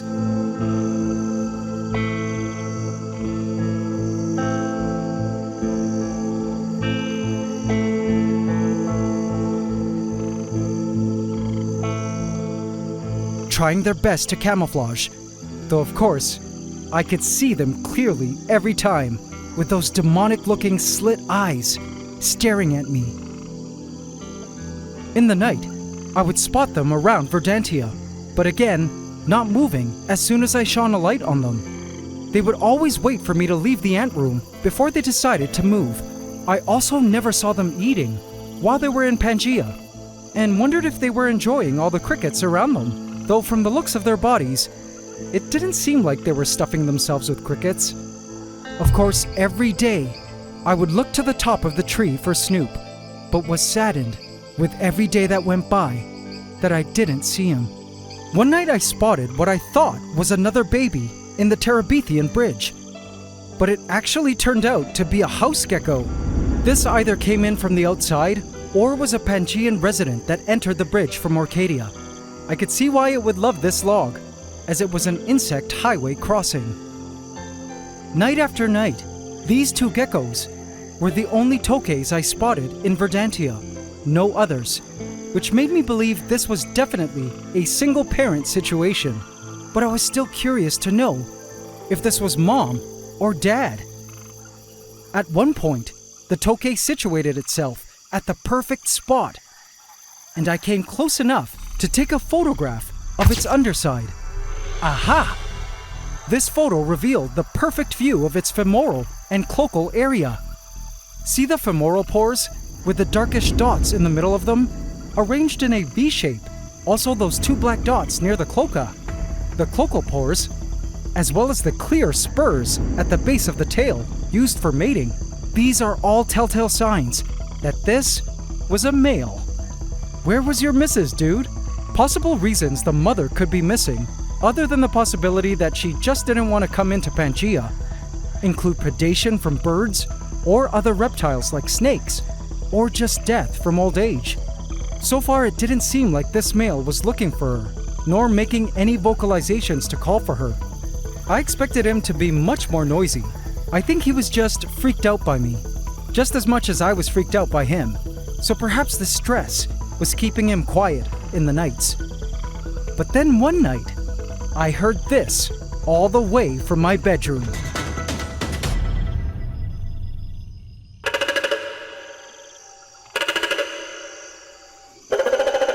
The male Tokay had finally made a vocalization. It wasn't the mating call. It was something else. I looked around and spotted the male in the bridge. Hey, buddy. I suppose that vocalization was either calling out to his wife, whom he missed, or to his kid, who was not too far away, hanging out just below the entrance to the bridge. Judging from his bright color and overall demeanor, though, it seemed this gecko was a little bit more calm. Perhaps after spending so much time in Pantgea, he had acclimated and felt comfortable enough to start making some noise and be a lot more free with his movement. He seemed to actually have a lot more of a personality now that he was moving like a normal lizard, and not like some creepy specter. This was also the first time I had seen him in the bridge. Perhaps he was getting ready to leave and was calling his kid to follow along. What an intriguing creature.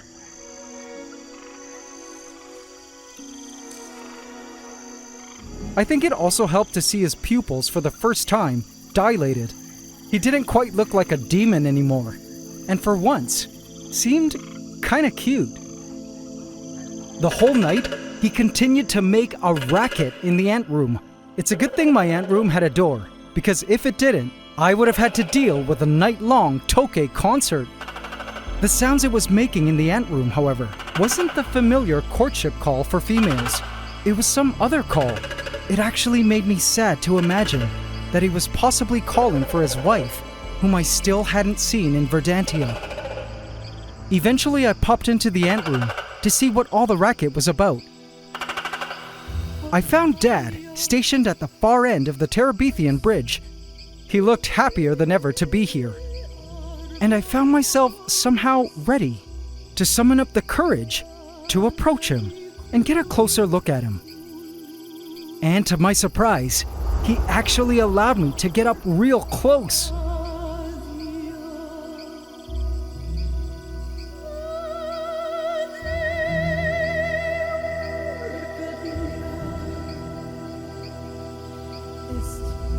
My heart stopped as he began to move closer to my camera to investigate what I was all about. Whoa! This was the most I'd ever seen him move, and for the first time, I felt I was finally getting a unique glimpse of his true Tokay personality.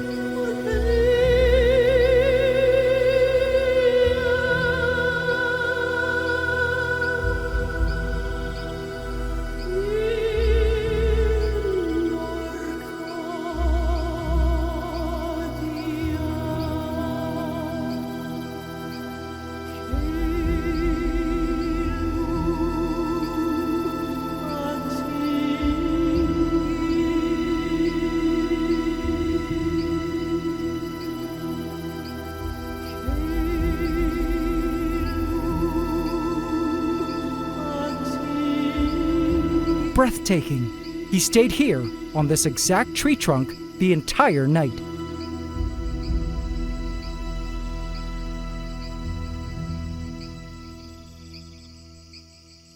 Looking around for the baby, I spotted it on the furthest end of Verdantia, by the lower rocks, and I watched it slip away.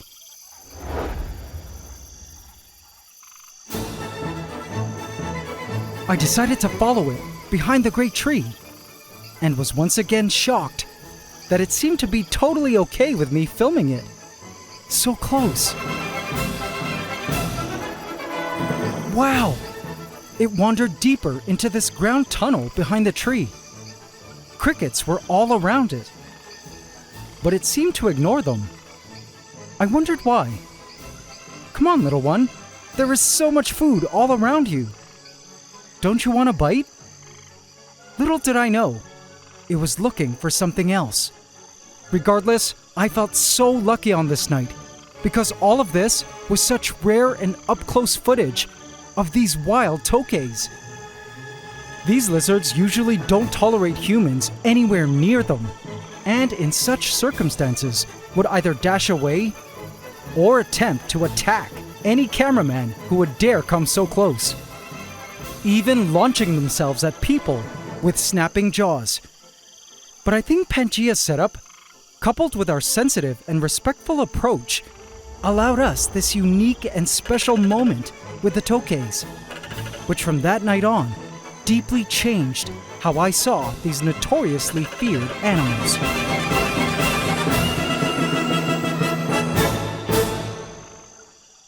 By day, I couldn't find the tokays anywhere in Verdantia, nor the bridge. I assumed they had finally decided to leave Pantgea, and by night, there were no more vocalizations in the ant room, so I felt that surely the tokays had left. That wasn't until I checked the bridge and spotted the geckos together. Oh, you guys haven't left. I wondered if they had found a new hiding spot I didn't know about in which to escape during the day. It was actually quite endearing to see father and baby huddled together at this far end of the bridge. Dad seemed to really like this section of the bridge, and now that his kid was here and he wasn't vocalizing, I put two and two together and figured his constant vocalizations over the past few nights might have been him calling for his baby to join him here at this part of the bridge. I wondered what was so special about this spot in the bridge that Dad loved so much. Perhaps he enjoyed the humidity and cool breeze coming in from Orcadia and wanted his kid to enjoy it too. Well, I found out the answer the following night.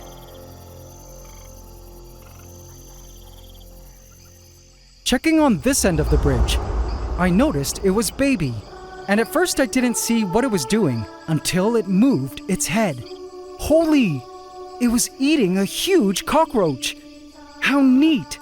I moved in close and marveled at the sight of the gecko finally eating as it worked the huge adult American cockroach into its mouth.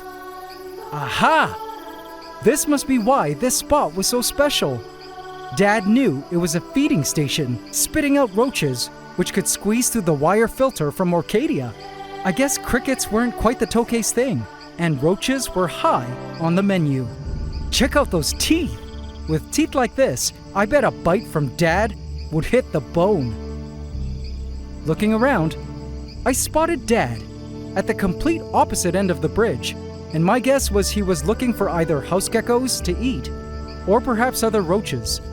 But when I spotted the house gecko popping its head out from beneath the log again, it made me realize that perhaps the vision I had in my head of what these Tokay geckos were like wasn't entirely accurate. It was crazy to see them passing up the chance to eat all the fat crickets available to them. Even the house gecko knew it was safe to hang out here, which is so contrary to the literature. Instead, their dietary choices were very specific, at least with these two individuals. With the Tokays here to pick off the invasive roaches that crawled through the wire mesh, I realized that Pantgea had just shown me why Tokays, at least in my area, are vital for the control of invasive cockroaches in the ecosystem outside my home. And I wouldn't have known this had I not seen it with my own eyes. Suddenly knowing the Tokays had relocated themselves closer to my bedroom earlier this year was comforting, as I now knew they were nature's pest control agents, eliminating the droves of invasive roaches that were likely scheming to come inside and nibble on my toothbrush. The next night, our Tokays were nowhere to be seen for the entire night. They had finally chosen to leave Pantgea, which I was okay with. And like clockwork, by morning, guess who I spotted again at the top of the tree? Snoop! I knew it! He had the survival skills. I guess this made sense that Snoop was unharmed, seeing as the two lizards have very opposing awake schedules, with sunskinks being active and out above ground by midday and sleeping below ground evenings and nights. Just when I thought I had seen the last of the Tokays, I was shocked to spot the Tokays had returned the following night, stationing themselves once again at the wire filter, which to me meant they had chosen to come back. Guess they learned where they could get their roach fix. Guys, I think it's time we give these Tokays a name. Leave your name suggestions for these Tokays in the comments. Of course, they are and always will be welcome to visit Pantgea, as they please, to feast on the abundance of invasive roaches available here. To me, they were like our resident gargoyles, or trolls, that guard the Terabithian Bridge from the invasive roaches attempting to cross. I was quite grateful for this whole Tokay experience, as it taught me so much about these incredible one-of-a-kind reptiles. In the reptile-keeping hobby, just the name Tokay is enough to immediately elicit a picture of some nasty and biting monster, a reputation of which I'm sure they're capable of living up to, if the need arises. But this week, I got to see another side to them. They're shy, highly social, loving of their kin, intelligent, inquisitive, not voracious eating machines, but pretty selective in dietary choice, and most of all, important for ecosystems. They also never once lunged at me, no jump scare, nor did they perform any kind of threat display. Instead, they preferred to disappear slowly into the shadows or lay completely still, hoping to camouflage with their surroundings. Though I still would probably never willingly keep a Tokay gecko as a pet, at least I can confidently say I'm no longer as creeped out about them as I once was. Though, come to think of it, I'm actually okay with the fact that they have such a fearsome reputation among people, because I would rather we humans continue to leave them alone and stay far away so they can continue to do their highly important work at controlling insect populations that need controlling. I was happy that at least we, the AC family, now know that there's more to the legendary Tokay than the legends tell. I have a feeling these Tokays will continue to randomly pop in and out of Pantgea as they please. And who knows, maybe one day we'll find Mom or more Tokays joining them.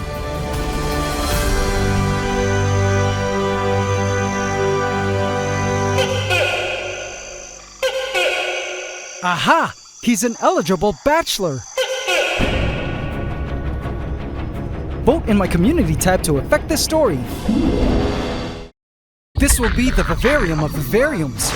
I am AntsCanada, creator of worlds, the biological engineer of a multi-year operation in my giant ant room lab, located in my home, where I'm building an expansive network of ecosystem vivariums. Exhibit A, Pantgea, my 1,000-gallon cloud rainforest floor vivarium, which is connected by way of a cave tunnel to Exhibit B, Hydromeda, a tropical wetlands vivarium, and to a vertical glass bridge of wooden vines, ascending up to Exhibit C, Orchidia, a treetop canopy vivarium on the floor above, and through an opening at the back, leading to a fallen log bridge, to Exhibit D, Verdantia, a gargantuan 2,000-gallon tropical grasslands vivarium. It's all one massive connected ecosystem I call Pantgea, housing a plethora of fungi, plants, and animals whose purpose is to reveal how ecosystems work in the wild. And guys, this happens to be the 100th episode of this Ecosystem Vivarium Series. Crazy! So in celebration of this milestone, I've decided to announce that I have officially begun the construction of our next giant vivarium, which will attach to Pantgea and is set to be the Vivarium of Vivaria, pushing the boundaries of possibility in my ongoing quest to reconstruct Mother Nature within glass.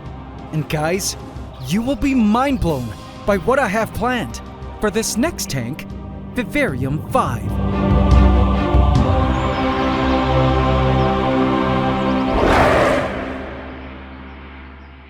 Subscribe to my channel and hit the bell icon. Welcome to the AC family.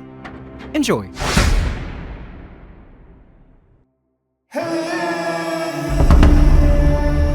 As Pangea's creator of worlds, I've come to learn that building these ecosystem biomes within glass requires a great deal of planning and research in order to work.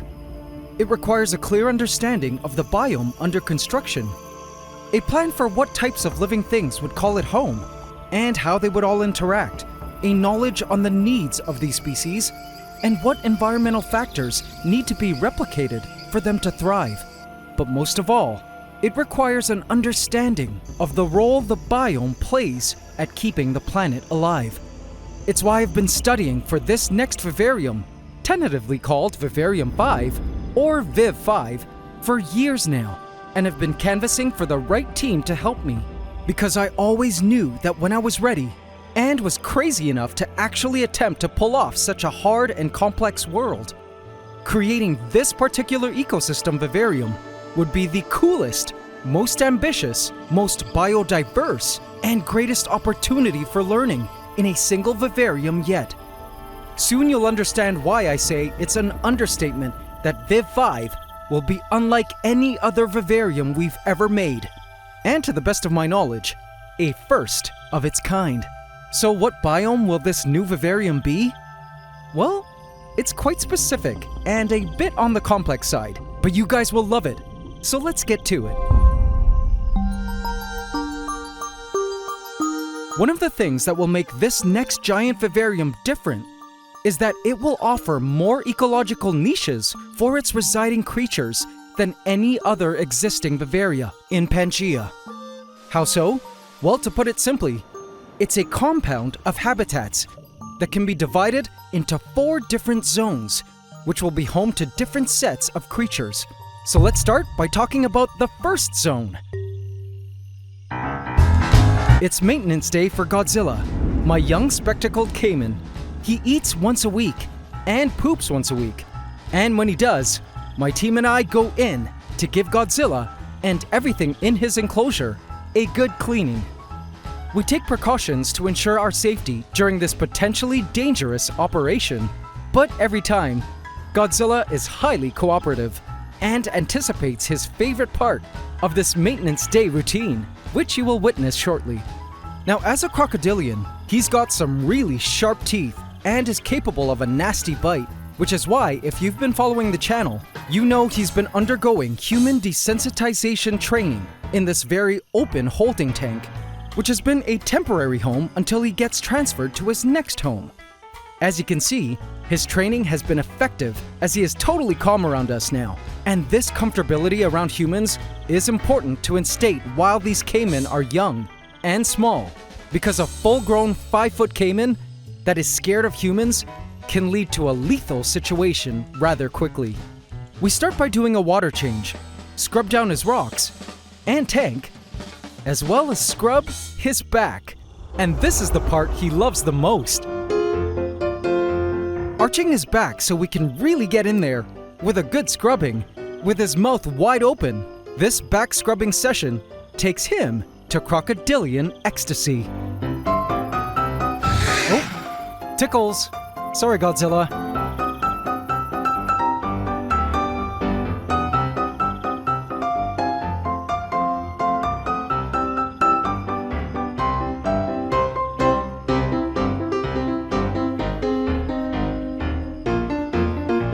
This scrubbing helps keep algae off his back and also removes dead scutes, the bony scales that cover his body. As you can see, he's really come a long way from wanting to bite our hands off back when he first started this training program, to now looking forward to this weekly scrub time.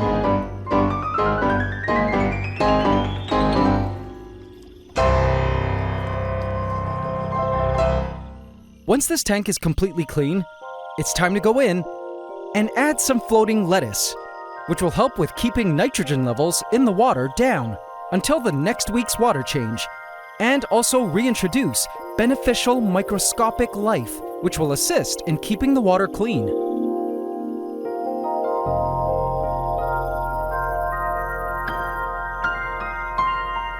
Now, as much as he's come to love this holding tank, as mentioned, he's ready to move to a larger home, with a larger land area onto which to bask and a new set of aquatic organisms in the waters.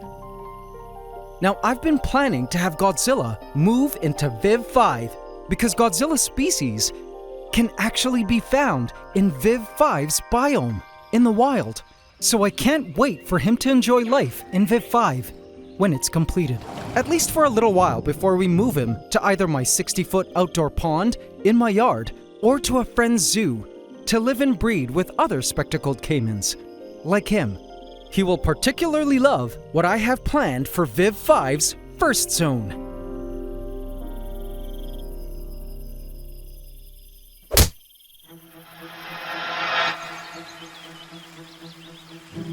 The first zone of Viv 5 will be a rocky jungle, and I plan to have a variety of tropical plants growing around a volcanic rock hill onto which he can climb and bask under, just as he does in his current tank, but with a lot more land space. Also, Viv 5 will provide a huge swimming area for him, with a ton of microorganisms swimming around in it. And get this, no more water changes needed. I know you tank folks are scratching your heads at this, but more about that in a bit. He'll also be able to hunt for prey, like crickets and roaches migrating from the other Vivaria, as well as those he manages to catch in the other 3 zones. Now onto Zone 2, which I think you guys will find truly interesting.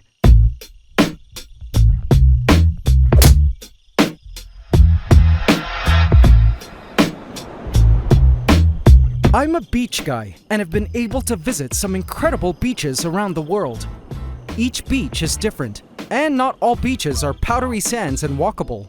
In fact, a lot of them are dangerous, rocky, and hard to navigate. But it's these hard-to-get-to places that I find are the most biologically interesting to explore. Tide pools are isolated pockets of seawater that form in rocky depressions along the coastline as the tide recedes, creating thriving miniature ecosystems. These dynamic habitats harbor hardy marine life such as anemones, sea urchins, starfish, crabs, and seaweed adapted to drastic daily changes in sunlight temperature and water levels.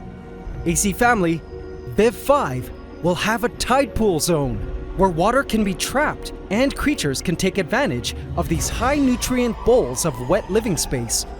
I definitely plan on introducing tide pool creatures to Viv 5, which will truly make it a unique vivarium. I've seen a few interpretations of tide pools simulated in tanks online, but I don't think I've seen them quite like how we're going to create ours. I truly plan on replicating nature with this zone. I'm so stoked about this. Now about not needing water changes. On the topic of nutrients, this brings me now to Zone 3. Ooh, you guys will love this. Hydromeda, the wetlands vivarium, has been pretty non-problematic, save a few leak incidents at the start. The water environment is completely stable, and insects travel from other vivaria and end up drowning in the water, feeding other creatures below it. It's actually an aquatic paradise down here, but it does come at a price. It's pretty high maintenance to keep things stable. Once a week, Hydromeda requires a 25% water change to get rid of the nitrogen produced from fish waste and decaying material in the water. This nitrogenous waste is poisonous to animals if it builds up to certain levels, and many creatures like Valentino, my green tree python, who drinks from the water on a regular basis, depend on Hydromeda's waters to be clean. A powerful sump filter and an awesome team of plants help remove some of the nitrogen and nutrients from the water, but not all, hence the weekly 25% water changes. However, after discussing with my team, I'm excited to share that once Viv 5 is up and running, we no longer will have to worry about these weekly 25% water changes in Hydromeda, as we'll have a place to siphon off all the dirty water to, where a special set of organisms will gladly eat it all up. Mangroves are among the most productive and biologically complex ecosystems on Earth, serving a critical bridge between land and sea in tropical and subtropical regions. They're superheroes of coastal ecosystems, acting as buffers against huge storm waves and erosion.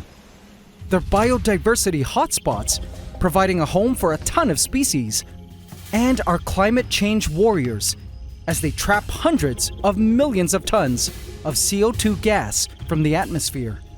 The mangroves themselves are highly specialized plants that have adapted to live in salty water or brackish water, i.e., a mix of salty and fresh water. They're able to filter out the salts via salt glands in their leaves and have roots that can filter it out as well. Mangroves also help filter the water of pollutants and eat up a ton of nitrogenous waste and nutrients. And so I plan on having water from hydrometa travel through some clever piping to emerge as a small drip system into Viv V to eventually feed the mangroves, and simply top off hydrometa using special water level sensors with fresh water directly from my tap, which comes from a well, so no chlorine. In this way, both hydrometa and Viv V will not require partial water changes and will be truly stable with little to no human maintenance required. Plus, this is actually what happens in nature, where fresh water travels through the tropics, which is what hydrometa represents, and eventually makes its way to the biome of Viv V. Now, the mangroves will also provide essential habitat and hunting ground for other cool creatures, like mudskippers, which are the cutest predatorial fish that can live in water and on land, as well as archer fish, which spit droplets of water out to snipe bugs traveling on the mangroves, so they fall into the water to eat. I know a lot of you have been asking for both these neat creatures, so this should be a real treat if we pull it off. The mangroves also provide essential hiding spots for fish and other small critters hiding from predators, like Godzilla, as well as other key predators that I've been told could be properly sourced where I live and would reside in the fourth and final zone of Viv V.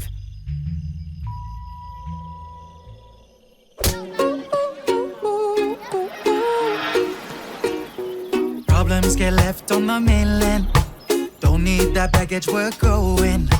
Just found the pearl of the Orient.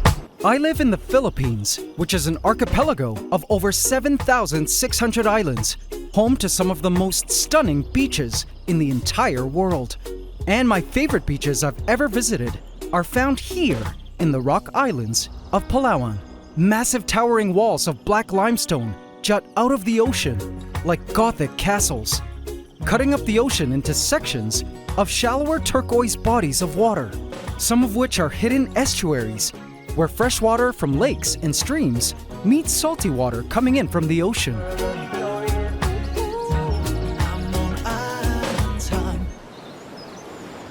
These estuaries, bordered by mangroves, tide pools, and rocky jungle, are protected from the harsh ocean waves and are too shallow for larger predators to enter, which makes them peaceful, biodiverse sanctuaries known as nursery grounds.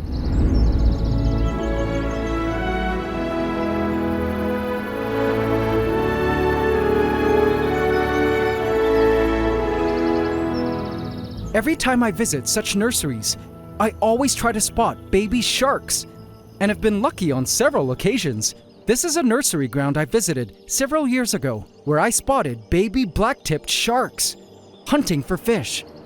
In these nursery grounds, one can find a ton of truly neat aquatic life, including seagrass and kelp, coral and sponges, various species of schooling fish, hunters like lionfish, and mudskippers, crustaceans like a mano shrimp, which are found in hydrometa but that require brackish water for their larvae to hatch, weird invertebrates like sea cucumbers, larger creatures like stingrays, and my ultimate favorite, baby sharks, who flee to these nursery grounds after hatching from their eggs to escape predation from other sharks and fish. AC family, For those of you screaming at your screen right now at the prospect of having stingrays and sharks in Pantgea, I won't reveal too much more, but bid you all to make sure you subscribe to the channel, because like I said, Viv V will be unlike any other vivarium we've ever made, and to the best of my knowledge, a first of its kind in the entire world. And I'd love for you guys to be part of the journey as we built it and learn along the way. So now you may be asking, after all we've seen, a jungle zone, a tide pool zone, a mangrove forest zone, and a nursery, what exactly is this biome we're building in Vivarium 5? Well, AC family, there is a name for it. It's a place where the jungle, the tide pools, the mangroves, and the nursery all converge into a single key habitat, offering a very specific set of niches for a massive array of life. A dynamic world shaped by the tides, where freshwater meets the salty in a brackish cocktail, creating a biologically rich and geologically complex cradle of space, tucked away in some of the most remote tropical parts of the planet that a lot of people don't hear much about, but is absolutely vital to all life on Earth. And after having visited and experienced this incredible biome and studied the insane array of specialized species that call it home, I, your creator of worlds, am committed to rise to the challenge of replicating it as the newest beneficial integration to Pantgea. And so, in this 100th episode of the ECOSYSTEM Vivarium Series, AC family, I am proud to announce that our Vivarium 5 shall be a lagoon. And you better believe we're getting a shark. Problems get left on the mainland. Don't need that baggage, we're going. Just found the pearl of the Orient. Don't know how to swim, just jump. Cheers to a good time, not a long ride. We'll be on a beach in Boracay. Them good vibes, rain or shine. We're gon' have fun, always my boo-high. Clock doesn't stop, gotta live your life. Vote in my community tab to affect this story. A colossal beast has arrived to wreak havoc. Finally, the time has come for Pantgea, my network of giant indoor ecosystem vivariums, to reach a whole new level. And this creature will truly shake things up. In Verdantia, my giant grasslands vivarium, which possesses a fairly deep soil layer, planned specifically when I first constructed it, because I knew one day I would find the perfect burrowing animal to integrate into its soils, to hopefully benefit the ecosystem and all its resident creatures. Behold, our new guest. Hello there. I have an ecosystem for you to sink your teeth into.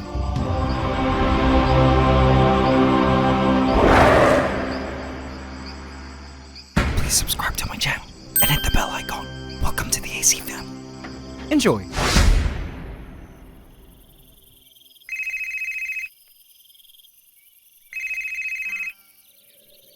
Hello? Billy? It's here? Awesome! Bring it in.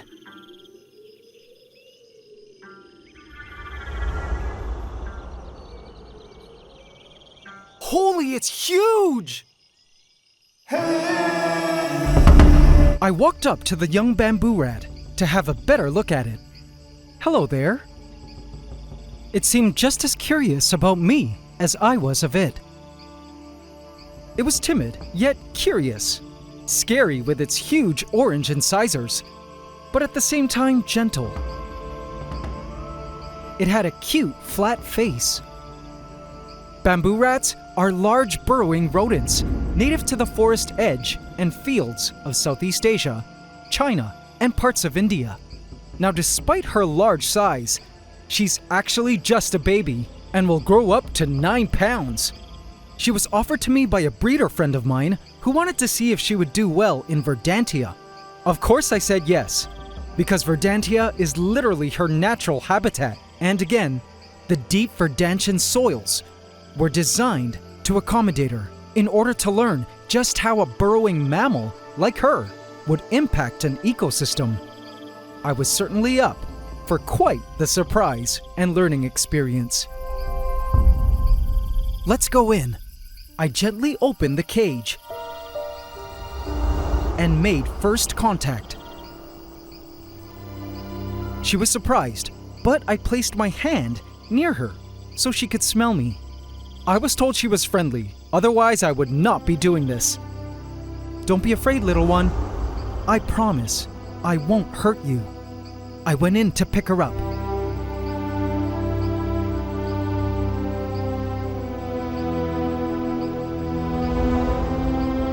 She was very cooperative in my hands, showing her Verdantia.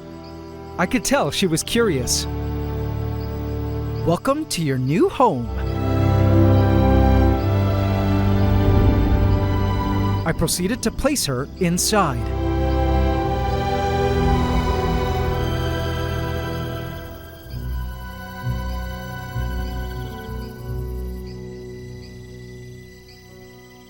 At first, she turned back, wondering where I went, then began to explore her new surroundings. I was thrilled to see her so engaged and intrigued as she smelled and explored the Verdantian habitat.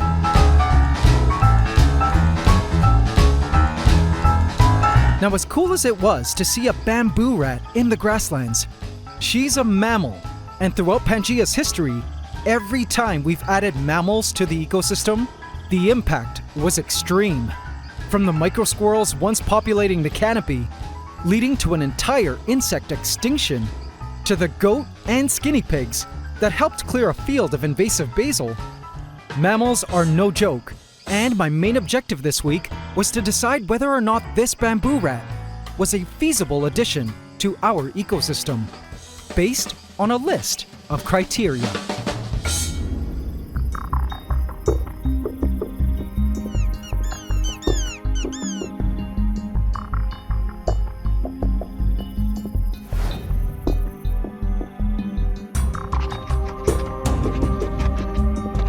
First, how would she impact the plants? These rodents are classified as agricultural pests in some areas. Though they do feed on bamboo, they will also eat a variety of root crops, plants, and vegetables. Here she's got a couple slices of bamboo, some sweet potato, and corn. I've got a whole forest of bamboo in my yard, so getting her a supply of bamboo was no problem. But I knew I had to monitor if she would be eating copious amounts of plants here, whether they be leaves above ground or roots below. If she ends up clearing all the vegetation in Verdantia, she'll have to go. Other considerations were regarding her well-being. How would she deal with soil? According to her breeder, for her entire life, she's been housed on a commercial rodent bedding, so this soil was surely alien to her at the moment. Does she even know how to burrow?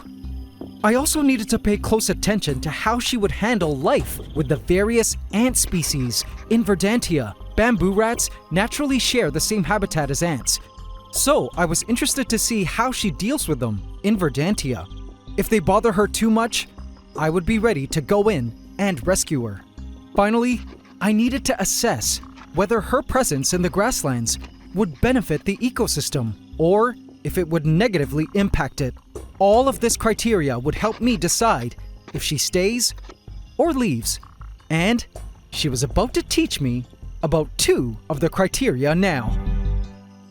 She spotted an interesting space and began to squeeze her way through, when suddenly her wild instincts kicked right in. Using her front and hind legs, she moved soil from the front to the back, bulldozing her way through the earth.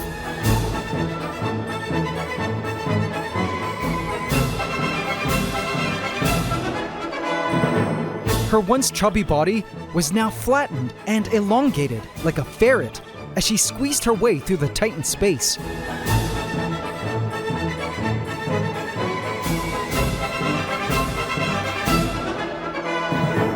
Directly in front of her, a black crazy ant colony was in panic mode as they learned of the large warm-blooded monster sniffing around and disturbing the soils near their satellite nest.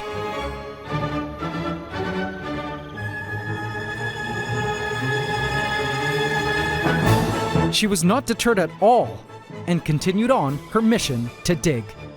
Unfazed by the ants, she continued to excavate a chamber by pressing her face against the earth, which now explained the flattened shape of her face.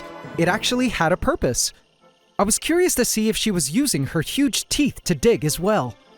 Now I know for most people who are grossed out by rats, it's the tail they hate, and I usually don't care about regular rat tails, but ew! Hers looks like a worm. Ugh.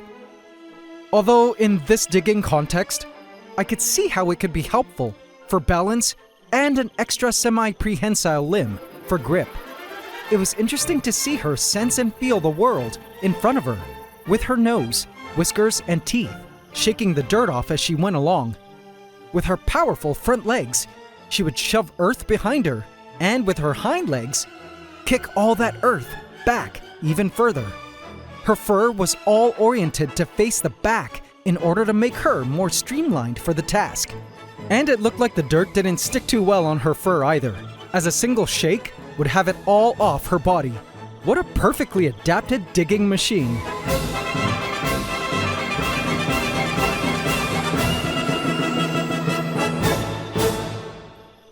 Soon she was pretty far, but was completely sealed behind her with excavated soil. With all that dirt behind her, I wondered how she'd get out. Finally, she decided that this was as far as she would go, as she used her face to widen her new and spacious chamber.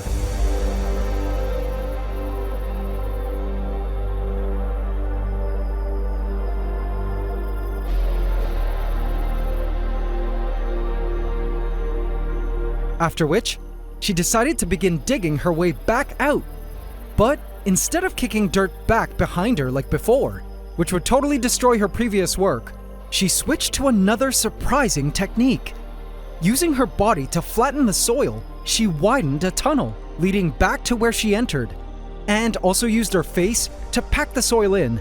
It was incredible to watch her at work, seeing as this all had to be instinctual, as she'd never had the opportunity to dig before.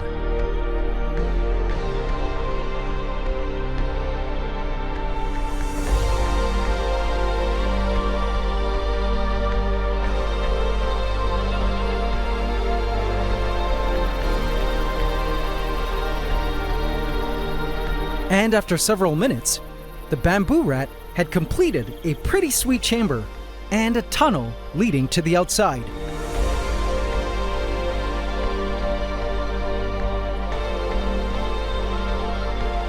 But leaving some soil where it entered, so no trace of its burrow could be detected by predators. Brilliant.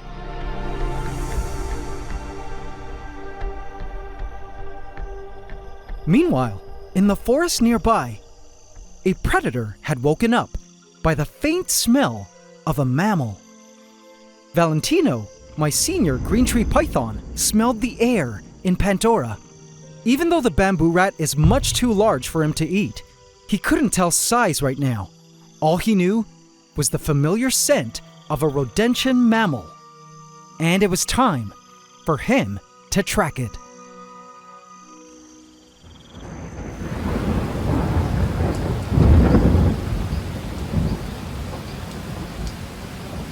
It began to rain in Pantgea, bathing all the lands with hydration. I used this opportunity to lay out a bowl of water to collect the rain over time for the bamboo rat to drink. It was then that someone had to come out to inspect.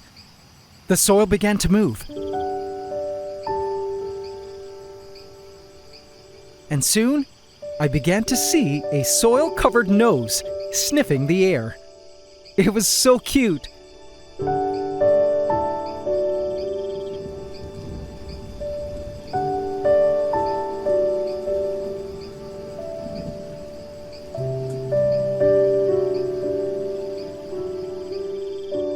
It proceeded to shove more soil out of the way.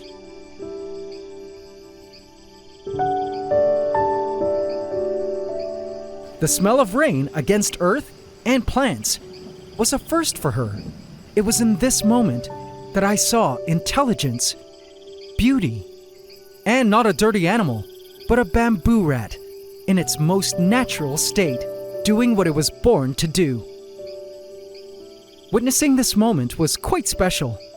I knew it could see me, and felt as though we bonded in this short moment, and in a weird bamboo rat kind of way, felt she was thanking me for this strange, cool new home. You're welcome, little one. Hope you can stay with us, but I'll have to see if you're a good fit for these grasslands. Eventually, she decided to head back underground and proceed to cover up the entrance to her burrow. She took one last look at me before covering up the entrance until once again, her presence had been concealed.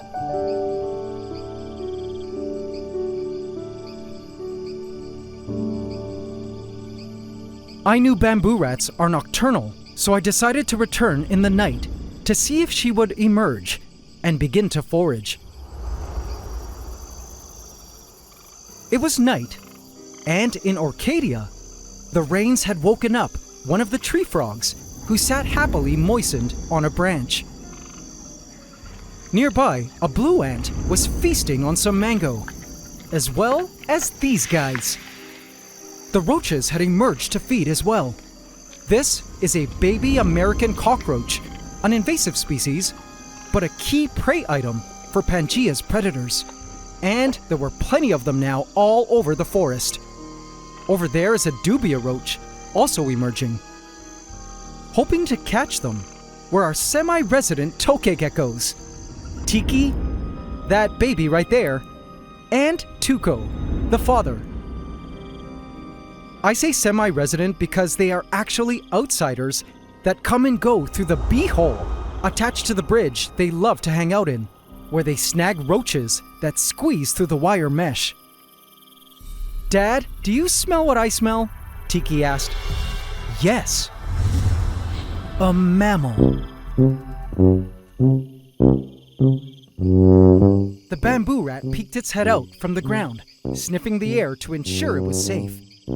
When it was ready, it emerged from its burrow to explore Verdantia, this time under the cover of night.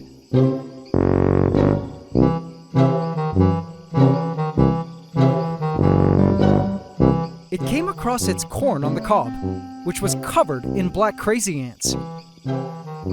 Hey, I'll take that, thank you. Yoinking the corn from the ants, it proceeded to drag it into its burrow. Well, that was interesting.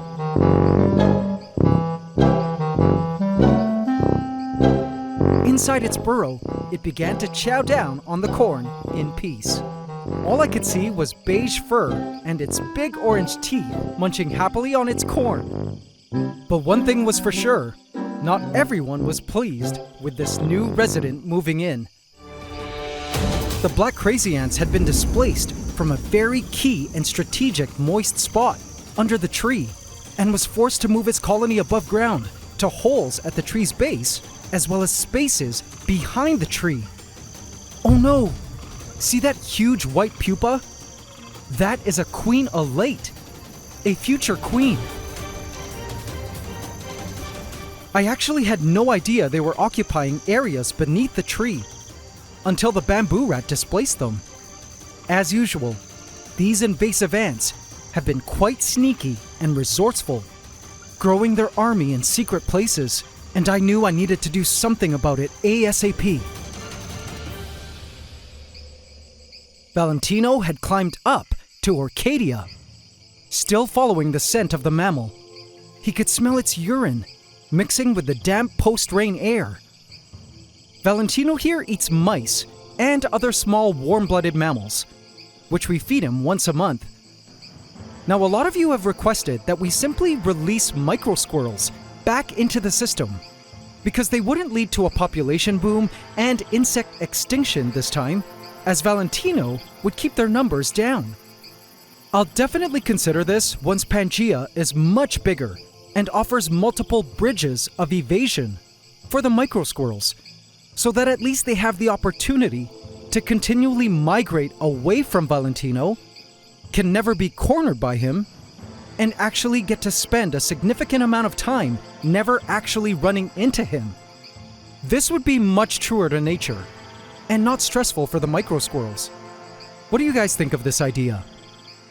Meanwhile, I'll have to continually just resort to once-a-month feedings for Valentino. He curled up on a branch, realizing that the mammal he was tracking was actually on the other side of that wire filter. By the way, for those wondering, I also reinstated the wire filter on the other end of the bridge to keep the Tokay geckos from wandering into Verdantia while the bamboo rat was in there. Even though the bamboo rat is much too big to be prey for the Tokays, they can still be a biting hazard to each other. I placed a bowl of water in the bridge for the Tokays in case they were thirsty. Based on all the poop I see on the other end though, I think they have no interest in Verdantia anyway, as all their roaches come right to them here. The bamboo rat had emerged once again, sniffing the bamboo sticks. It didn't seem too interested in the bamboo.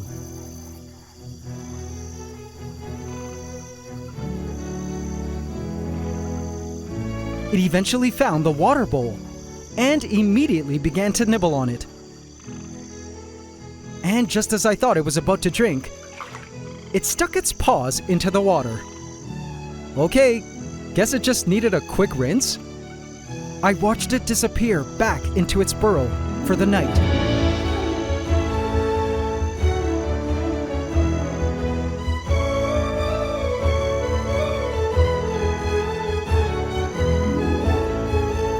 To continue munching on its corn.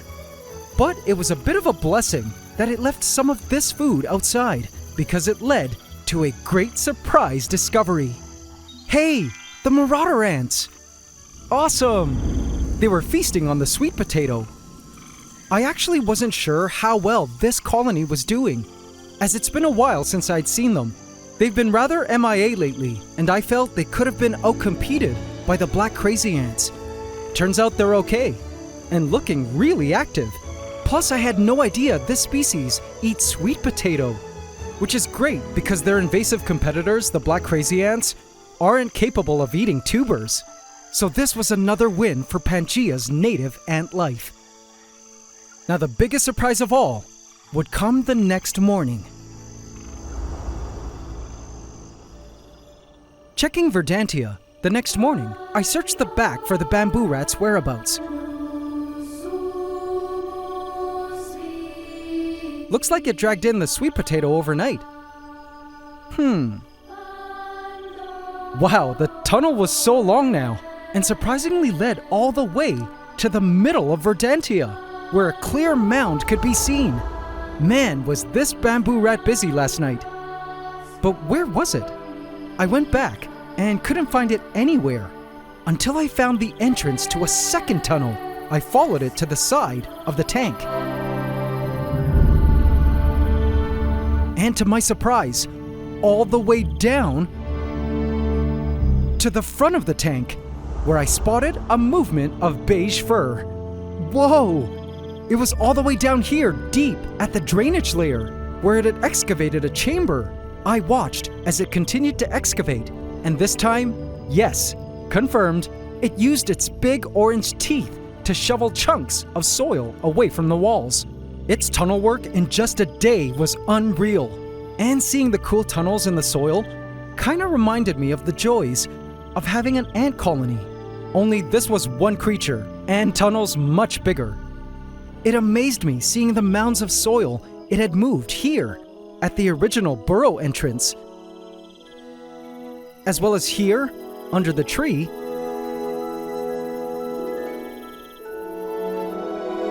and here at this area, and as seen earlier, here at the center of Verdantia.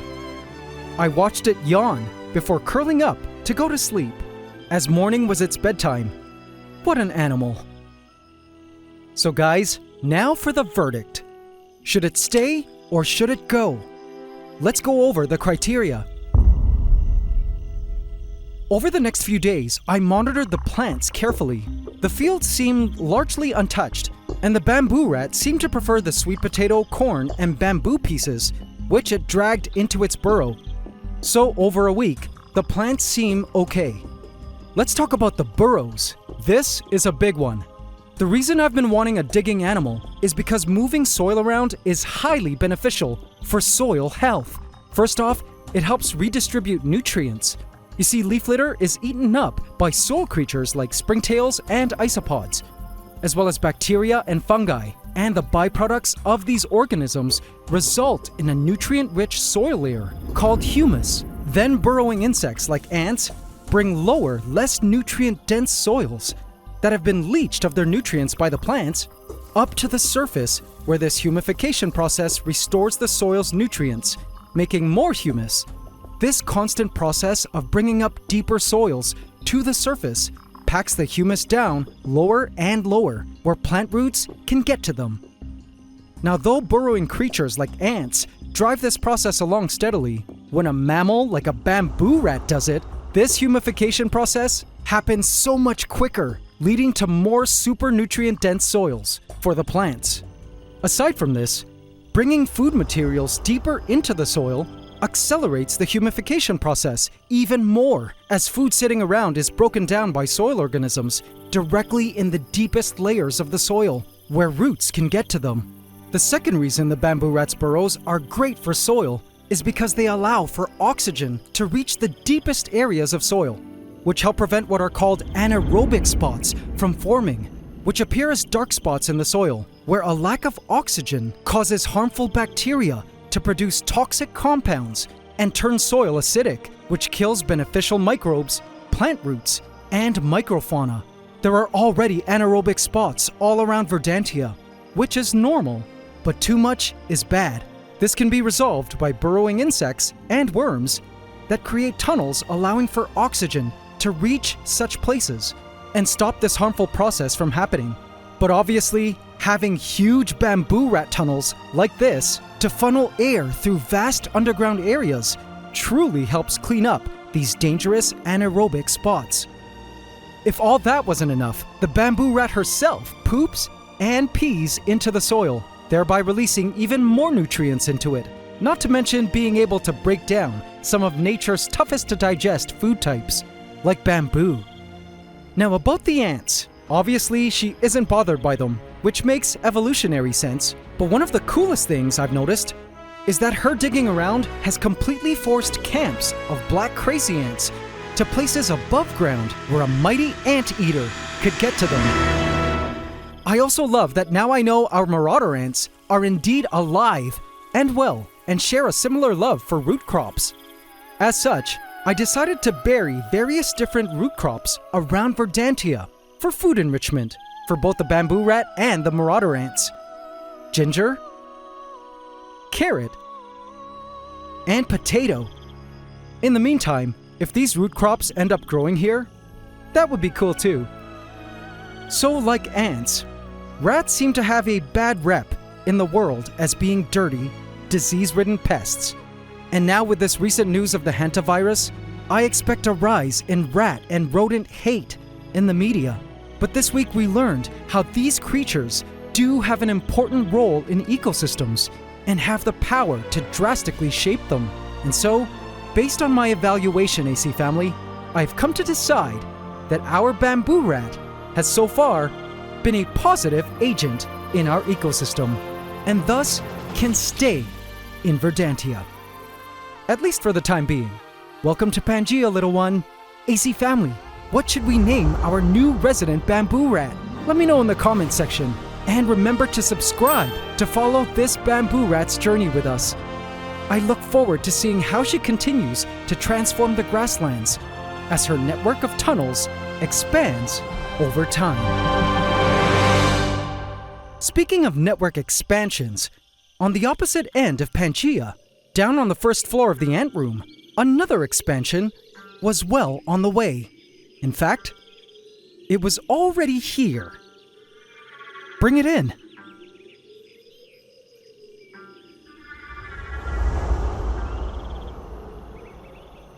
Holy, it's huge!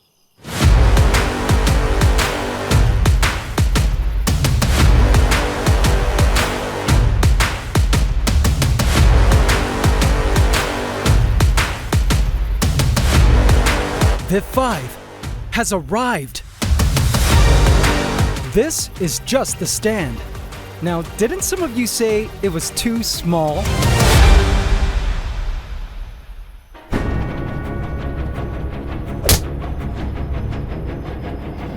Vote in my community tab to affect this story.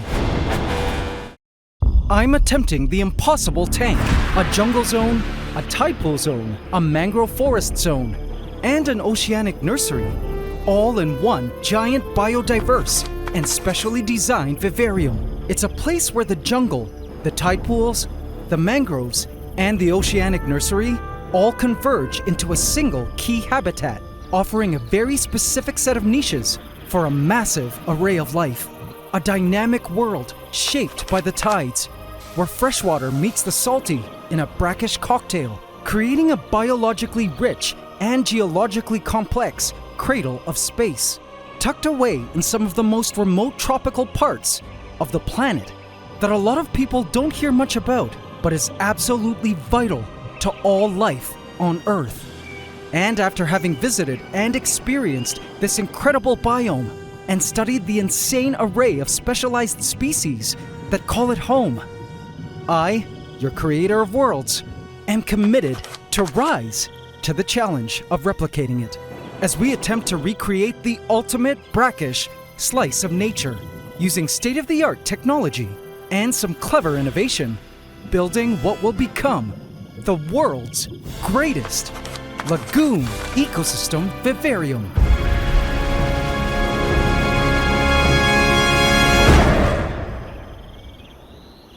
Please subscribe to my channel and hit the bell icon. Welcome to the AC family. Enjoy. I rushed outside to join the team. This is Billy, owner of Aquarium Philippines, the team I chose to help me bring Viv 5, our future Lagoon Vivarium, to life. They represent over 15 years of saltwater tank building experience, and though Billy admitted that this Viv 5 Lagoon Vivarium would be the most challenging tank he and his team have ever built, I knew they were among the best in the world, with the guts and skills to help me innovate and engineer this huge biological undertaking. Be prepared to be mind-blown today. But speaking of huge, we began to move the initial structure in. Now you may be shocked that this huge frame structure isn't the tank. This is merely the base on which the tank will sit.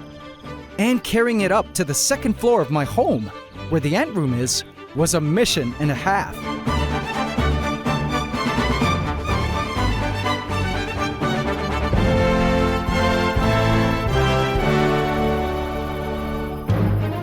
As the team lugged it up to my stairwell, I couldn't believe just how large the structure was. In my previous episode where I introduced the concept of this Lagoon Vivarium, some of you were concerned about the size of the tank when you saw footage of us laying down the tape, saying the tank looked too small. But as I always say on the channel, don't be fooled by my wide-angle lenses, which make things look smaller than they actually are. Perhaps this shot provides a better perspective of the true scale of Viv 5. I told you it's huge! I held my breath as the team carefully planned the logistics of how to properly squeeze the base past the wall art piece and signature Kenneth Copenpoy chandelier.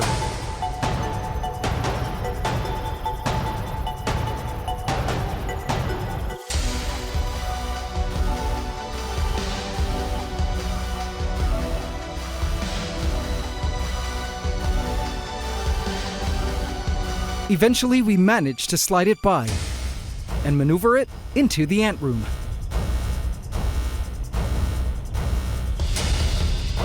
Once inside, we positioned the base in place, right beside Hydromeda, my tropical wetlands vivarium, to which it'll eventually be attached. And you will see soon how Hydromeda will actually feed Viv 5. The team also moved in the sump filter as the animals of the ant room looked on.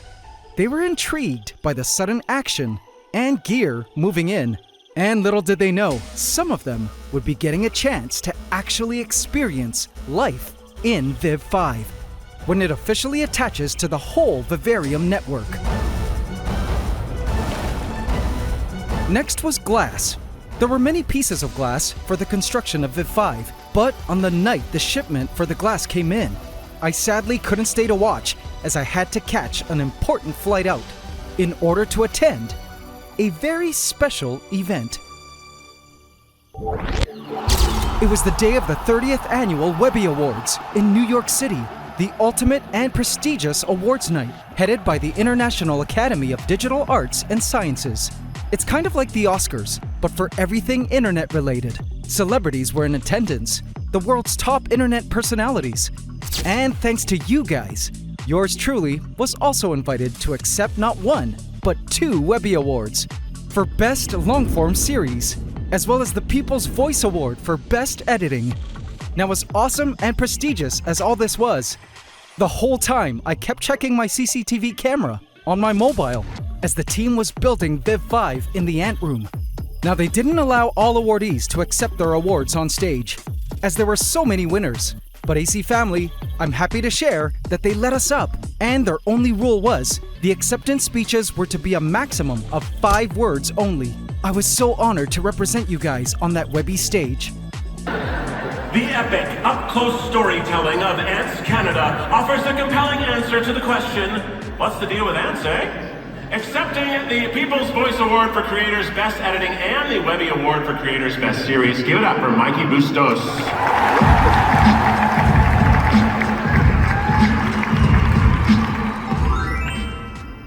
That's Ant.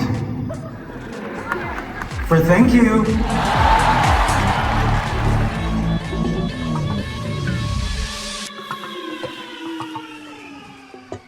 Upon returning home, I was pleased to see that I had arrived right on time for the fun. Now, as the team builds the various sections of this lagoon, let me explain all the technical aspects, delve into the various microhabitats we'll build, and go over a few of the amazing creatures this Lagoon Vivarium will house, starting with what I think is one of the coolest features of this giant Lagoon Vivarium. Now, in nature, due to the gravitational pull of the moon, water in the oceans is pulled outward, which creates what is called a sublunar point, resulting in a high tide. During high tide, the water in lagoons and beaches are deepest and occur roughly every 12 hours.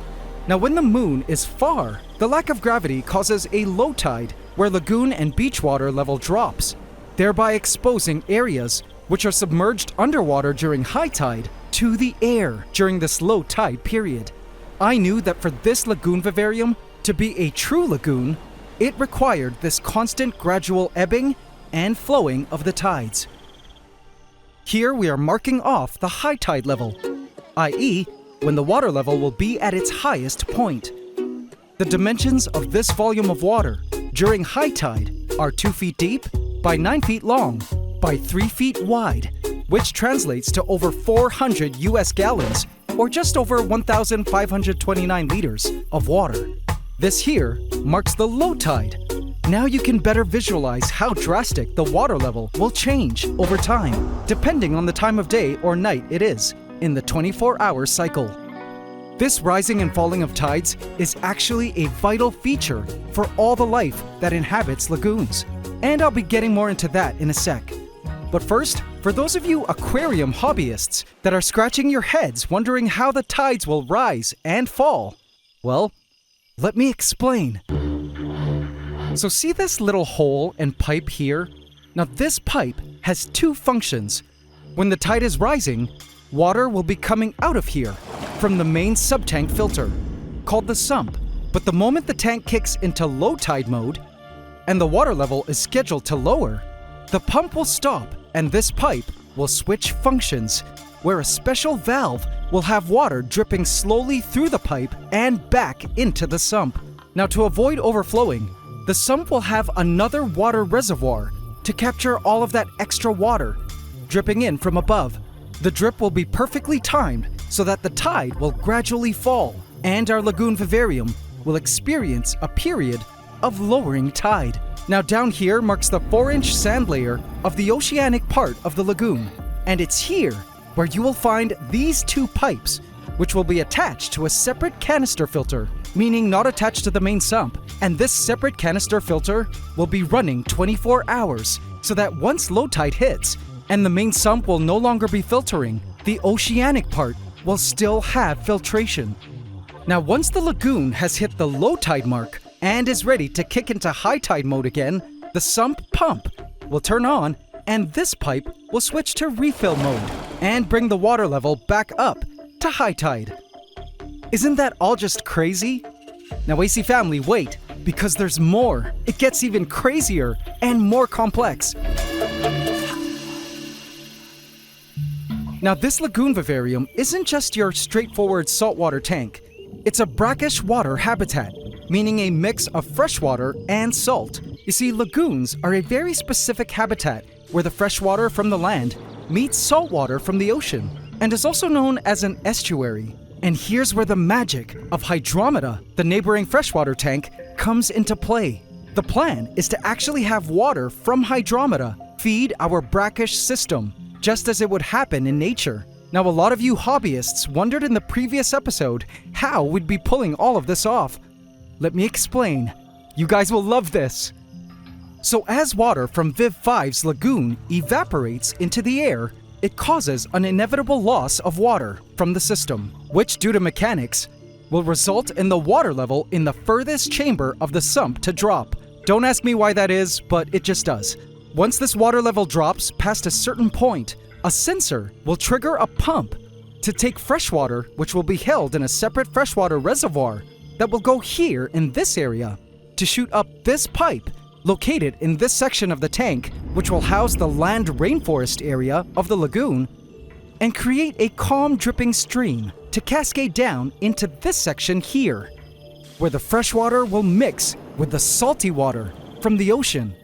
Now get this, special wave makers during high tide will create oceanic waves, which will bash against a beach area here, more about our beach area later, and inevitably spill some of that salty oceanic water into this freshwater mixing area here. So this area will have water with a lower salinity level, less than 15 ppt for you aquarium hobbyists, which is about a mid-level brackish water setup.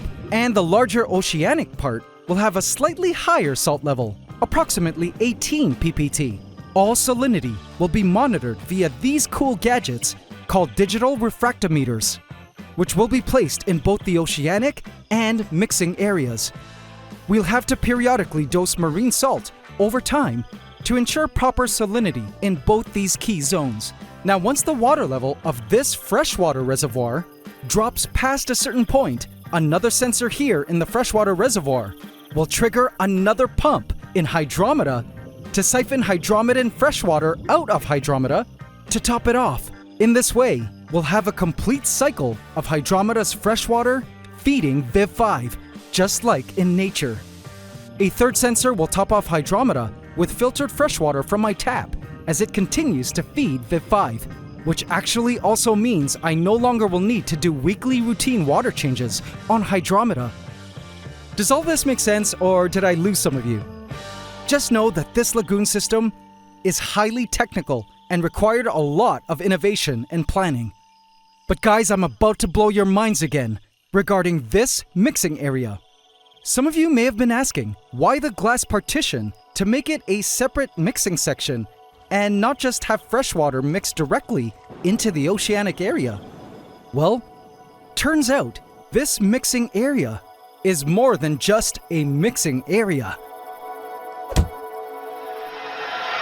This will be a haven for mudskippers, the cutest predatory fish that live in large communities, inhabiting both land and water, requiring very specific brackish conditions to thrive.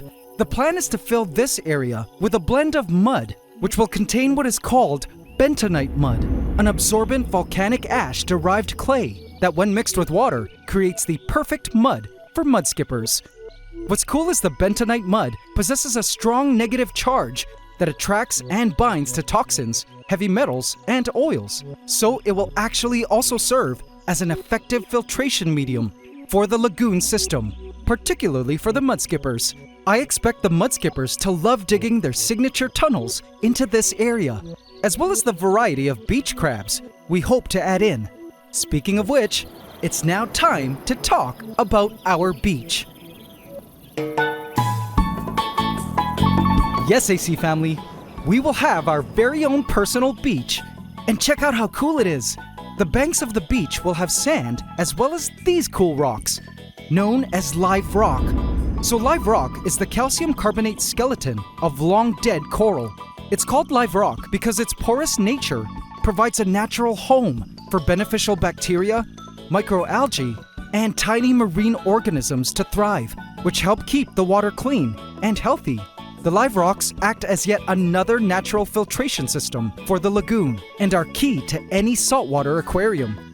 These live rocks have been sitting in the sun outside my home for the past 3 weeks in order to sterilize and bake all life from it. I learned that this is a necessary step, or we might unintentionally introduce unwanted parasites like bobbit worms into the system, which is a hell to the nah for me.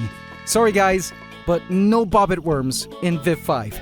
Aside from the live rock which will line our beach, the sand we'll be using for the beach, as well as the 4-inch layer at the bottom of the oceanic section, is natural beach sand, not the man-made sand of ground-up rock often sold in pet stores. This is the true beach sand of various grain sizes, composed of sun-sterilized fragments of long-dead coral. But guys, our beach area will also have some awesome feature areas.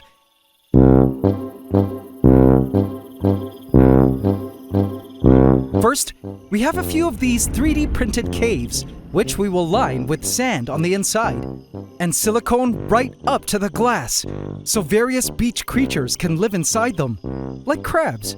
We plan on placing these cave areas around the lagoon, which will be either submerged underwater or exposed to the air, depending on the level of the tide. But if you think that's cool, check out another one of the coolest sections of our Lagoon Vivarium, just behind the beach. Tide pools are bodies of trapped ocean water, which form when the tide recedes, creating sectioned-off bowls of water in which many creatures choose to live. We plan on putting small tide pools here at the back, and I can't wait to see what creatures end up living in them. From starfish to anemone, sea urchin to crabs, I plan on filming the unique tide pool life when our lagoon is in low tide phase. The tide pools will also have their own source of clean salty water, trickling in from the canister filter, the same one these heads attach to. So the tide pools stay clean and remain viable for its creatures when they form during low tide. But wait, AC family, that's not all. Speaking of clean water, moving on now to another cool microhabitat zone, perhaps one of the most important zones of our lagoon, which will act as yet another powerful filtration system.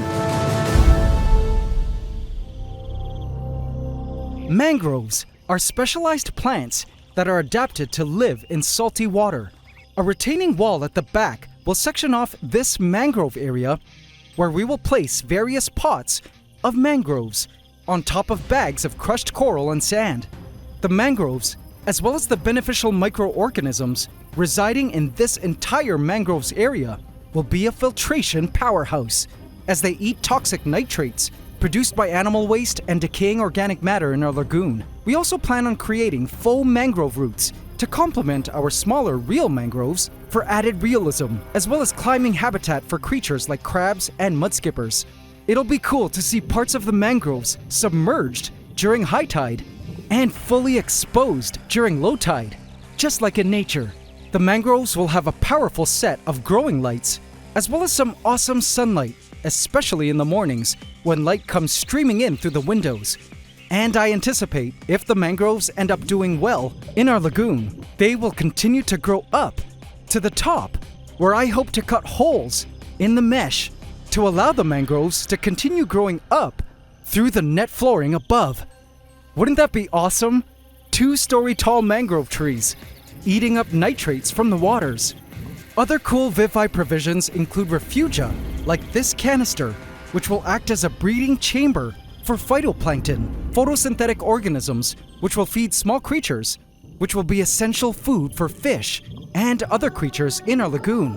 The phytoplankton will be slowly dripped into the lagoon ecosystem to power the food chain. Now, as per the cool organisms we're hoping to add to the oceanic area, I will perhaps leave for another episode, but one of the coolest creatures I'm looking forward to adding are sharks. Lagoons happen to be sanctuaries for sharks, as they provide shallow habitats that help baby sharks escape predation from larger sharks and fish, as well as hunting grounds for them to feed. The species perfect for our lagoon is the banded bamboo shark, which inhabit very shallow, brackish lagoon waters. We have room to house a few baby banded bamboo sharks, which I hope to hatch from eggs, so we can document their lives as they grow up. Certain stingrays, lionfish, and archerfish are also possible species, as well as a plethora of other cool brackish water creatures. Basically, with the complex environmental conditions Viv V will mimic, the possibilities will be endless. As of today, this is what Viv V looks like. I can't wait for Viv V to be fully scaped and up and running very soon. Once done, we will fill it with water, run it on its various cycles using fresh water first, then cycle it with salty water, making all our tweaks and adjustments over the course of the 4 weeks it will take to cycle and build up the necessary microbiota to get the lagoon system jump-started. It's at this time that I also plan on adding our very first inhabitant to Viv V, Godzilla, my young spectacled caiman. Spectacled caimans are typically freshwater crocodilians, but are also found in brackish water lagoons in their native range. So he would be the perfect first inhabitant for Viv V, as his poop will help with the tank cycling. Overall, I am so honored to be on this journey with all of you, AC family.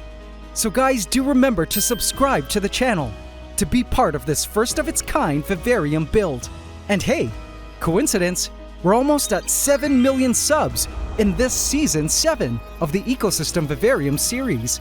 Oh yeah, and one more thing. I'm taking name suggestions for our Lagoon Vivarium, so let me know what you think we should name Viv V in the comment section. Thank you all for the support, and I can't wait for what's ahead for us on our ongoing journey of biological discovery. Vote in my community tab to affect this story.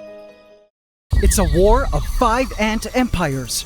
I am AntsCanada, creator of worlds, the biological engineer of a multi-year operation in my giant ant room lab, located in my home, where I'm building an expansive network of ecosystem vivariums. It's all one massive connected ecosystem I call Pantgea, whose purpose is to reveal how ecosystems work in the wild. And one of the most mind-blowing biographies to follow in these tanks have been the ant colonies. After 2.5 years since Pangea's creation, a secret ant hierarchy has formed in the soil and branches of Pangea's highly biodiverse ecosystem. But one ant colony has grown so powerful that it was able to summon swarms of its kin into my home from the outside, forcing me to perform a great ant-pocalypse event to weaken their reach. And you guys are all right on time for it. Welcome to the AntsCanada Ant Channel.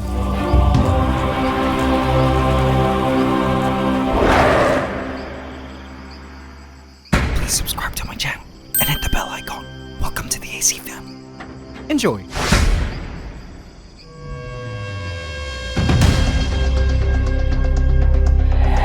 The ants were spilling all across the floor of my home, out of my ant room, and into the hallway.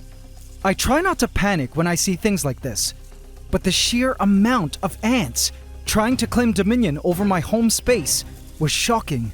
So you might be asking how we got here. Well, it's quite the story, and if you're new to the channel, be prepared for quite the lore as we delve into the geopolitics of the 5 ant empires whose lives I've been following in my giant indoor ecosystem, Pantgea. These ants are Parachechina longicornis, black crazy ants, my never-ending nemesis. They're an invasive species, having conquered all tropical and subtropical regions of the world, and for good reason. Their biology makes them the perfect invaders. Their colonies contain multiple egg-laying queens that can clone themselves, giving birth to daughters that are exact genetic copies, and to sons that are exact genetic clones of their previous lovers, so that brothers and sisters can safely mate with each other in the nest without genetic inbreeding occurring. Aside from this, unrelated colonies can fuse and join forces, creating super colonies of millions of workers.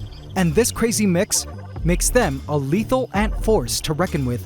In Pantgea, they're unstoppable, stealing fruit from the native ant species, collecting insects, capitalizing on honeydew production from plant insects, and killing important creatures like our bees.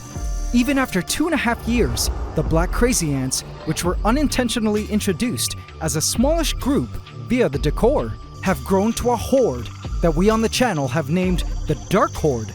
Seem next to impossible to get rid of, but it's come to that point. Enough is enough. I'm scheduling an antpocalypse to deal with the sudden Dark Horde surge.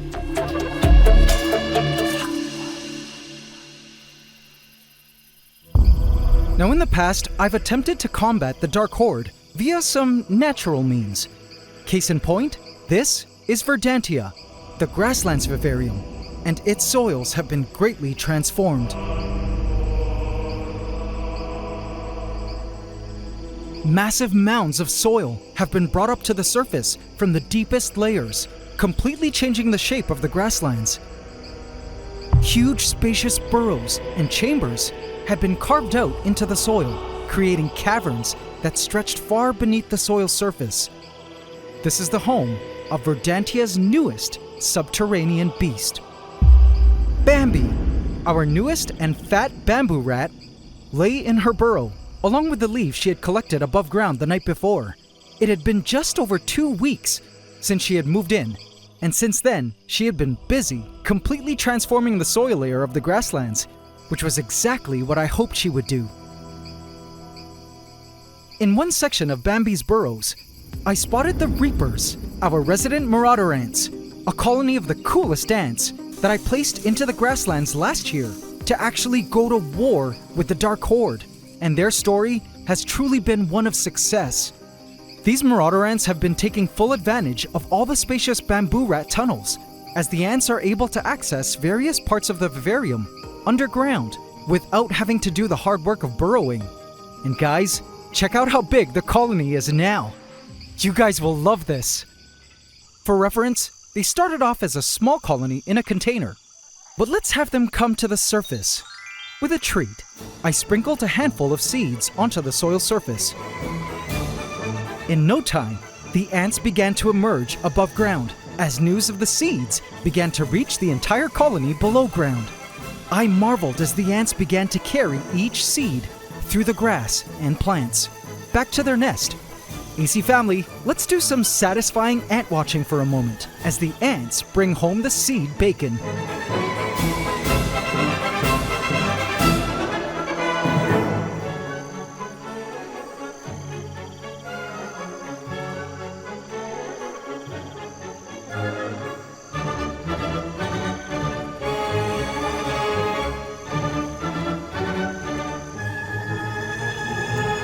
Those larger ants are called submajors. There are also supermajors in the colony, which are the largest workers, but they only come out for emergencies of extra large food operations. For now, the colony feels like this is a job the submajors and ordinary workers can handle.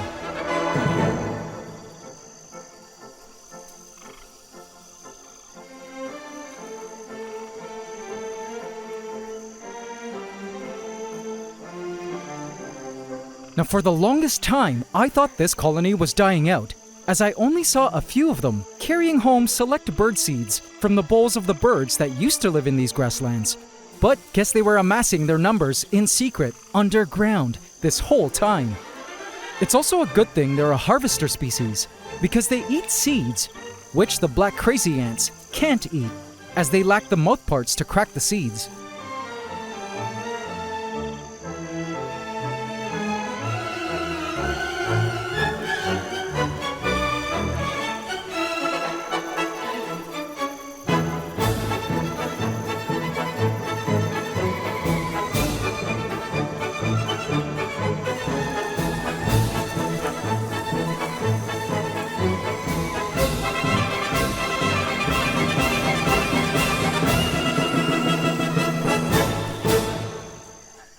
Together with the help of Bambi, they have successfully driven out the black crazy ants from nesting in the soils, which is great for the antpocalypse soon to come. The soil upheaval, due to Bambi and even the Reapers, has to my surprise had a visibly positive impact on the plant life of Verdantia. A part of me was afraid Bambi's tunnels would destroy Verdantia's plants, but instead the plants have flourished, perhaps because the mixing of soil around has delivered more nutrient-rich soils to the roots. So many of the plants have begun to flower, like this holy basil. And look, at first I thought that was an ant, but it looked odd. Upon closer inspection, turns out it wasn't an ant, but rather a beetle, or possibly a type of bug, not quite sure. But regardless, it was an ant mimic. See it stick its proboscis deep into the flower to feed? How neat! On another set of flowers, I spotted the third ant empire, ruling Pantgea. These are the red ants, belonging to the genus Tetramorium. Unlike the Reapers, these ants came unexpectedly with the plants. Here you can see them carefully farming aphids, plant insects that feed on plant sap and produce sweet honeydew as a byproduct, which the red ants love. But as you can tell here, they're clearly in competition with the dark horde over the honeydew.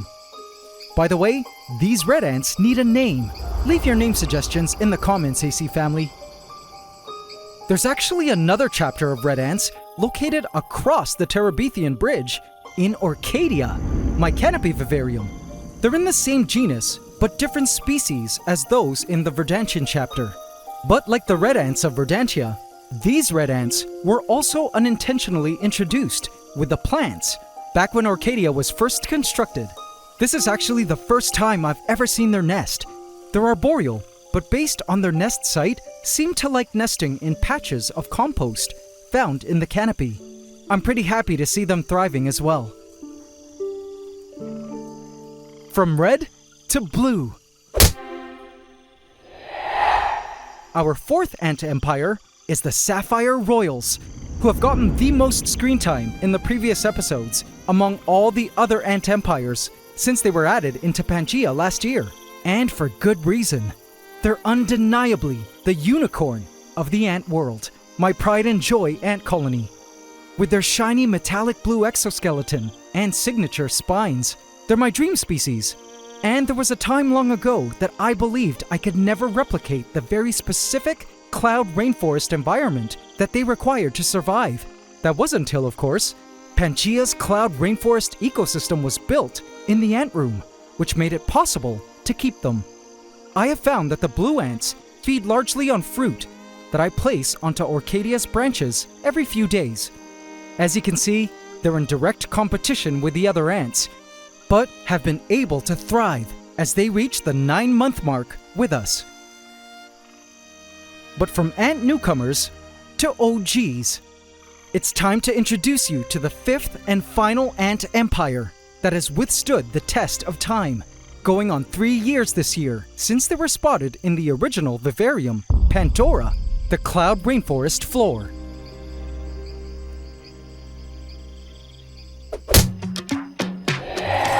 They held the skull of a cricket in place.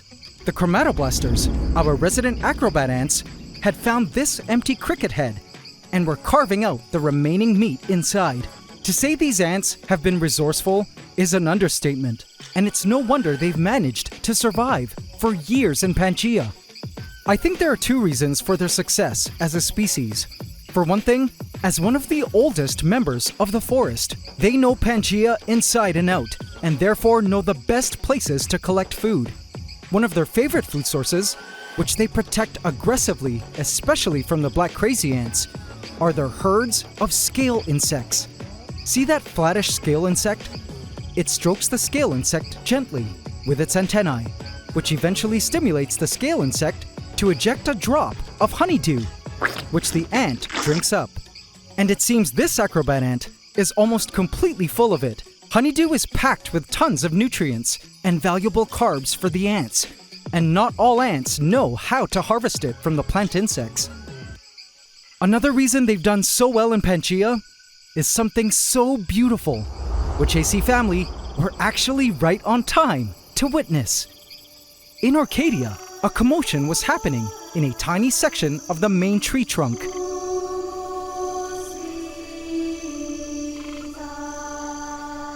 Turns out, the chromatoblasters were having their annual nuptial flight, their once-a-year breeding event, where virgin queens and males, who've been waiting inside the nest all year since they were born, finally emerge into the world to mate. This is now their second nuptial flight, as they did this at the same time last year, and the sight made me feel all kinds of warm fuzzies inside. Normally, ants in captivity don't really breed because they lack the environmental cues that trigger these nuptial flights to happen. But in Pantgea, which replicates outdoor conditions, it seems they do have nuptial flights, just as they do in the wild. I love being a witness to the circle of life in action like this, and it reminded me of why I started this Ecosystem Vivarium project in the first place. These vivariums began from wanting to observe ants in their true ecological context. As an antkeeper of many years, I felt as though I had learned and seen everything I could about ants living in a formicarium. So the logical next step was to observe the ants in a natural setting, complete with other creatures, plants, and even other ant species. Because for me, it was the difference between studying an organ, like the heart, in a controlled container in a lab, i.e., like ants in an ant farm, versus studying the heart and its function in the entire human body, i.e., like ants in ecosystem vivaria. In other words, I felt that to best understand and learn about ants, I needed to see them in context of their place in the biosphere. Ants have a special purpose in a larger system, the ecosystem, in the same way the heart has a purpose in the circulatory system. Ants help with cleanup, seed distribution, predation, and soil circulation. And every time I watch ants in Pantgea, I feel grateful to see them fulfilling that purpose, exactly as Mother Nature intended.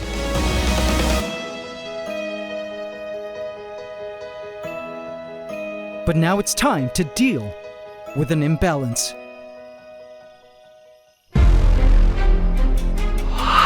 I was shocked to see the Dark Horde parading a dead gecko across the ledge in Verdantia. I have no idea where they found this dead house gecko, if the ants were the ones who killed it, or what.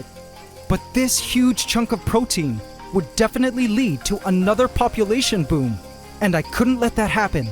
The surge in black crazy ants in Pantgea was so huge, their pheromones attracted more black crazy ant colonies from outside my home, and an insane amount of black crazy ants were seen trailing up from ground level into my ant room, leading to the invasion in my home. The great anteater finally arrived at my place, a brand new vacuum I bought with interchangeable heads for better suction, and hence began the antpocalypse. With the anteater raining down on the Dark Horde, the distressed pheromones would soon end their migration. The anteater ripped into all black crazy ant masses I could find.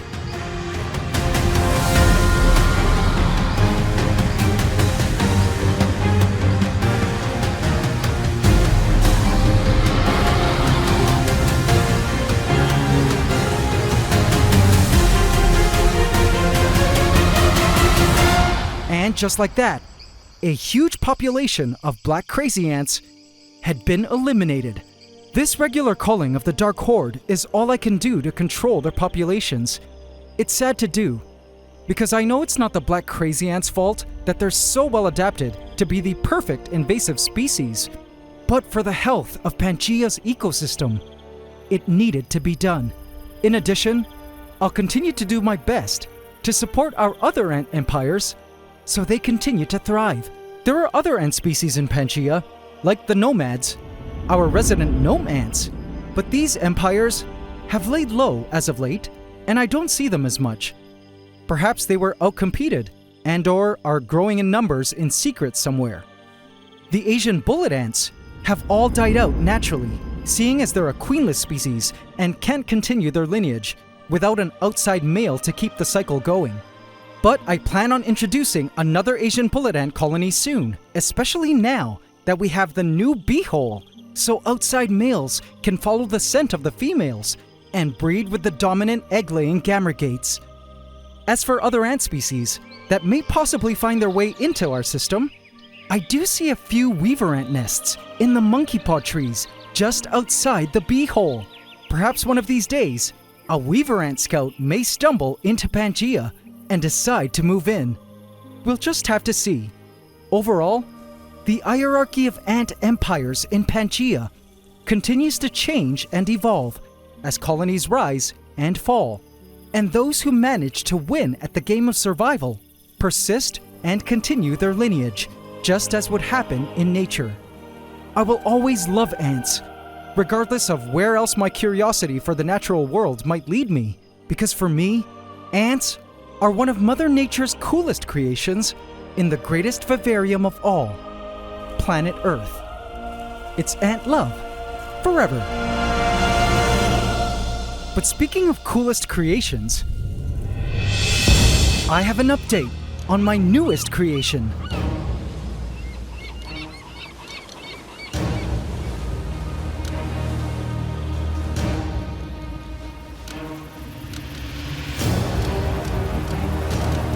Viv V, our Lagoon Ecosystem Vivarium. Set to attach and become the newest biome of Pantgea, is almost complete. Vote in my community tab to affect this story. Imagine having your own beach at home. Sandy shores you can hear crashing into oncoming waves. Discovering chambers in the sand, which are home for beach critters.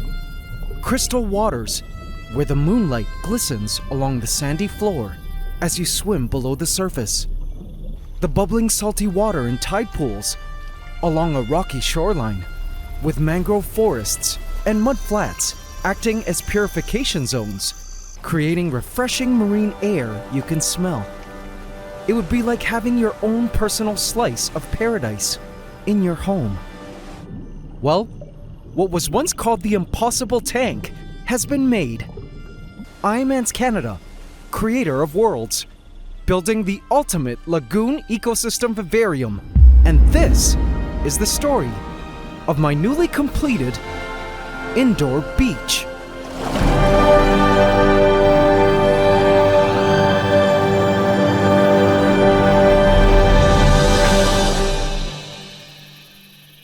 Subscribe to my channel and hit the bell icon. Welcome to the AC fam. Enjoy.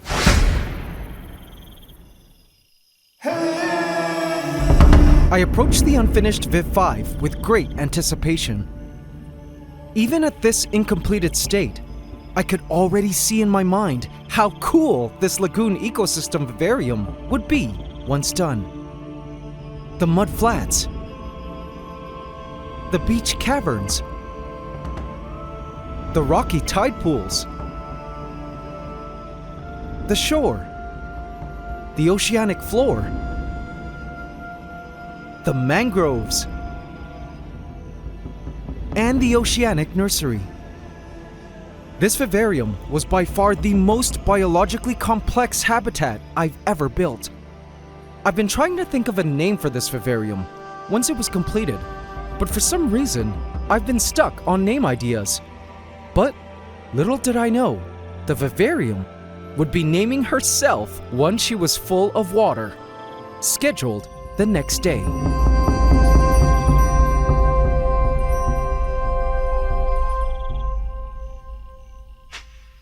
The next day, we prepared the first section of the tank to receive water. The mud flats.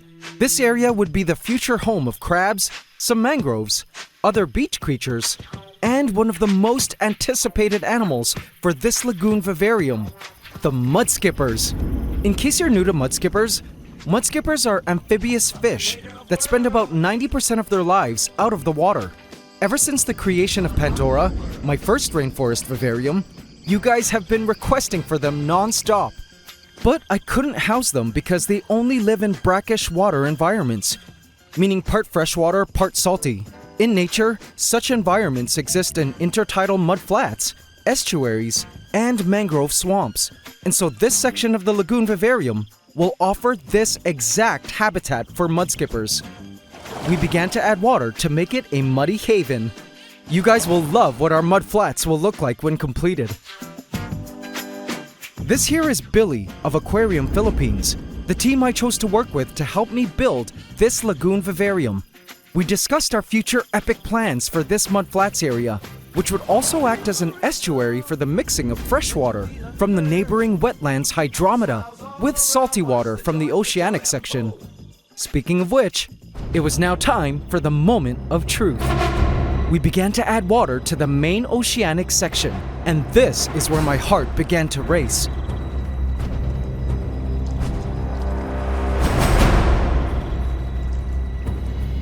With my past Vivaria, water leaks were my nemesis.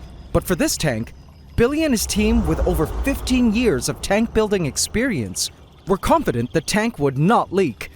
So I gave the go signal 3 weeks ago to begin the dryscaping process, where we added all the rock, sand, soil, and wood. Viv V here had been given 3 weeks to cure its silicone, of which a whopping 5 boxes of 30 canisters were used. But I was nervous because if the tank did leak, we would likely have to take the tank apart and seal everything all over again. Water began to sprawl across the sand and dribble all over the rocks, and I began to drift into a trance as our dryscape of sand and rocks began to take on a life of its own. Watching the water as it began to fill Viv V was so beautiful, and suddenly I felt my body begin to relax as I began to forget all fears of leaks and trust in the integrity of the tank. I find there's something about water that just washes away stress, calms any worries, dissolves uncertainty, and suddenly it felt as though the new water rushing in to fill our lagoon beach was spirit cleansing.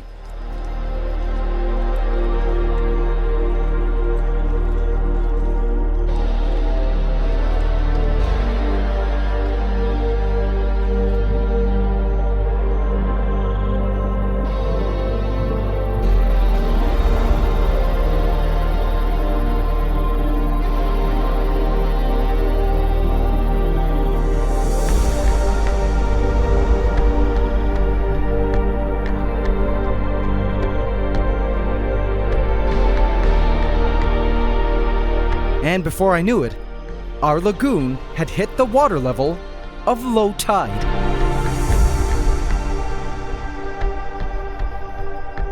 This is the lowest water level our lagoon will achieve twice in a 24-hour cycle called low tide, just as would happen in nature. And I was thrilled to imagine the creatures which would be emerging to make use of the exposed areas of the beach during this low tide. Creatures that have evolved to incorporate this regular low tide period into their very biology and lifestyle. To our joy, there were no leaks so far.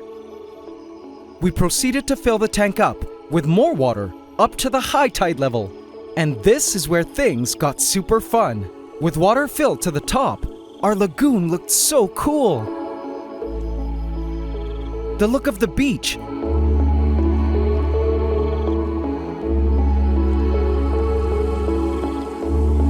the submerged faux mangroves, the now submerged beach caverns,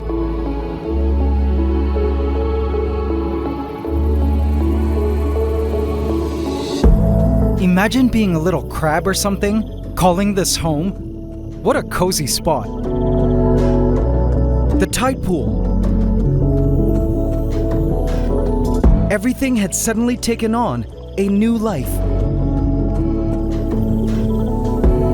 The main sump, Viv V's primary filter, also began to fill up with water. Finally, we added one small piece of tech, the wave maker. And I didn't know it yet, but this was the final touch which would make the difference between a escape tank with water and a dynamic lagoon beach. We turned on the wavemaker, and suddenly, I witnessed our lagoon come to life. The new current stirred up debris and dust all around as the waters began to rush past the roots of the mangroves.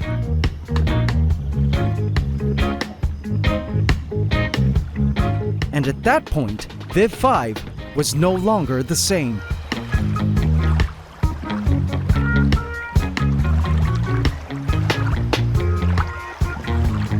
And the best part about it, Billy was right. No leaks. But nothing could have prepared me for what I would see later that night.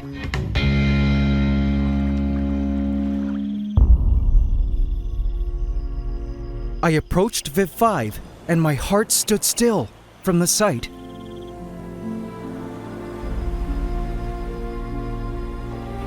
I couldn't believe my eyes.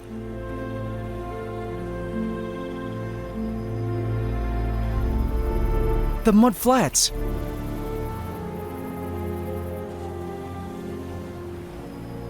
The tide pools. The mangroves. And the beach shore area. Though still a bit cloudy, just looked so real. It was then that I realized that suddenly in the ant room, we had our own personal beach.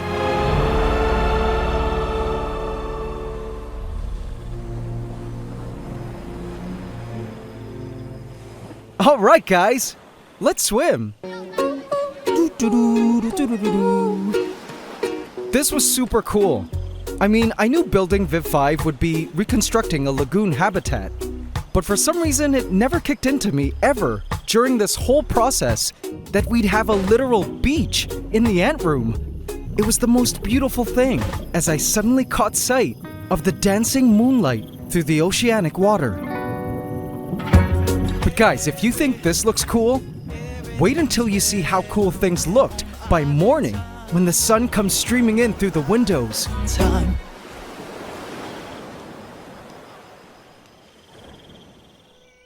The next day, I checked Viv V.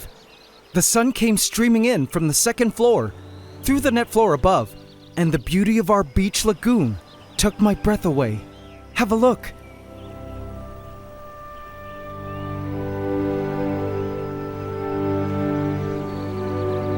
The tide pool area was so cool.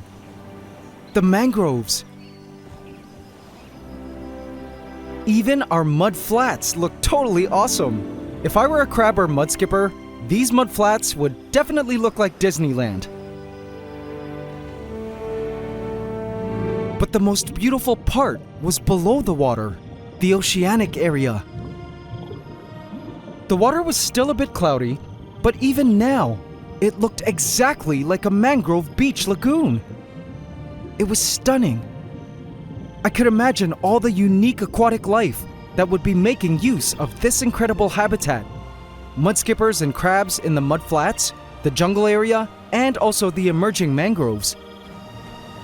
The live mangroves would be planted back here. Starfish and urchin may crawl into the tide pools.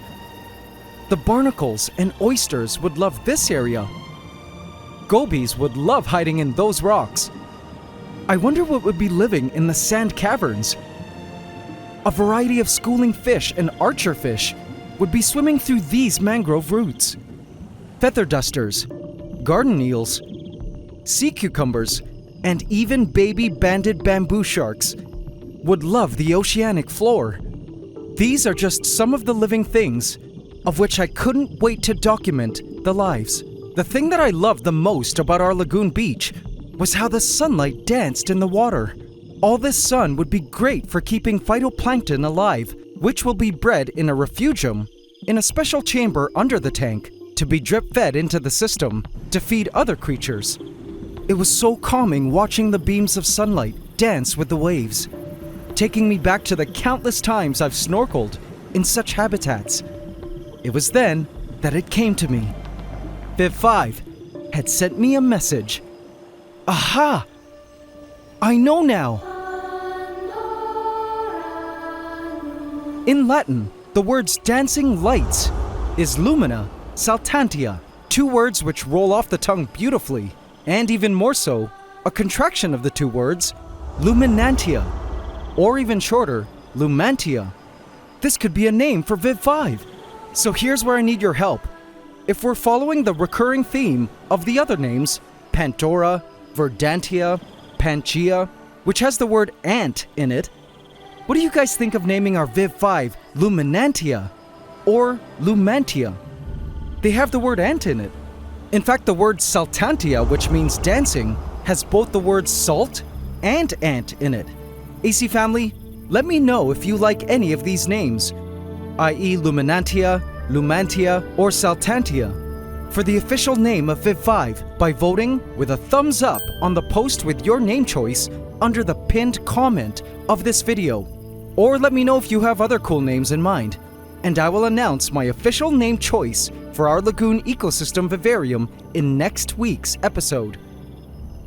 There's still some final work ahead for Viv 5, which we will complete this week, namely the triggering of the rising and falling tides, the increasing of the waves so they splash into the mud flats, landscaping our jungle area, the planting of our live mangroves and seaweed, creation of another deeper tide pool and chambers we can see into against the glass, installation of the doors, sub-tank covers, and glass top, as well as the installation of other very technical gear and plumbing, which I'll be getting into in next week's episode for all you hobbyists curious about all the cool technical aspects. For now, our aim is to allow this current freshwater to wash the entire system of trace chemicals from the construction process. All of this water will be drained tomorrow and replaced with our official brackish water containing marine salt. Over the next few days, the water cleared up wonderfully, and the sights were simply stunning. I could feel in my bones and spirit that this would be an incredible learning experience together as we watch this currently unoccupied beach evolve into our new Lagoon Ecosystem Vivarium with all its living things. I was certain that once these waters and land area were populated with its array of unique creatures, together we will embark on the most incredible biological journey of discovery unlike any other on this channel before. And yes, in case any of you were wondering, there are ant species that can actually live in Viv 5, but I'll be getting into all of that in a future episode. But meanwhile, guys, do remember to subscribe to be part of this new Lagoon journey. We're actually so close to the 7 million subs mark now, and it would be amazing for us to hit that 7M milestone during this Season 7 of the Ecosystem Vivarium Series. And guys, it's now time for the best part about having this new beach in the ant room. Every night, after hours of admiring the beauty of the dancing lights of our beach, I go to the top floor, which has a stunning view of the beach below, and I crawl onto the net to watch the beauty of our beach. It's the most relaxing and satisfying experience, as if I was on a dock hammock or the net of a catamaran, looking down onto a moonlit lagoon. It's here where I love falling asleep to the sounds of the crashing waves onto the shores of what was once an impossible tank, made possible with a dream.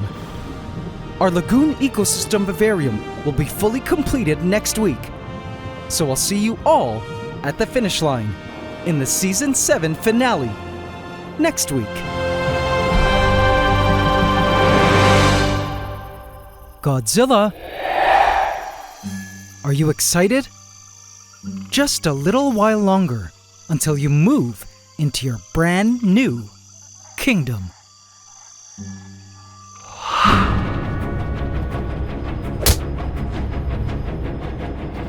Vote in my community tab to affect this story. We did it!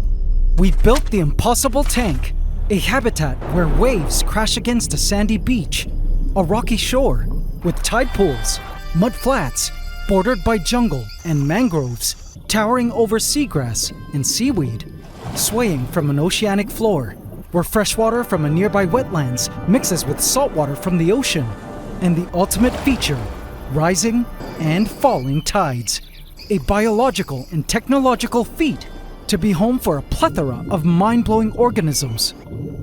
I am AntsCanada, creator of worlds, and this is my newly completed giant lagoon ecosystem vivarium.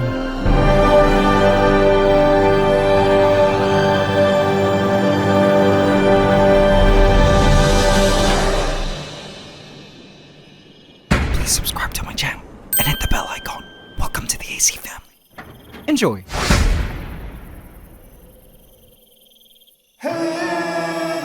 I've been mulling over the logistics of this Lagoon Vivarium project since last year, so watching it all come together to reach the final stages of its construction now was totally surreal, but very nerve-wracking.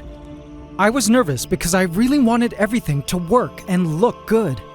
We had over 200 pieces of live mangroves, macroalgae and plants on the sidelines, waiting to be placed into the lagoon. We had added the marine salt to the water, and a ton of technical equipment was being set up. And man, was this tank an engineering feat. You see, it was quintessential that everything had to be as close to nature as possible, or else the various future lagoon organisms that will be moving in, who've all evolved to live in the very specific lagoon environment, might end up dying. This meant that to properly pull off this lagoon ecosystem vivarium, we had to figure out solutions to a variety of problems, one of which we were testing right now. Having a changing of tides was my ultimate dream feature for this Lagoon Vivarium. In nature, the ocean tides rise and fall twice in a 24-hour cycle, and the biology of the various life forms inhabiting brackish lagoons are synced to this dynamic rise and fall of the tides. For the first time, we were testing the low tide system and crossed our fingers, hoping it would all work. This is Billy, owner of Aquarium Philippines, the team I chose to collaborate with for this build. I knew Billy's understanding of saltwater tanks, biology, and equipment would help bring our lagoon concept to life. But right now, he was nervous, and so was I. So you might think that having the water level in a tank rise and fall would be easy, right? Just have the water go into a reservoir somewhere beneath the tank to achieve low tide, then pump it all back into the tank for high tide. And some people online have done this, using simple pumps set on a timer. But if you want to be as true to nature as possible, it's actually not that simple. Let me show you just how technical and true to nature our tide system is, and bear with me if you're not into the tech side. I promise to be quick. So during high tide, the main sump below the tank does its job filtering the lagoon as normal. As water enters through these top pipes behind the mangroves, passes through the sump's mechanical filtration, then the bags of crushed coral for microbes to do the filtering, then gets pumped back into the tank through a hidden pipe behind those rocks. It remains like this in high tide mode for 2 hours, then switches to low tide mode. But here's where things get tricky. When it comes time for the water level to drop for low tide, the pump that sends water from the sump into the lagoon shuts off, and gravity causes the direction of the water to reverse. This time water enters the hidden pipe and drips slowly by way of these modified valves into the sump. The extra water goes into this large reservoir here over the course of approximately 4 hours that it takes to reach low tide. Now during this time, we run into two problems. One, how does the lagoon get filtered when the main filter is acting as a catch basin for the extra water? You can't have the lagoon go unfiltered during this low tide mode, or creatures will die. So to solve this, a canister filter runs 24/7, ensuring the lagoon water gets filtered even during this low tide mode. The water enters these two ends, and the clean filtered water emerges from this top tide pool. But the second problem is, in order for the sump's beneficial microbes to remain alive, the water must continue to flow through here. It can't just sit still or they'll die.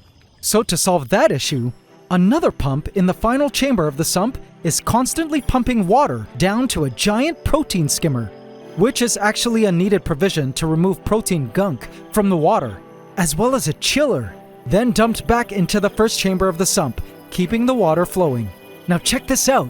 When the lagoon is ready for high tide mode again, the pump switches back on, and the water being injected back into the tank is cleaner and wonderfully chilled, perfectly mimicking what happens in nature as cooler, cleaner waters come rushing back from the deep ocean during rising tides. Isn't that cool? Well, on paper it sure was. But testing it out now, we suddenly found ourselves hitting our first roadblock. Uh-oh. The reservoir had filled up completely, and there was still plenty of water left before reaching low tide level. No worries. We had a backup plan, but wouldn't be able to try it until the next day, so we stopped the tide test, and meanwhile remained on schedule to continue with landscaping.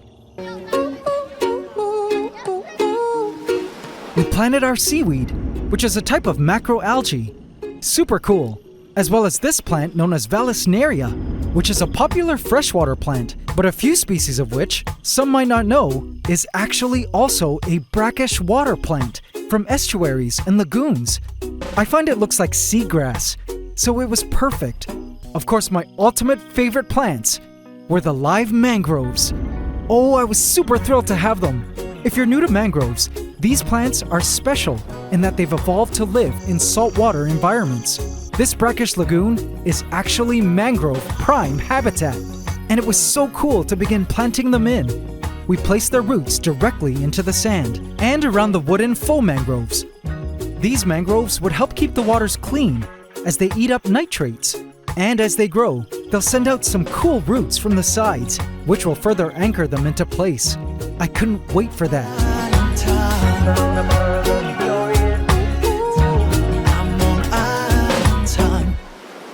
When we were done planting, this is what our lagoon looked like.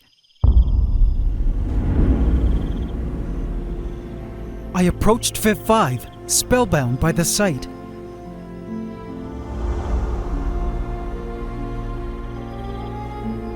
This was now a true lagoon, and the naturalism of it all took my breath away.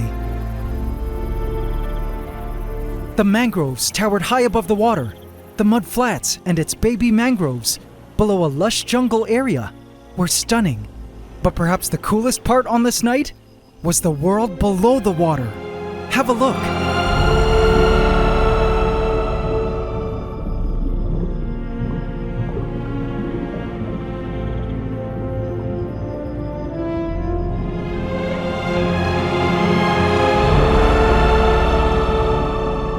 I couldn't believe how beautiful the lagoon looked. I particularly loved the look of this section of the swaying seagrass, live rock, mangrove roots, and sand. Our lagoon's signature dancing beams of light were calming as I scanned the chunk of nature that I couldn't believe was in the ant room. But wait guys, if you think that's cool, check out what the vivarium looked like by morning.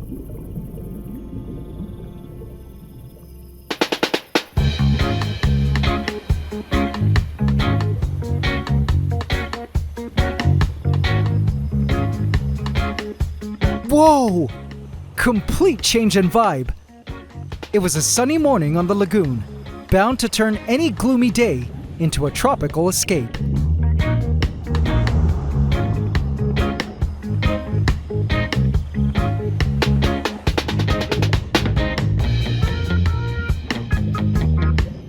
I imagined all the incredible life that would be moving in for us to learn about.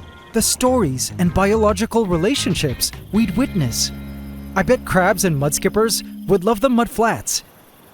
And I couldn't wait for the mangroves here to send out more air roots to truly make this space look cool. I bet a ton of creatures would appreciate that jungle area back there. I wondered if we'd be able to spot sand fleas on our beach area, as well as creatures making use of the secluded tide pools. Mudskippers and crabs would definitely love these mangrove roots, which will only increase over time. And of course, I couldn't wait to see life swimming through the waters. Archerfish and schooling fish species swimming through the mangrove roots.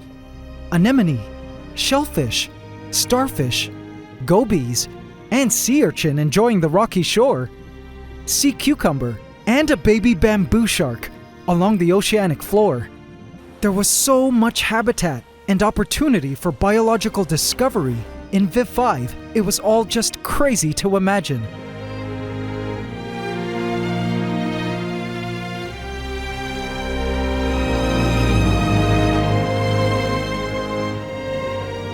It was all so beautiful.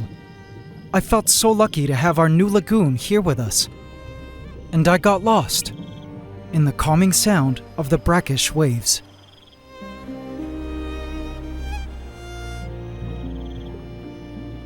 But this was the day we had to solve the big problem, the changing tides.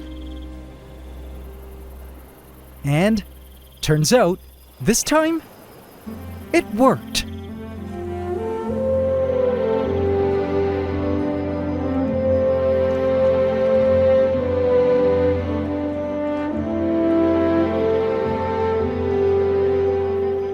Billy had come up with a solution by rearranging some piping and placing level control switches to move the extra water during low tide mode into a huge drum. Now I wish I could explain what he did to fix the issue, but the setup was confusing, like figuring out an escape room puzzle. But bottom line, Billy figured out how to move water in and out of the reservoir and blue drum and back. He's brilliant. And guys, check out how cool low tide looks. Our lagoon looked totally different. Again, a whole other vibe. With shallower waters, sustaining calmer currents, exposed Vallisneria, mangroves, and shoreline. I was actually surprised to notice an entirely different beach over here. Revealed from the receded tide, Billy and I celebrated this amazing achievement in the hobby of nature aquaria. It was definitely the hardest, most complex tank either of us have ever built in our whole lives, but certainly the coolest slice of nature we'd ever seen. Now guys, that's not all. We also hooked up the estuary, which drew freshwater from hydrometa to top off the 1.5 gallons of water that evaporates from Viv 5 every day to be pumped into the mud flats.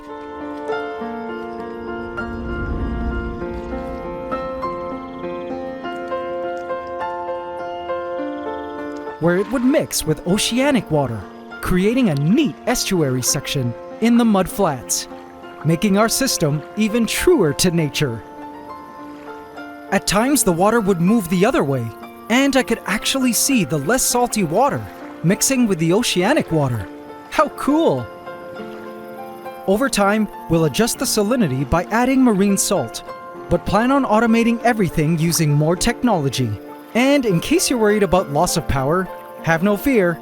I have a huge generator for my home and 88 double-pane solar panels. At high tide, fresh new waters returned to the lagoon, and I was spellbound at the finished tank. The sunlight was gorgeous, dancing through the lagoon's crystal waters.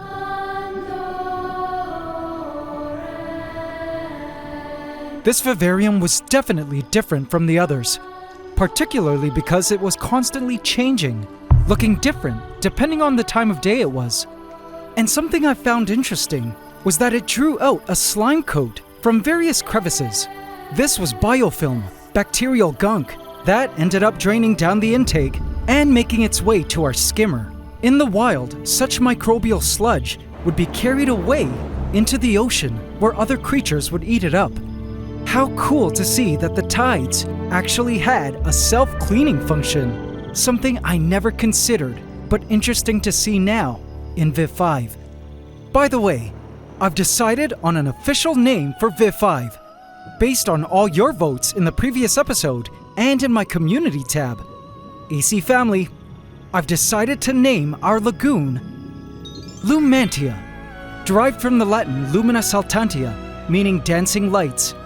Now guys, do remember to subscribe to be part of Lumantia's biological journey to becoming a lagoon ecosystem as we add in creatures. But AC Family, speaking of which, Lumantia is already in its second week of cycling, where beneficial microbes are building up in the filters and around the tank. But as you aquarium hobbyists out there know, we sadly can't add in all our exotic lagoon creatures just yet, as they would die without a proper cycling period. But hang on, I have some good news. There is one creature we can add in who won't be affected by the uncycled waters, and in fact, his poop will actually assist in the cycling process. It was time for me to fulfill a promise I made last year. Godzilla, it's time to move into your new home.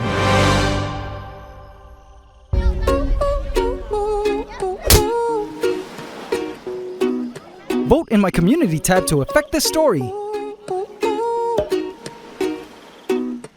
Problems get left on the mainland. Don't need that baggage, we're going. Just found the pearl of the Orient. Don't know how to swim, just jump. Cheers to a good time, not a long ride. We'll be on a beach in Boracay, them good vibes.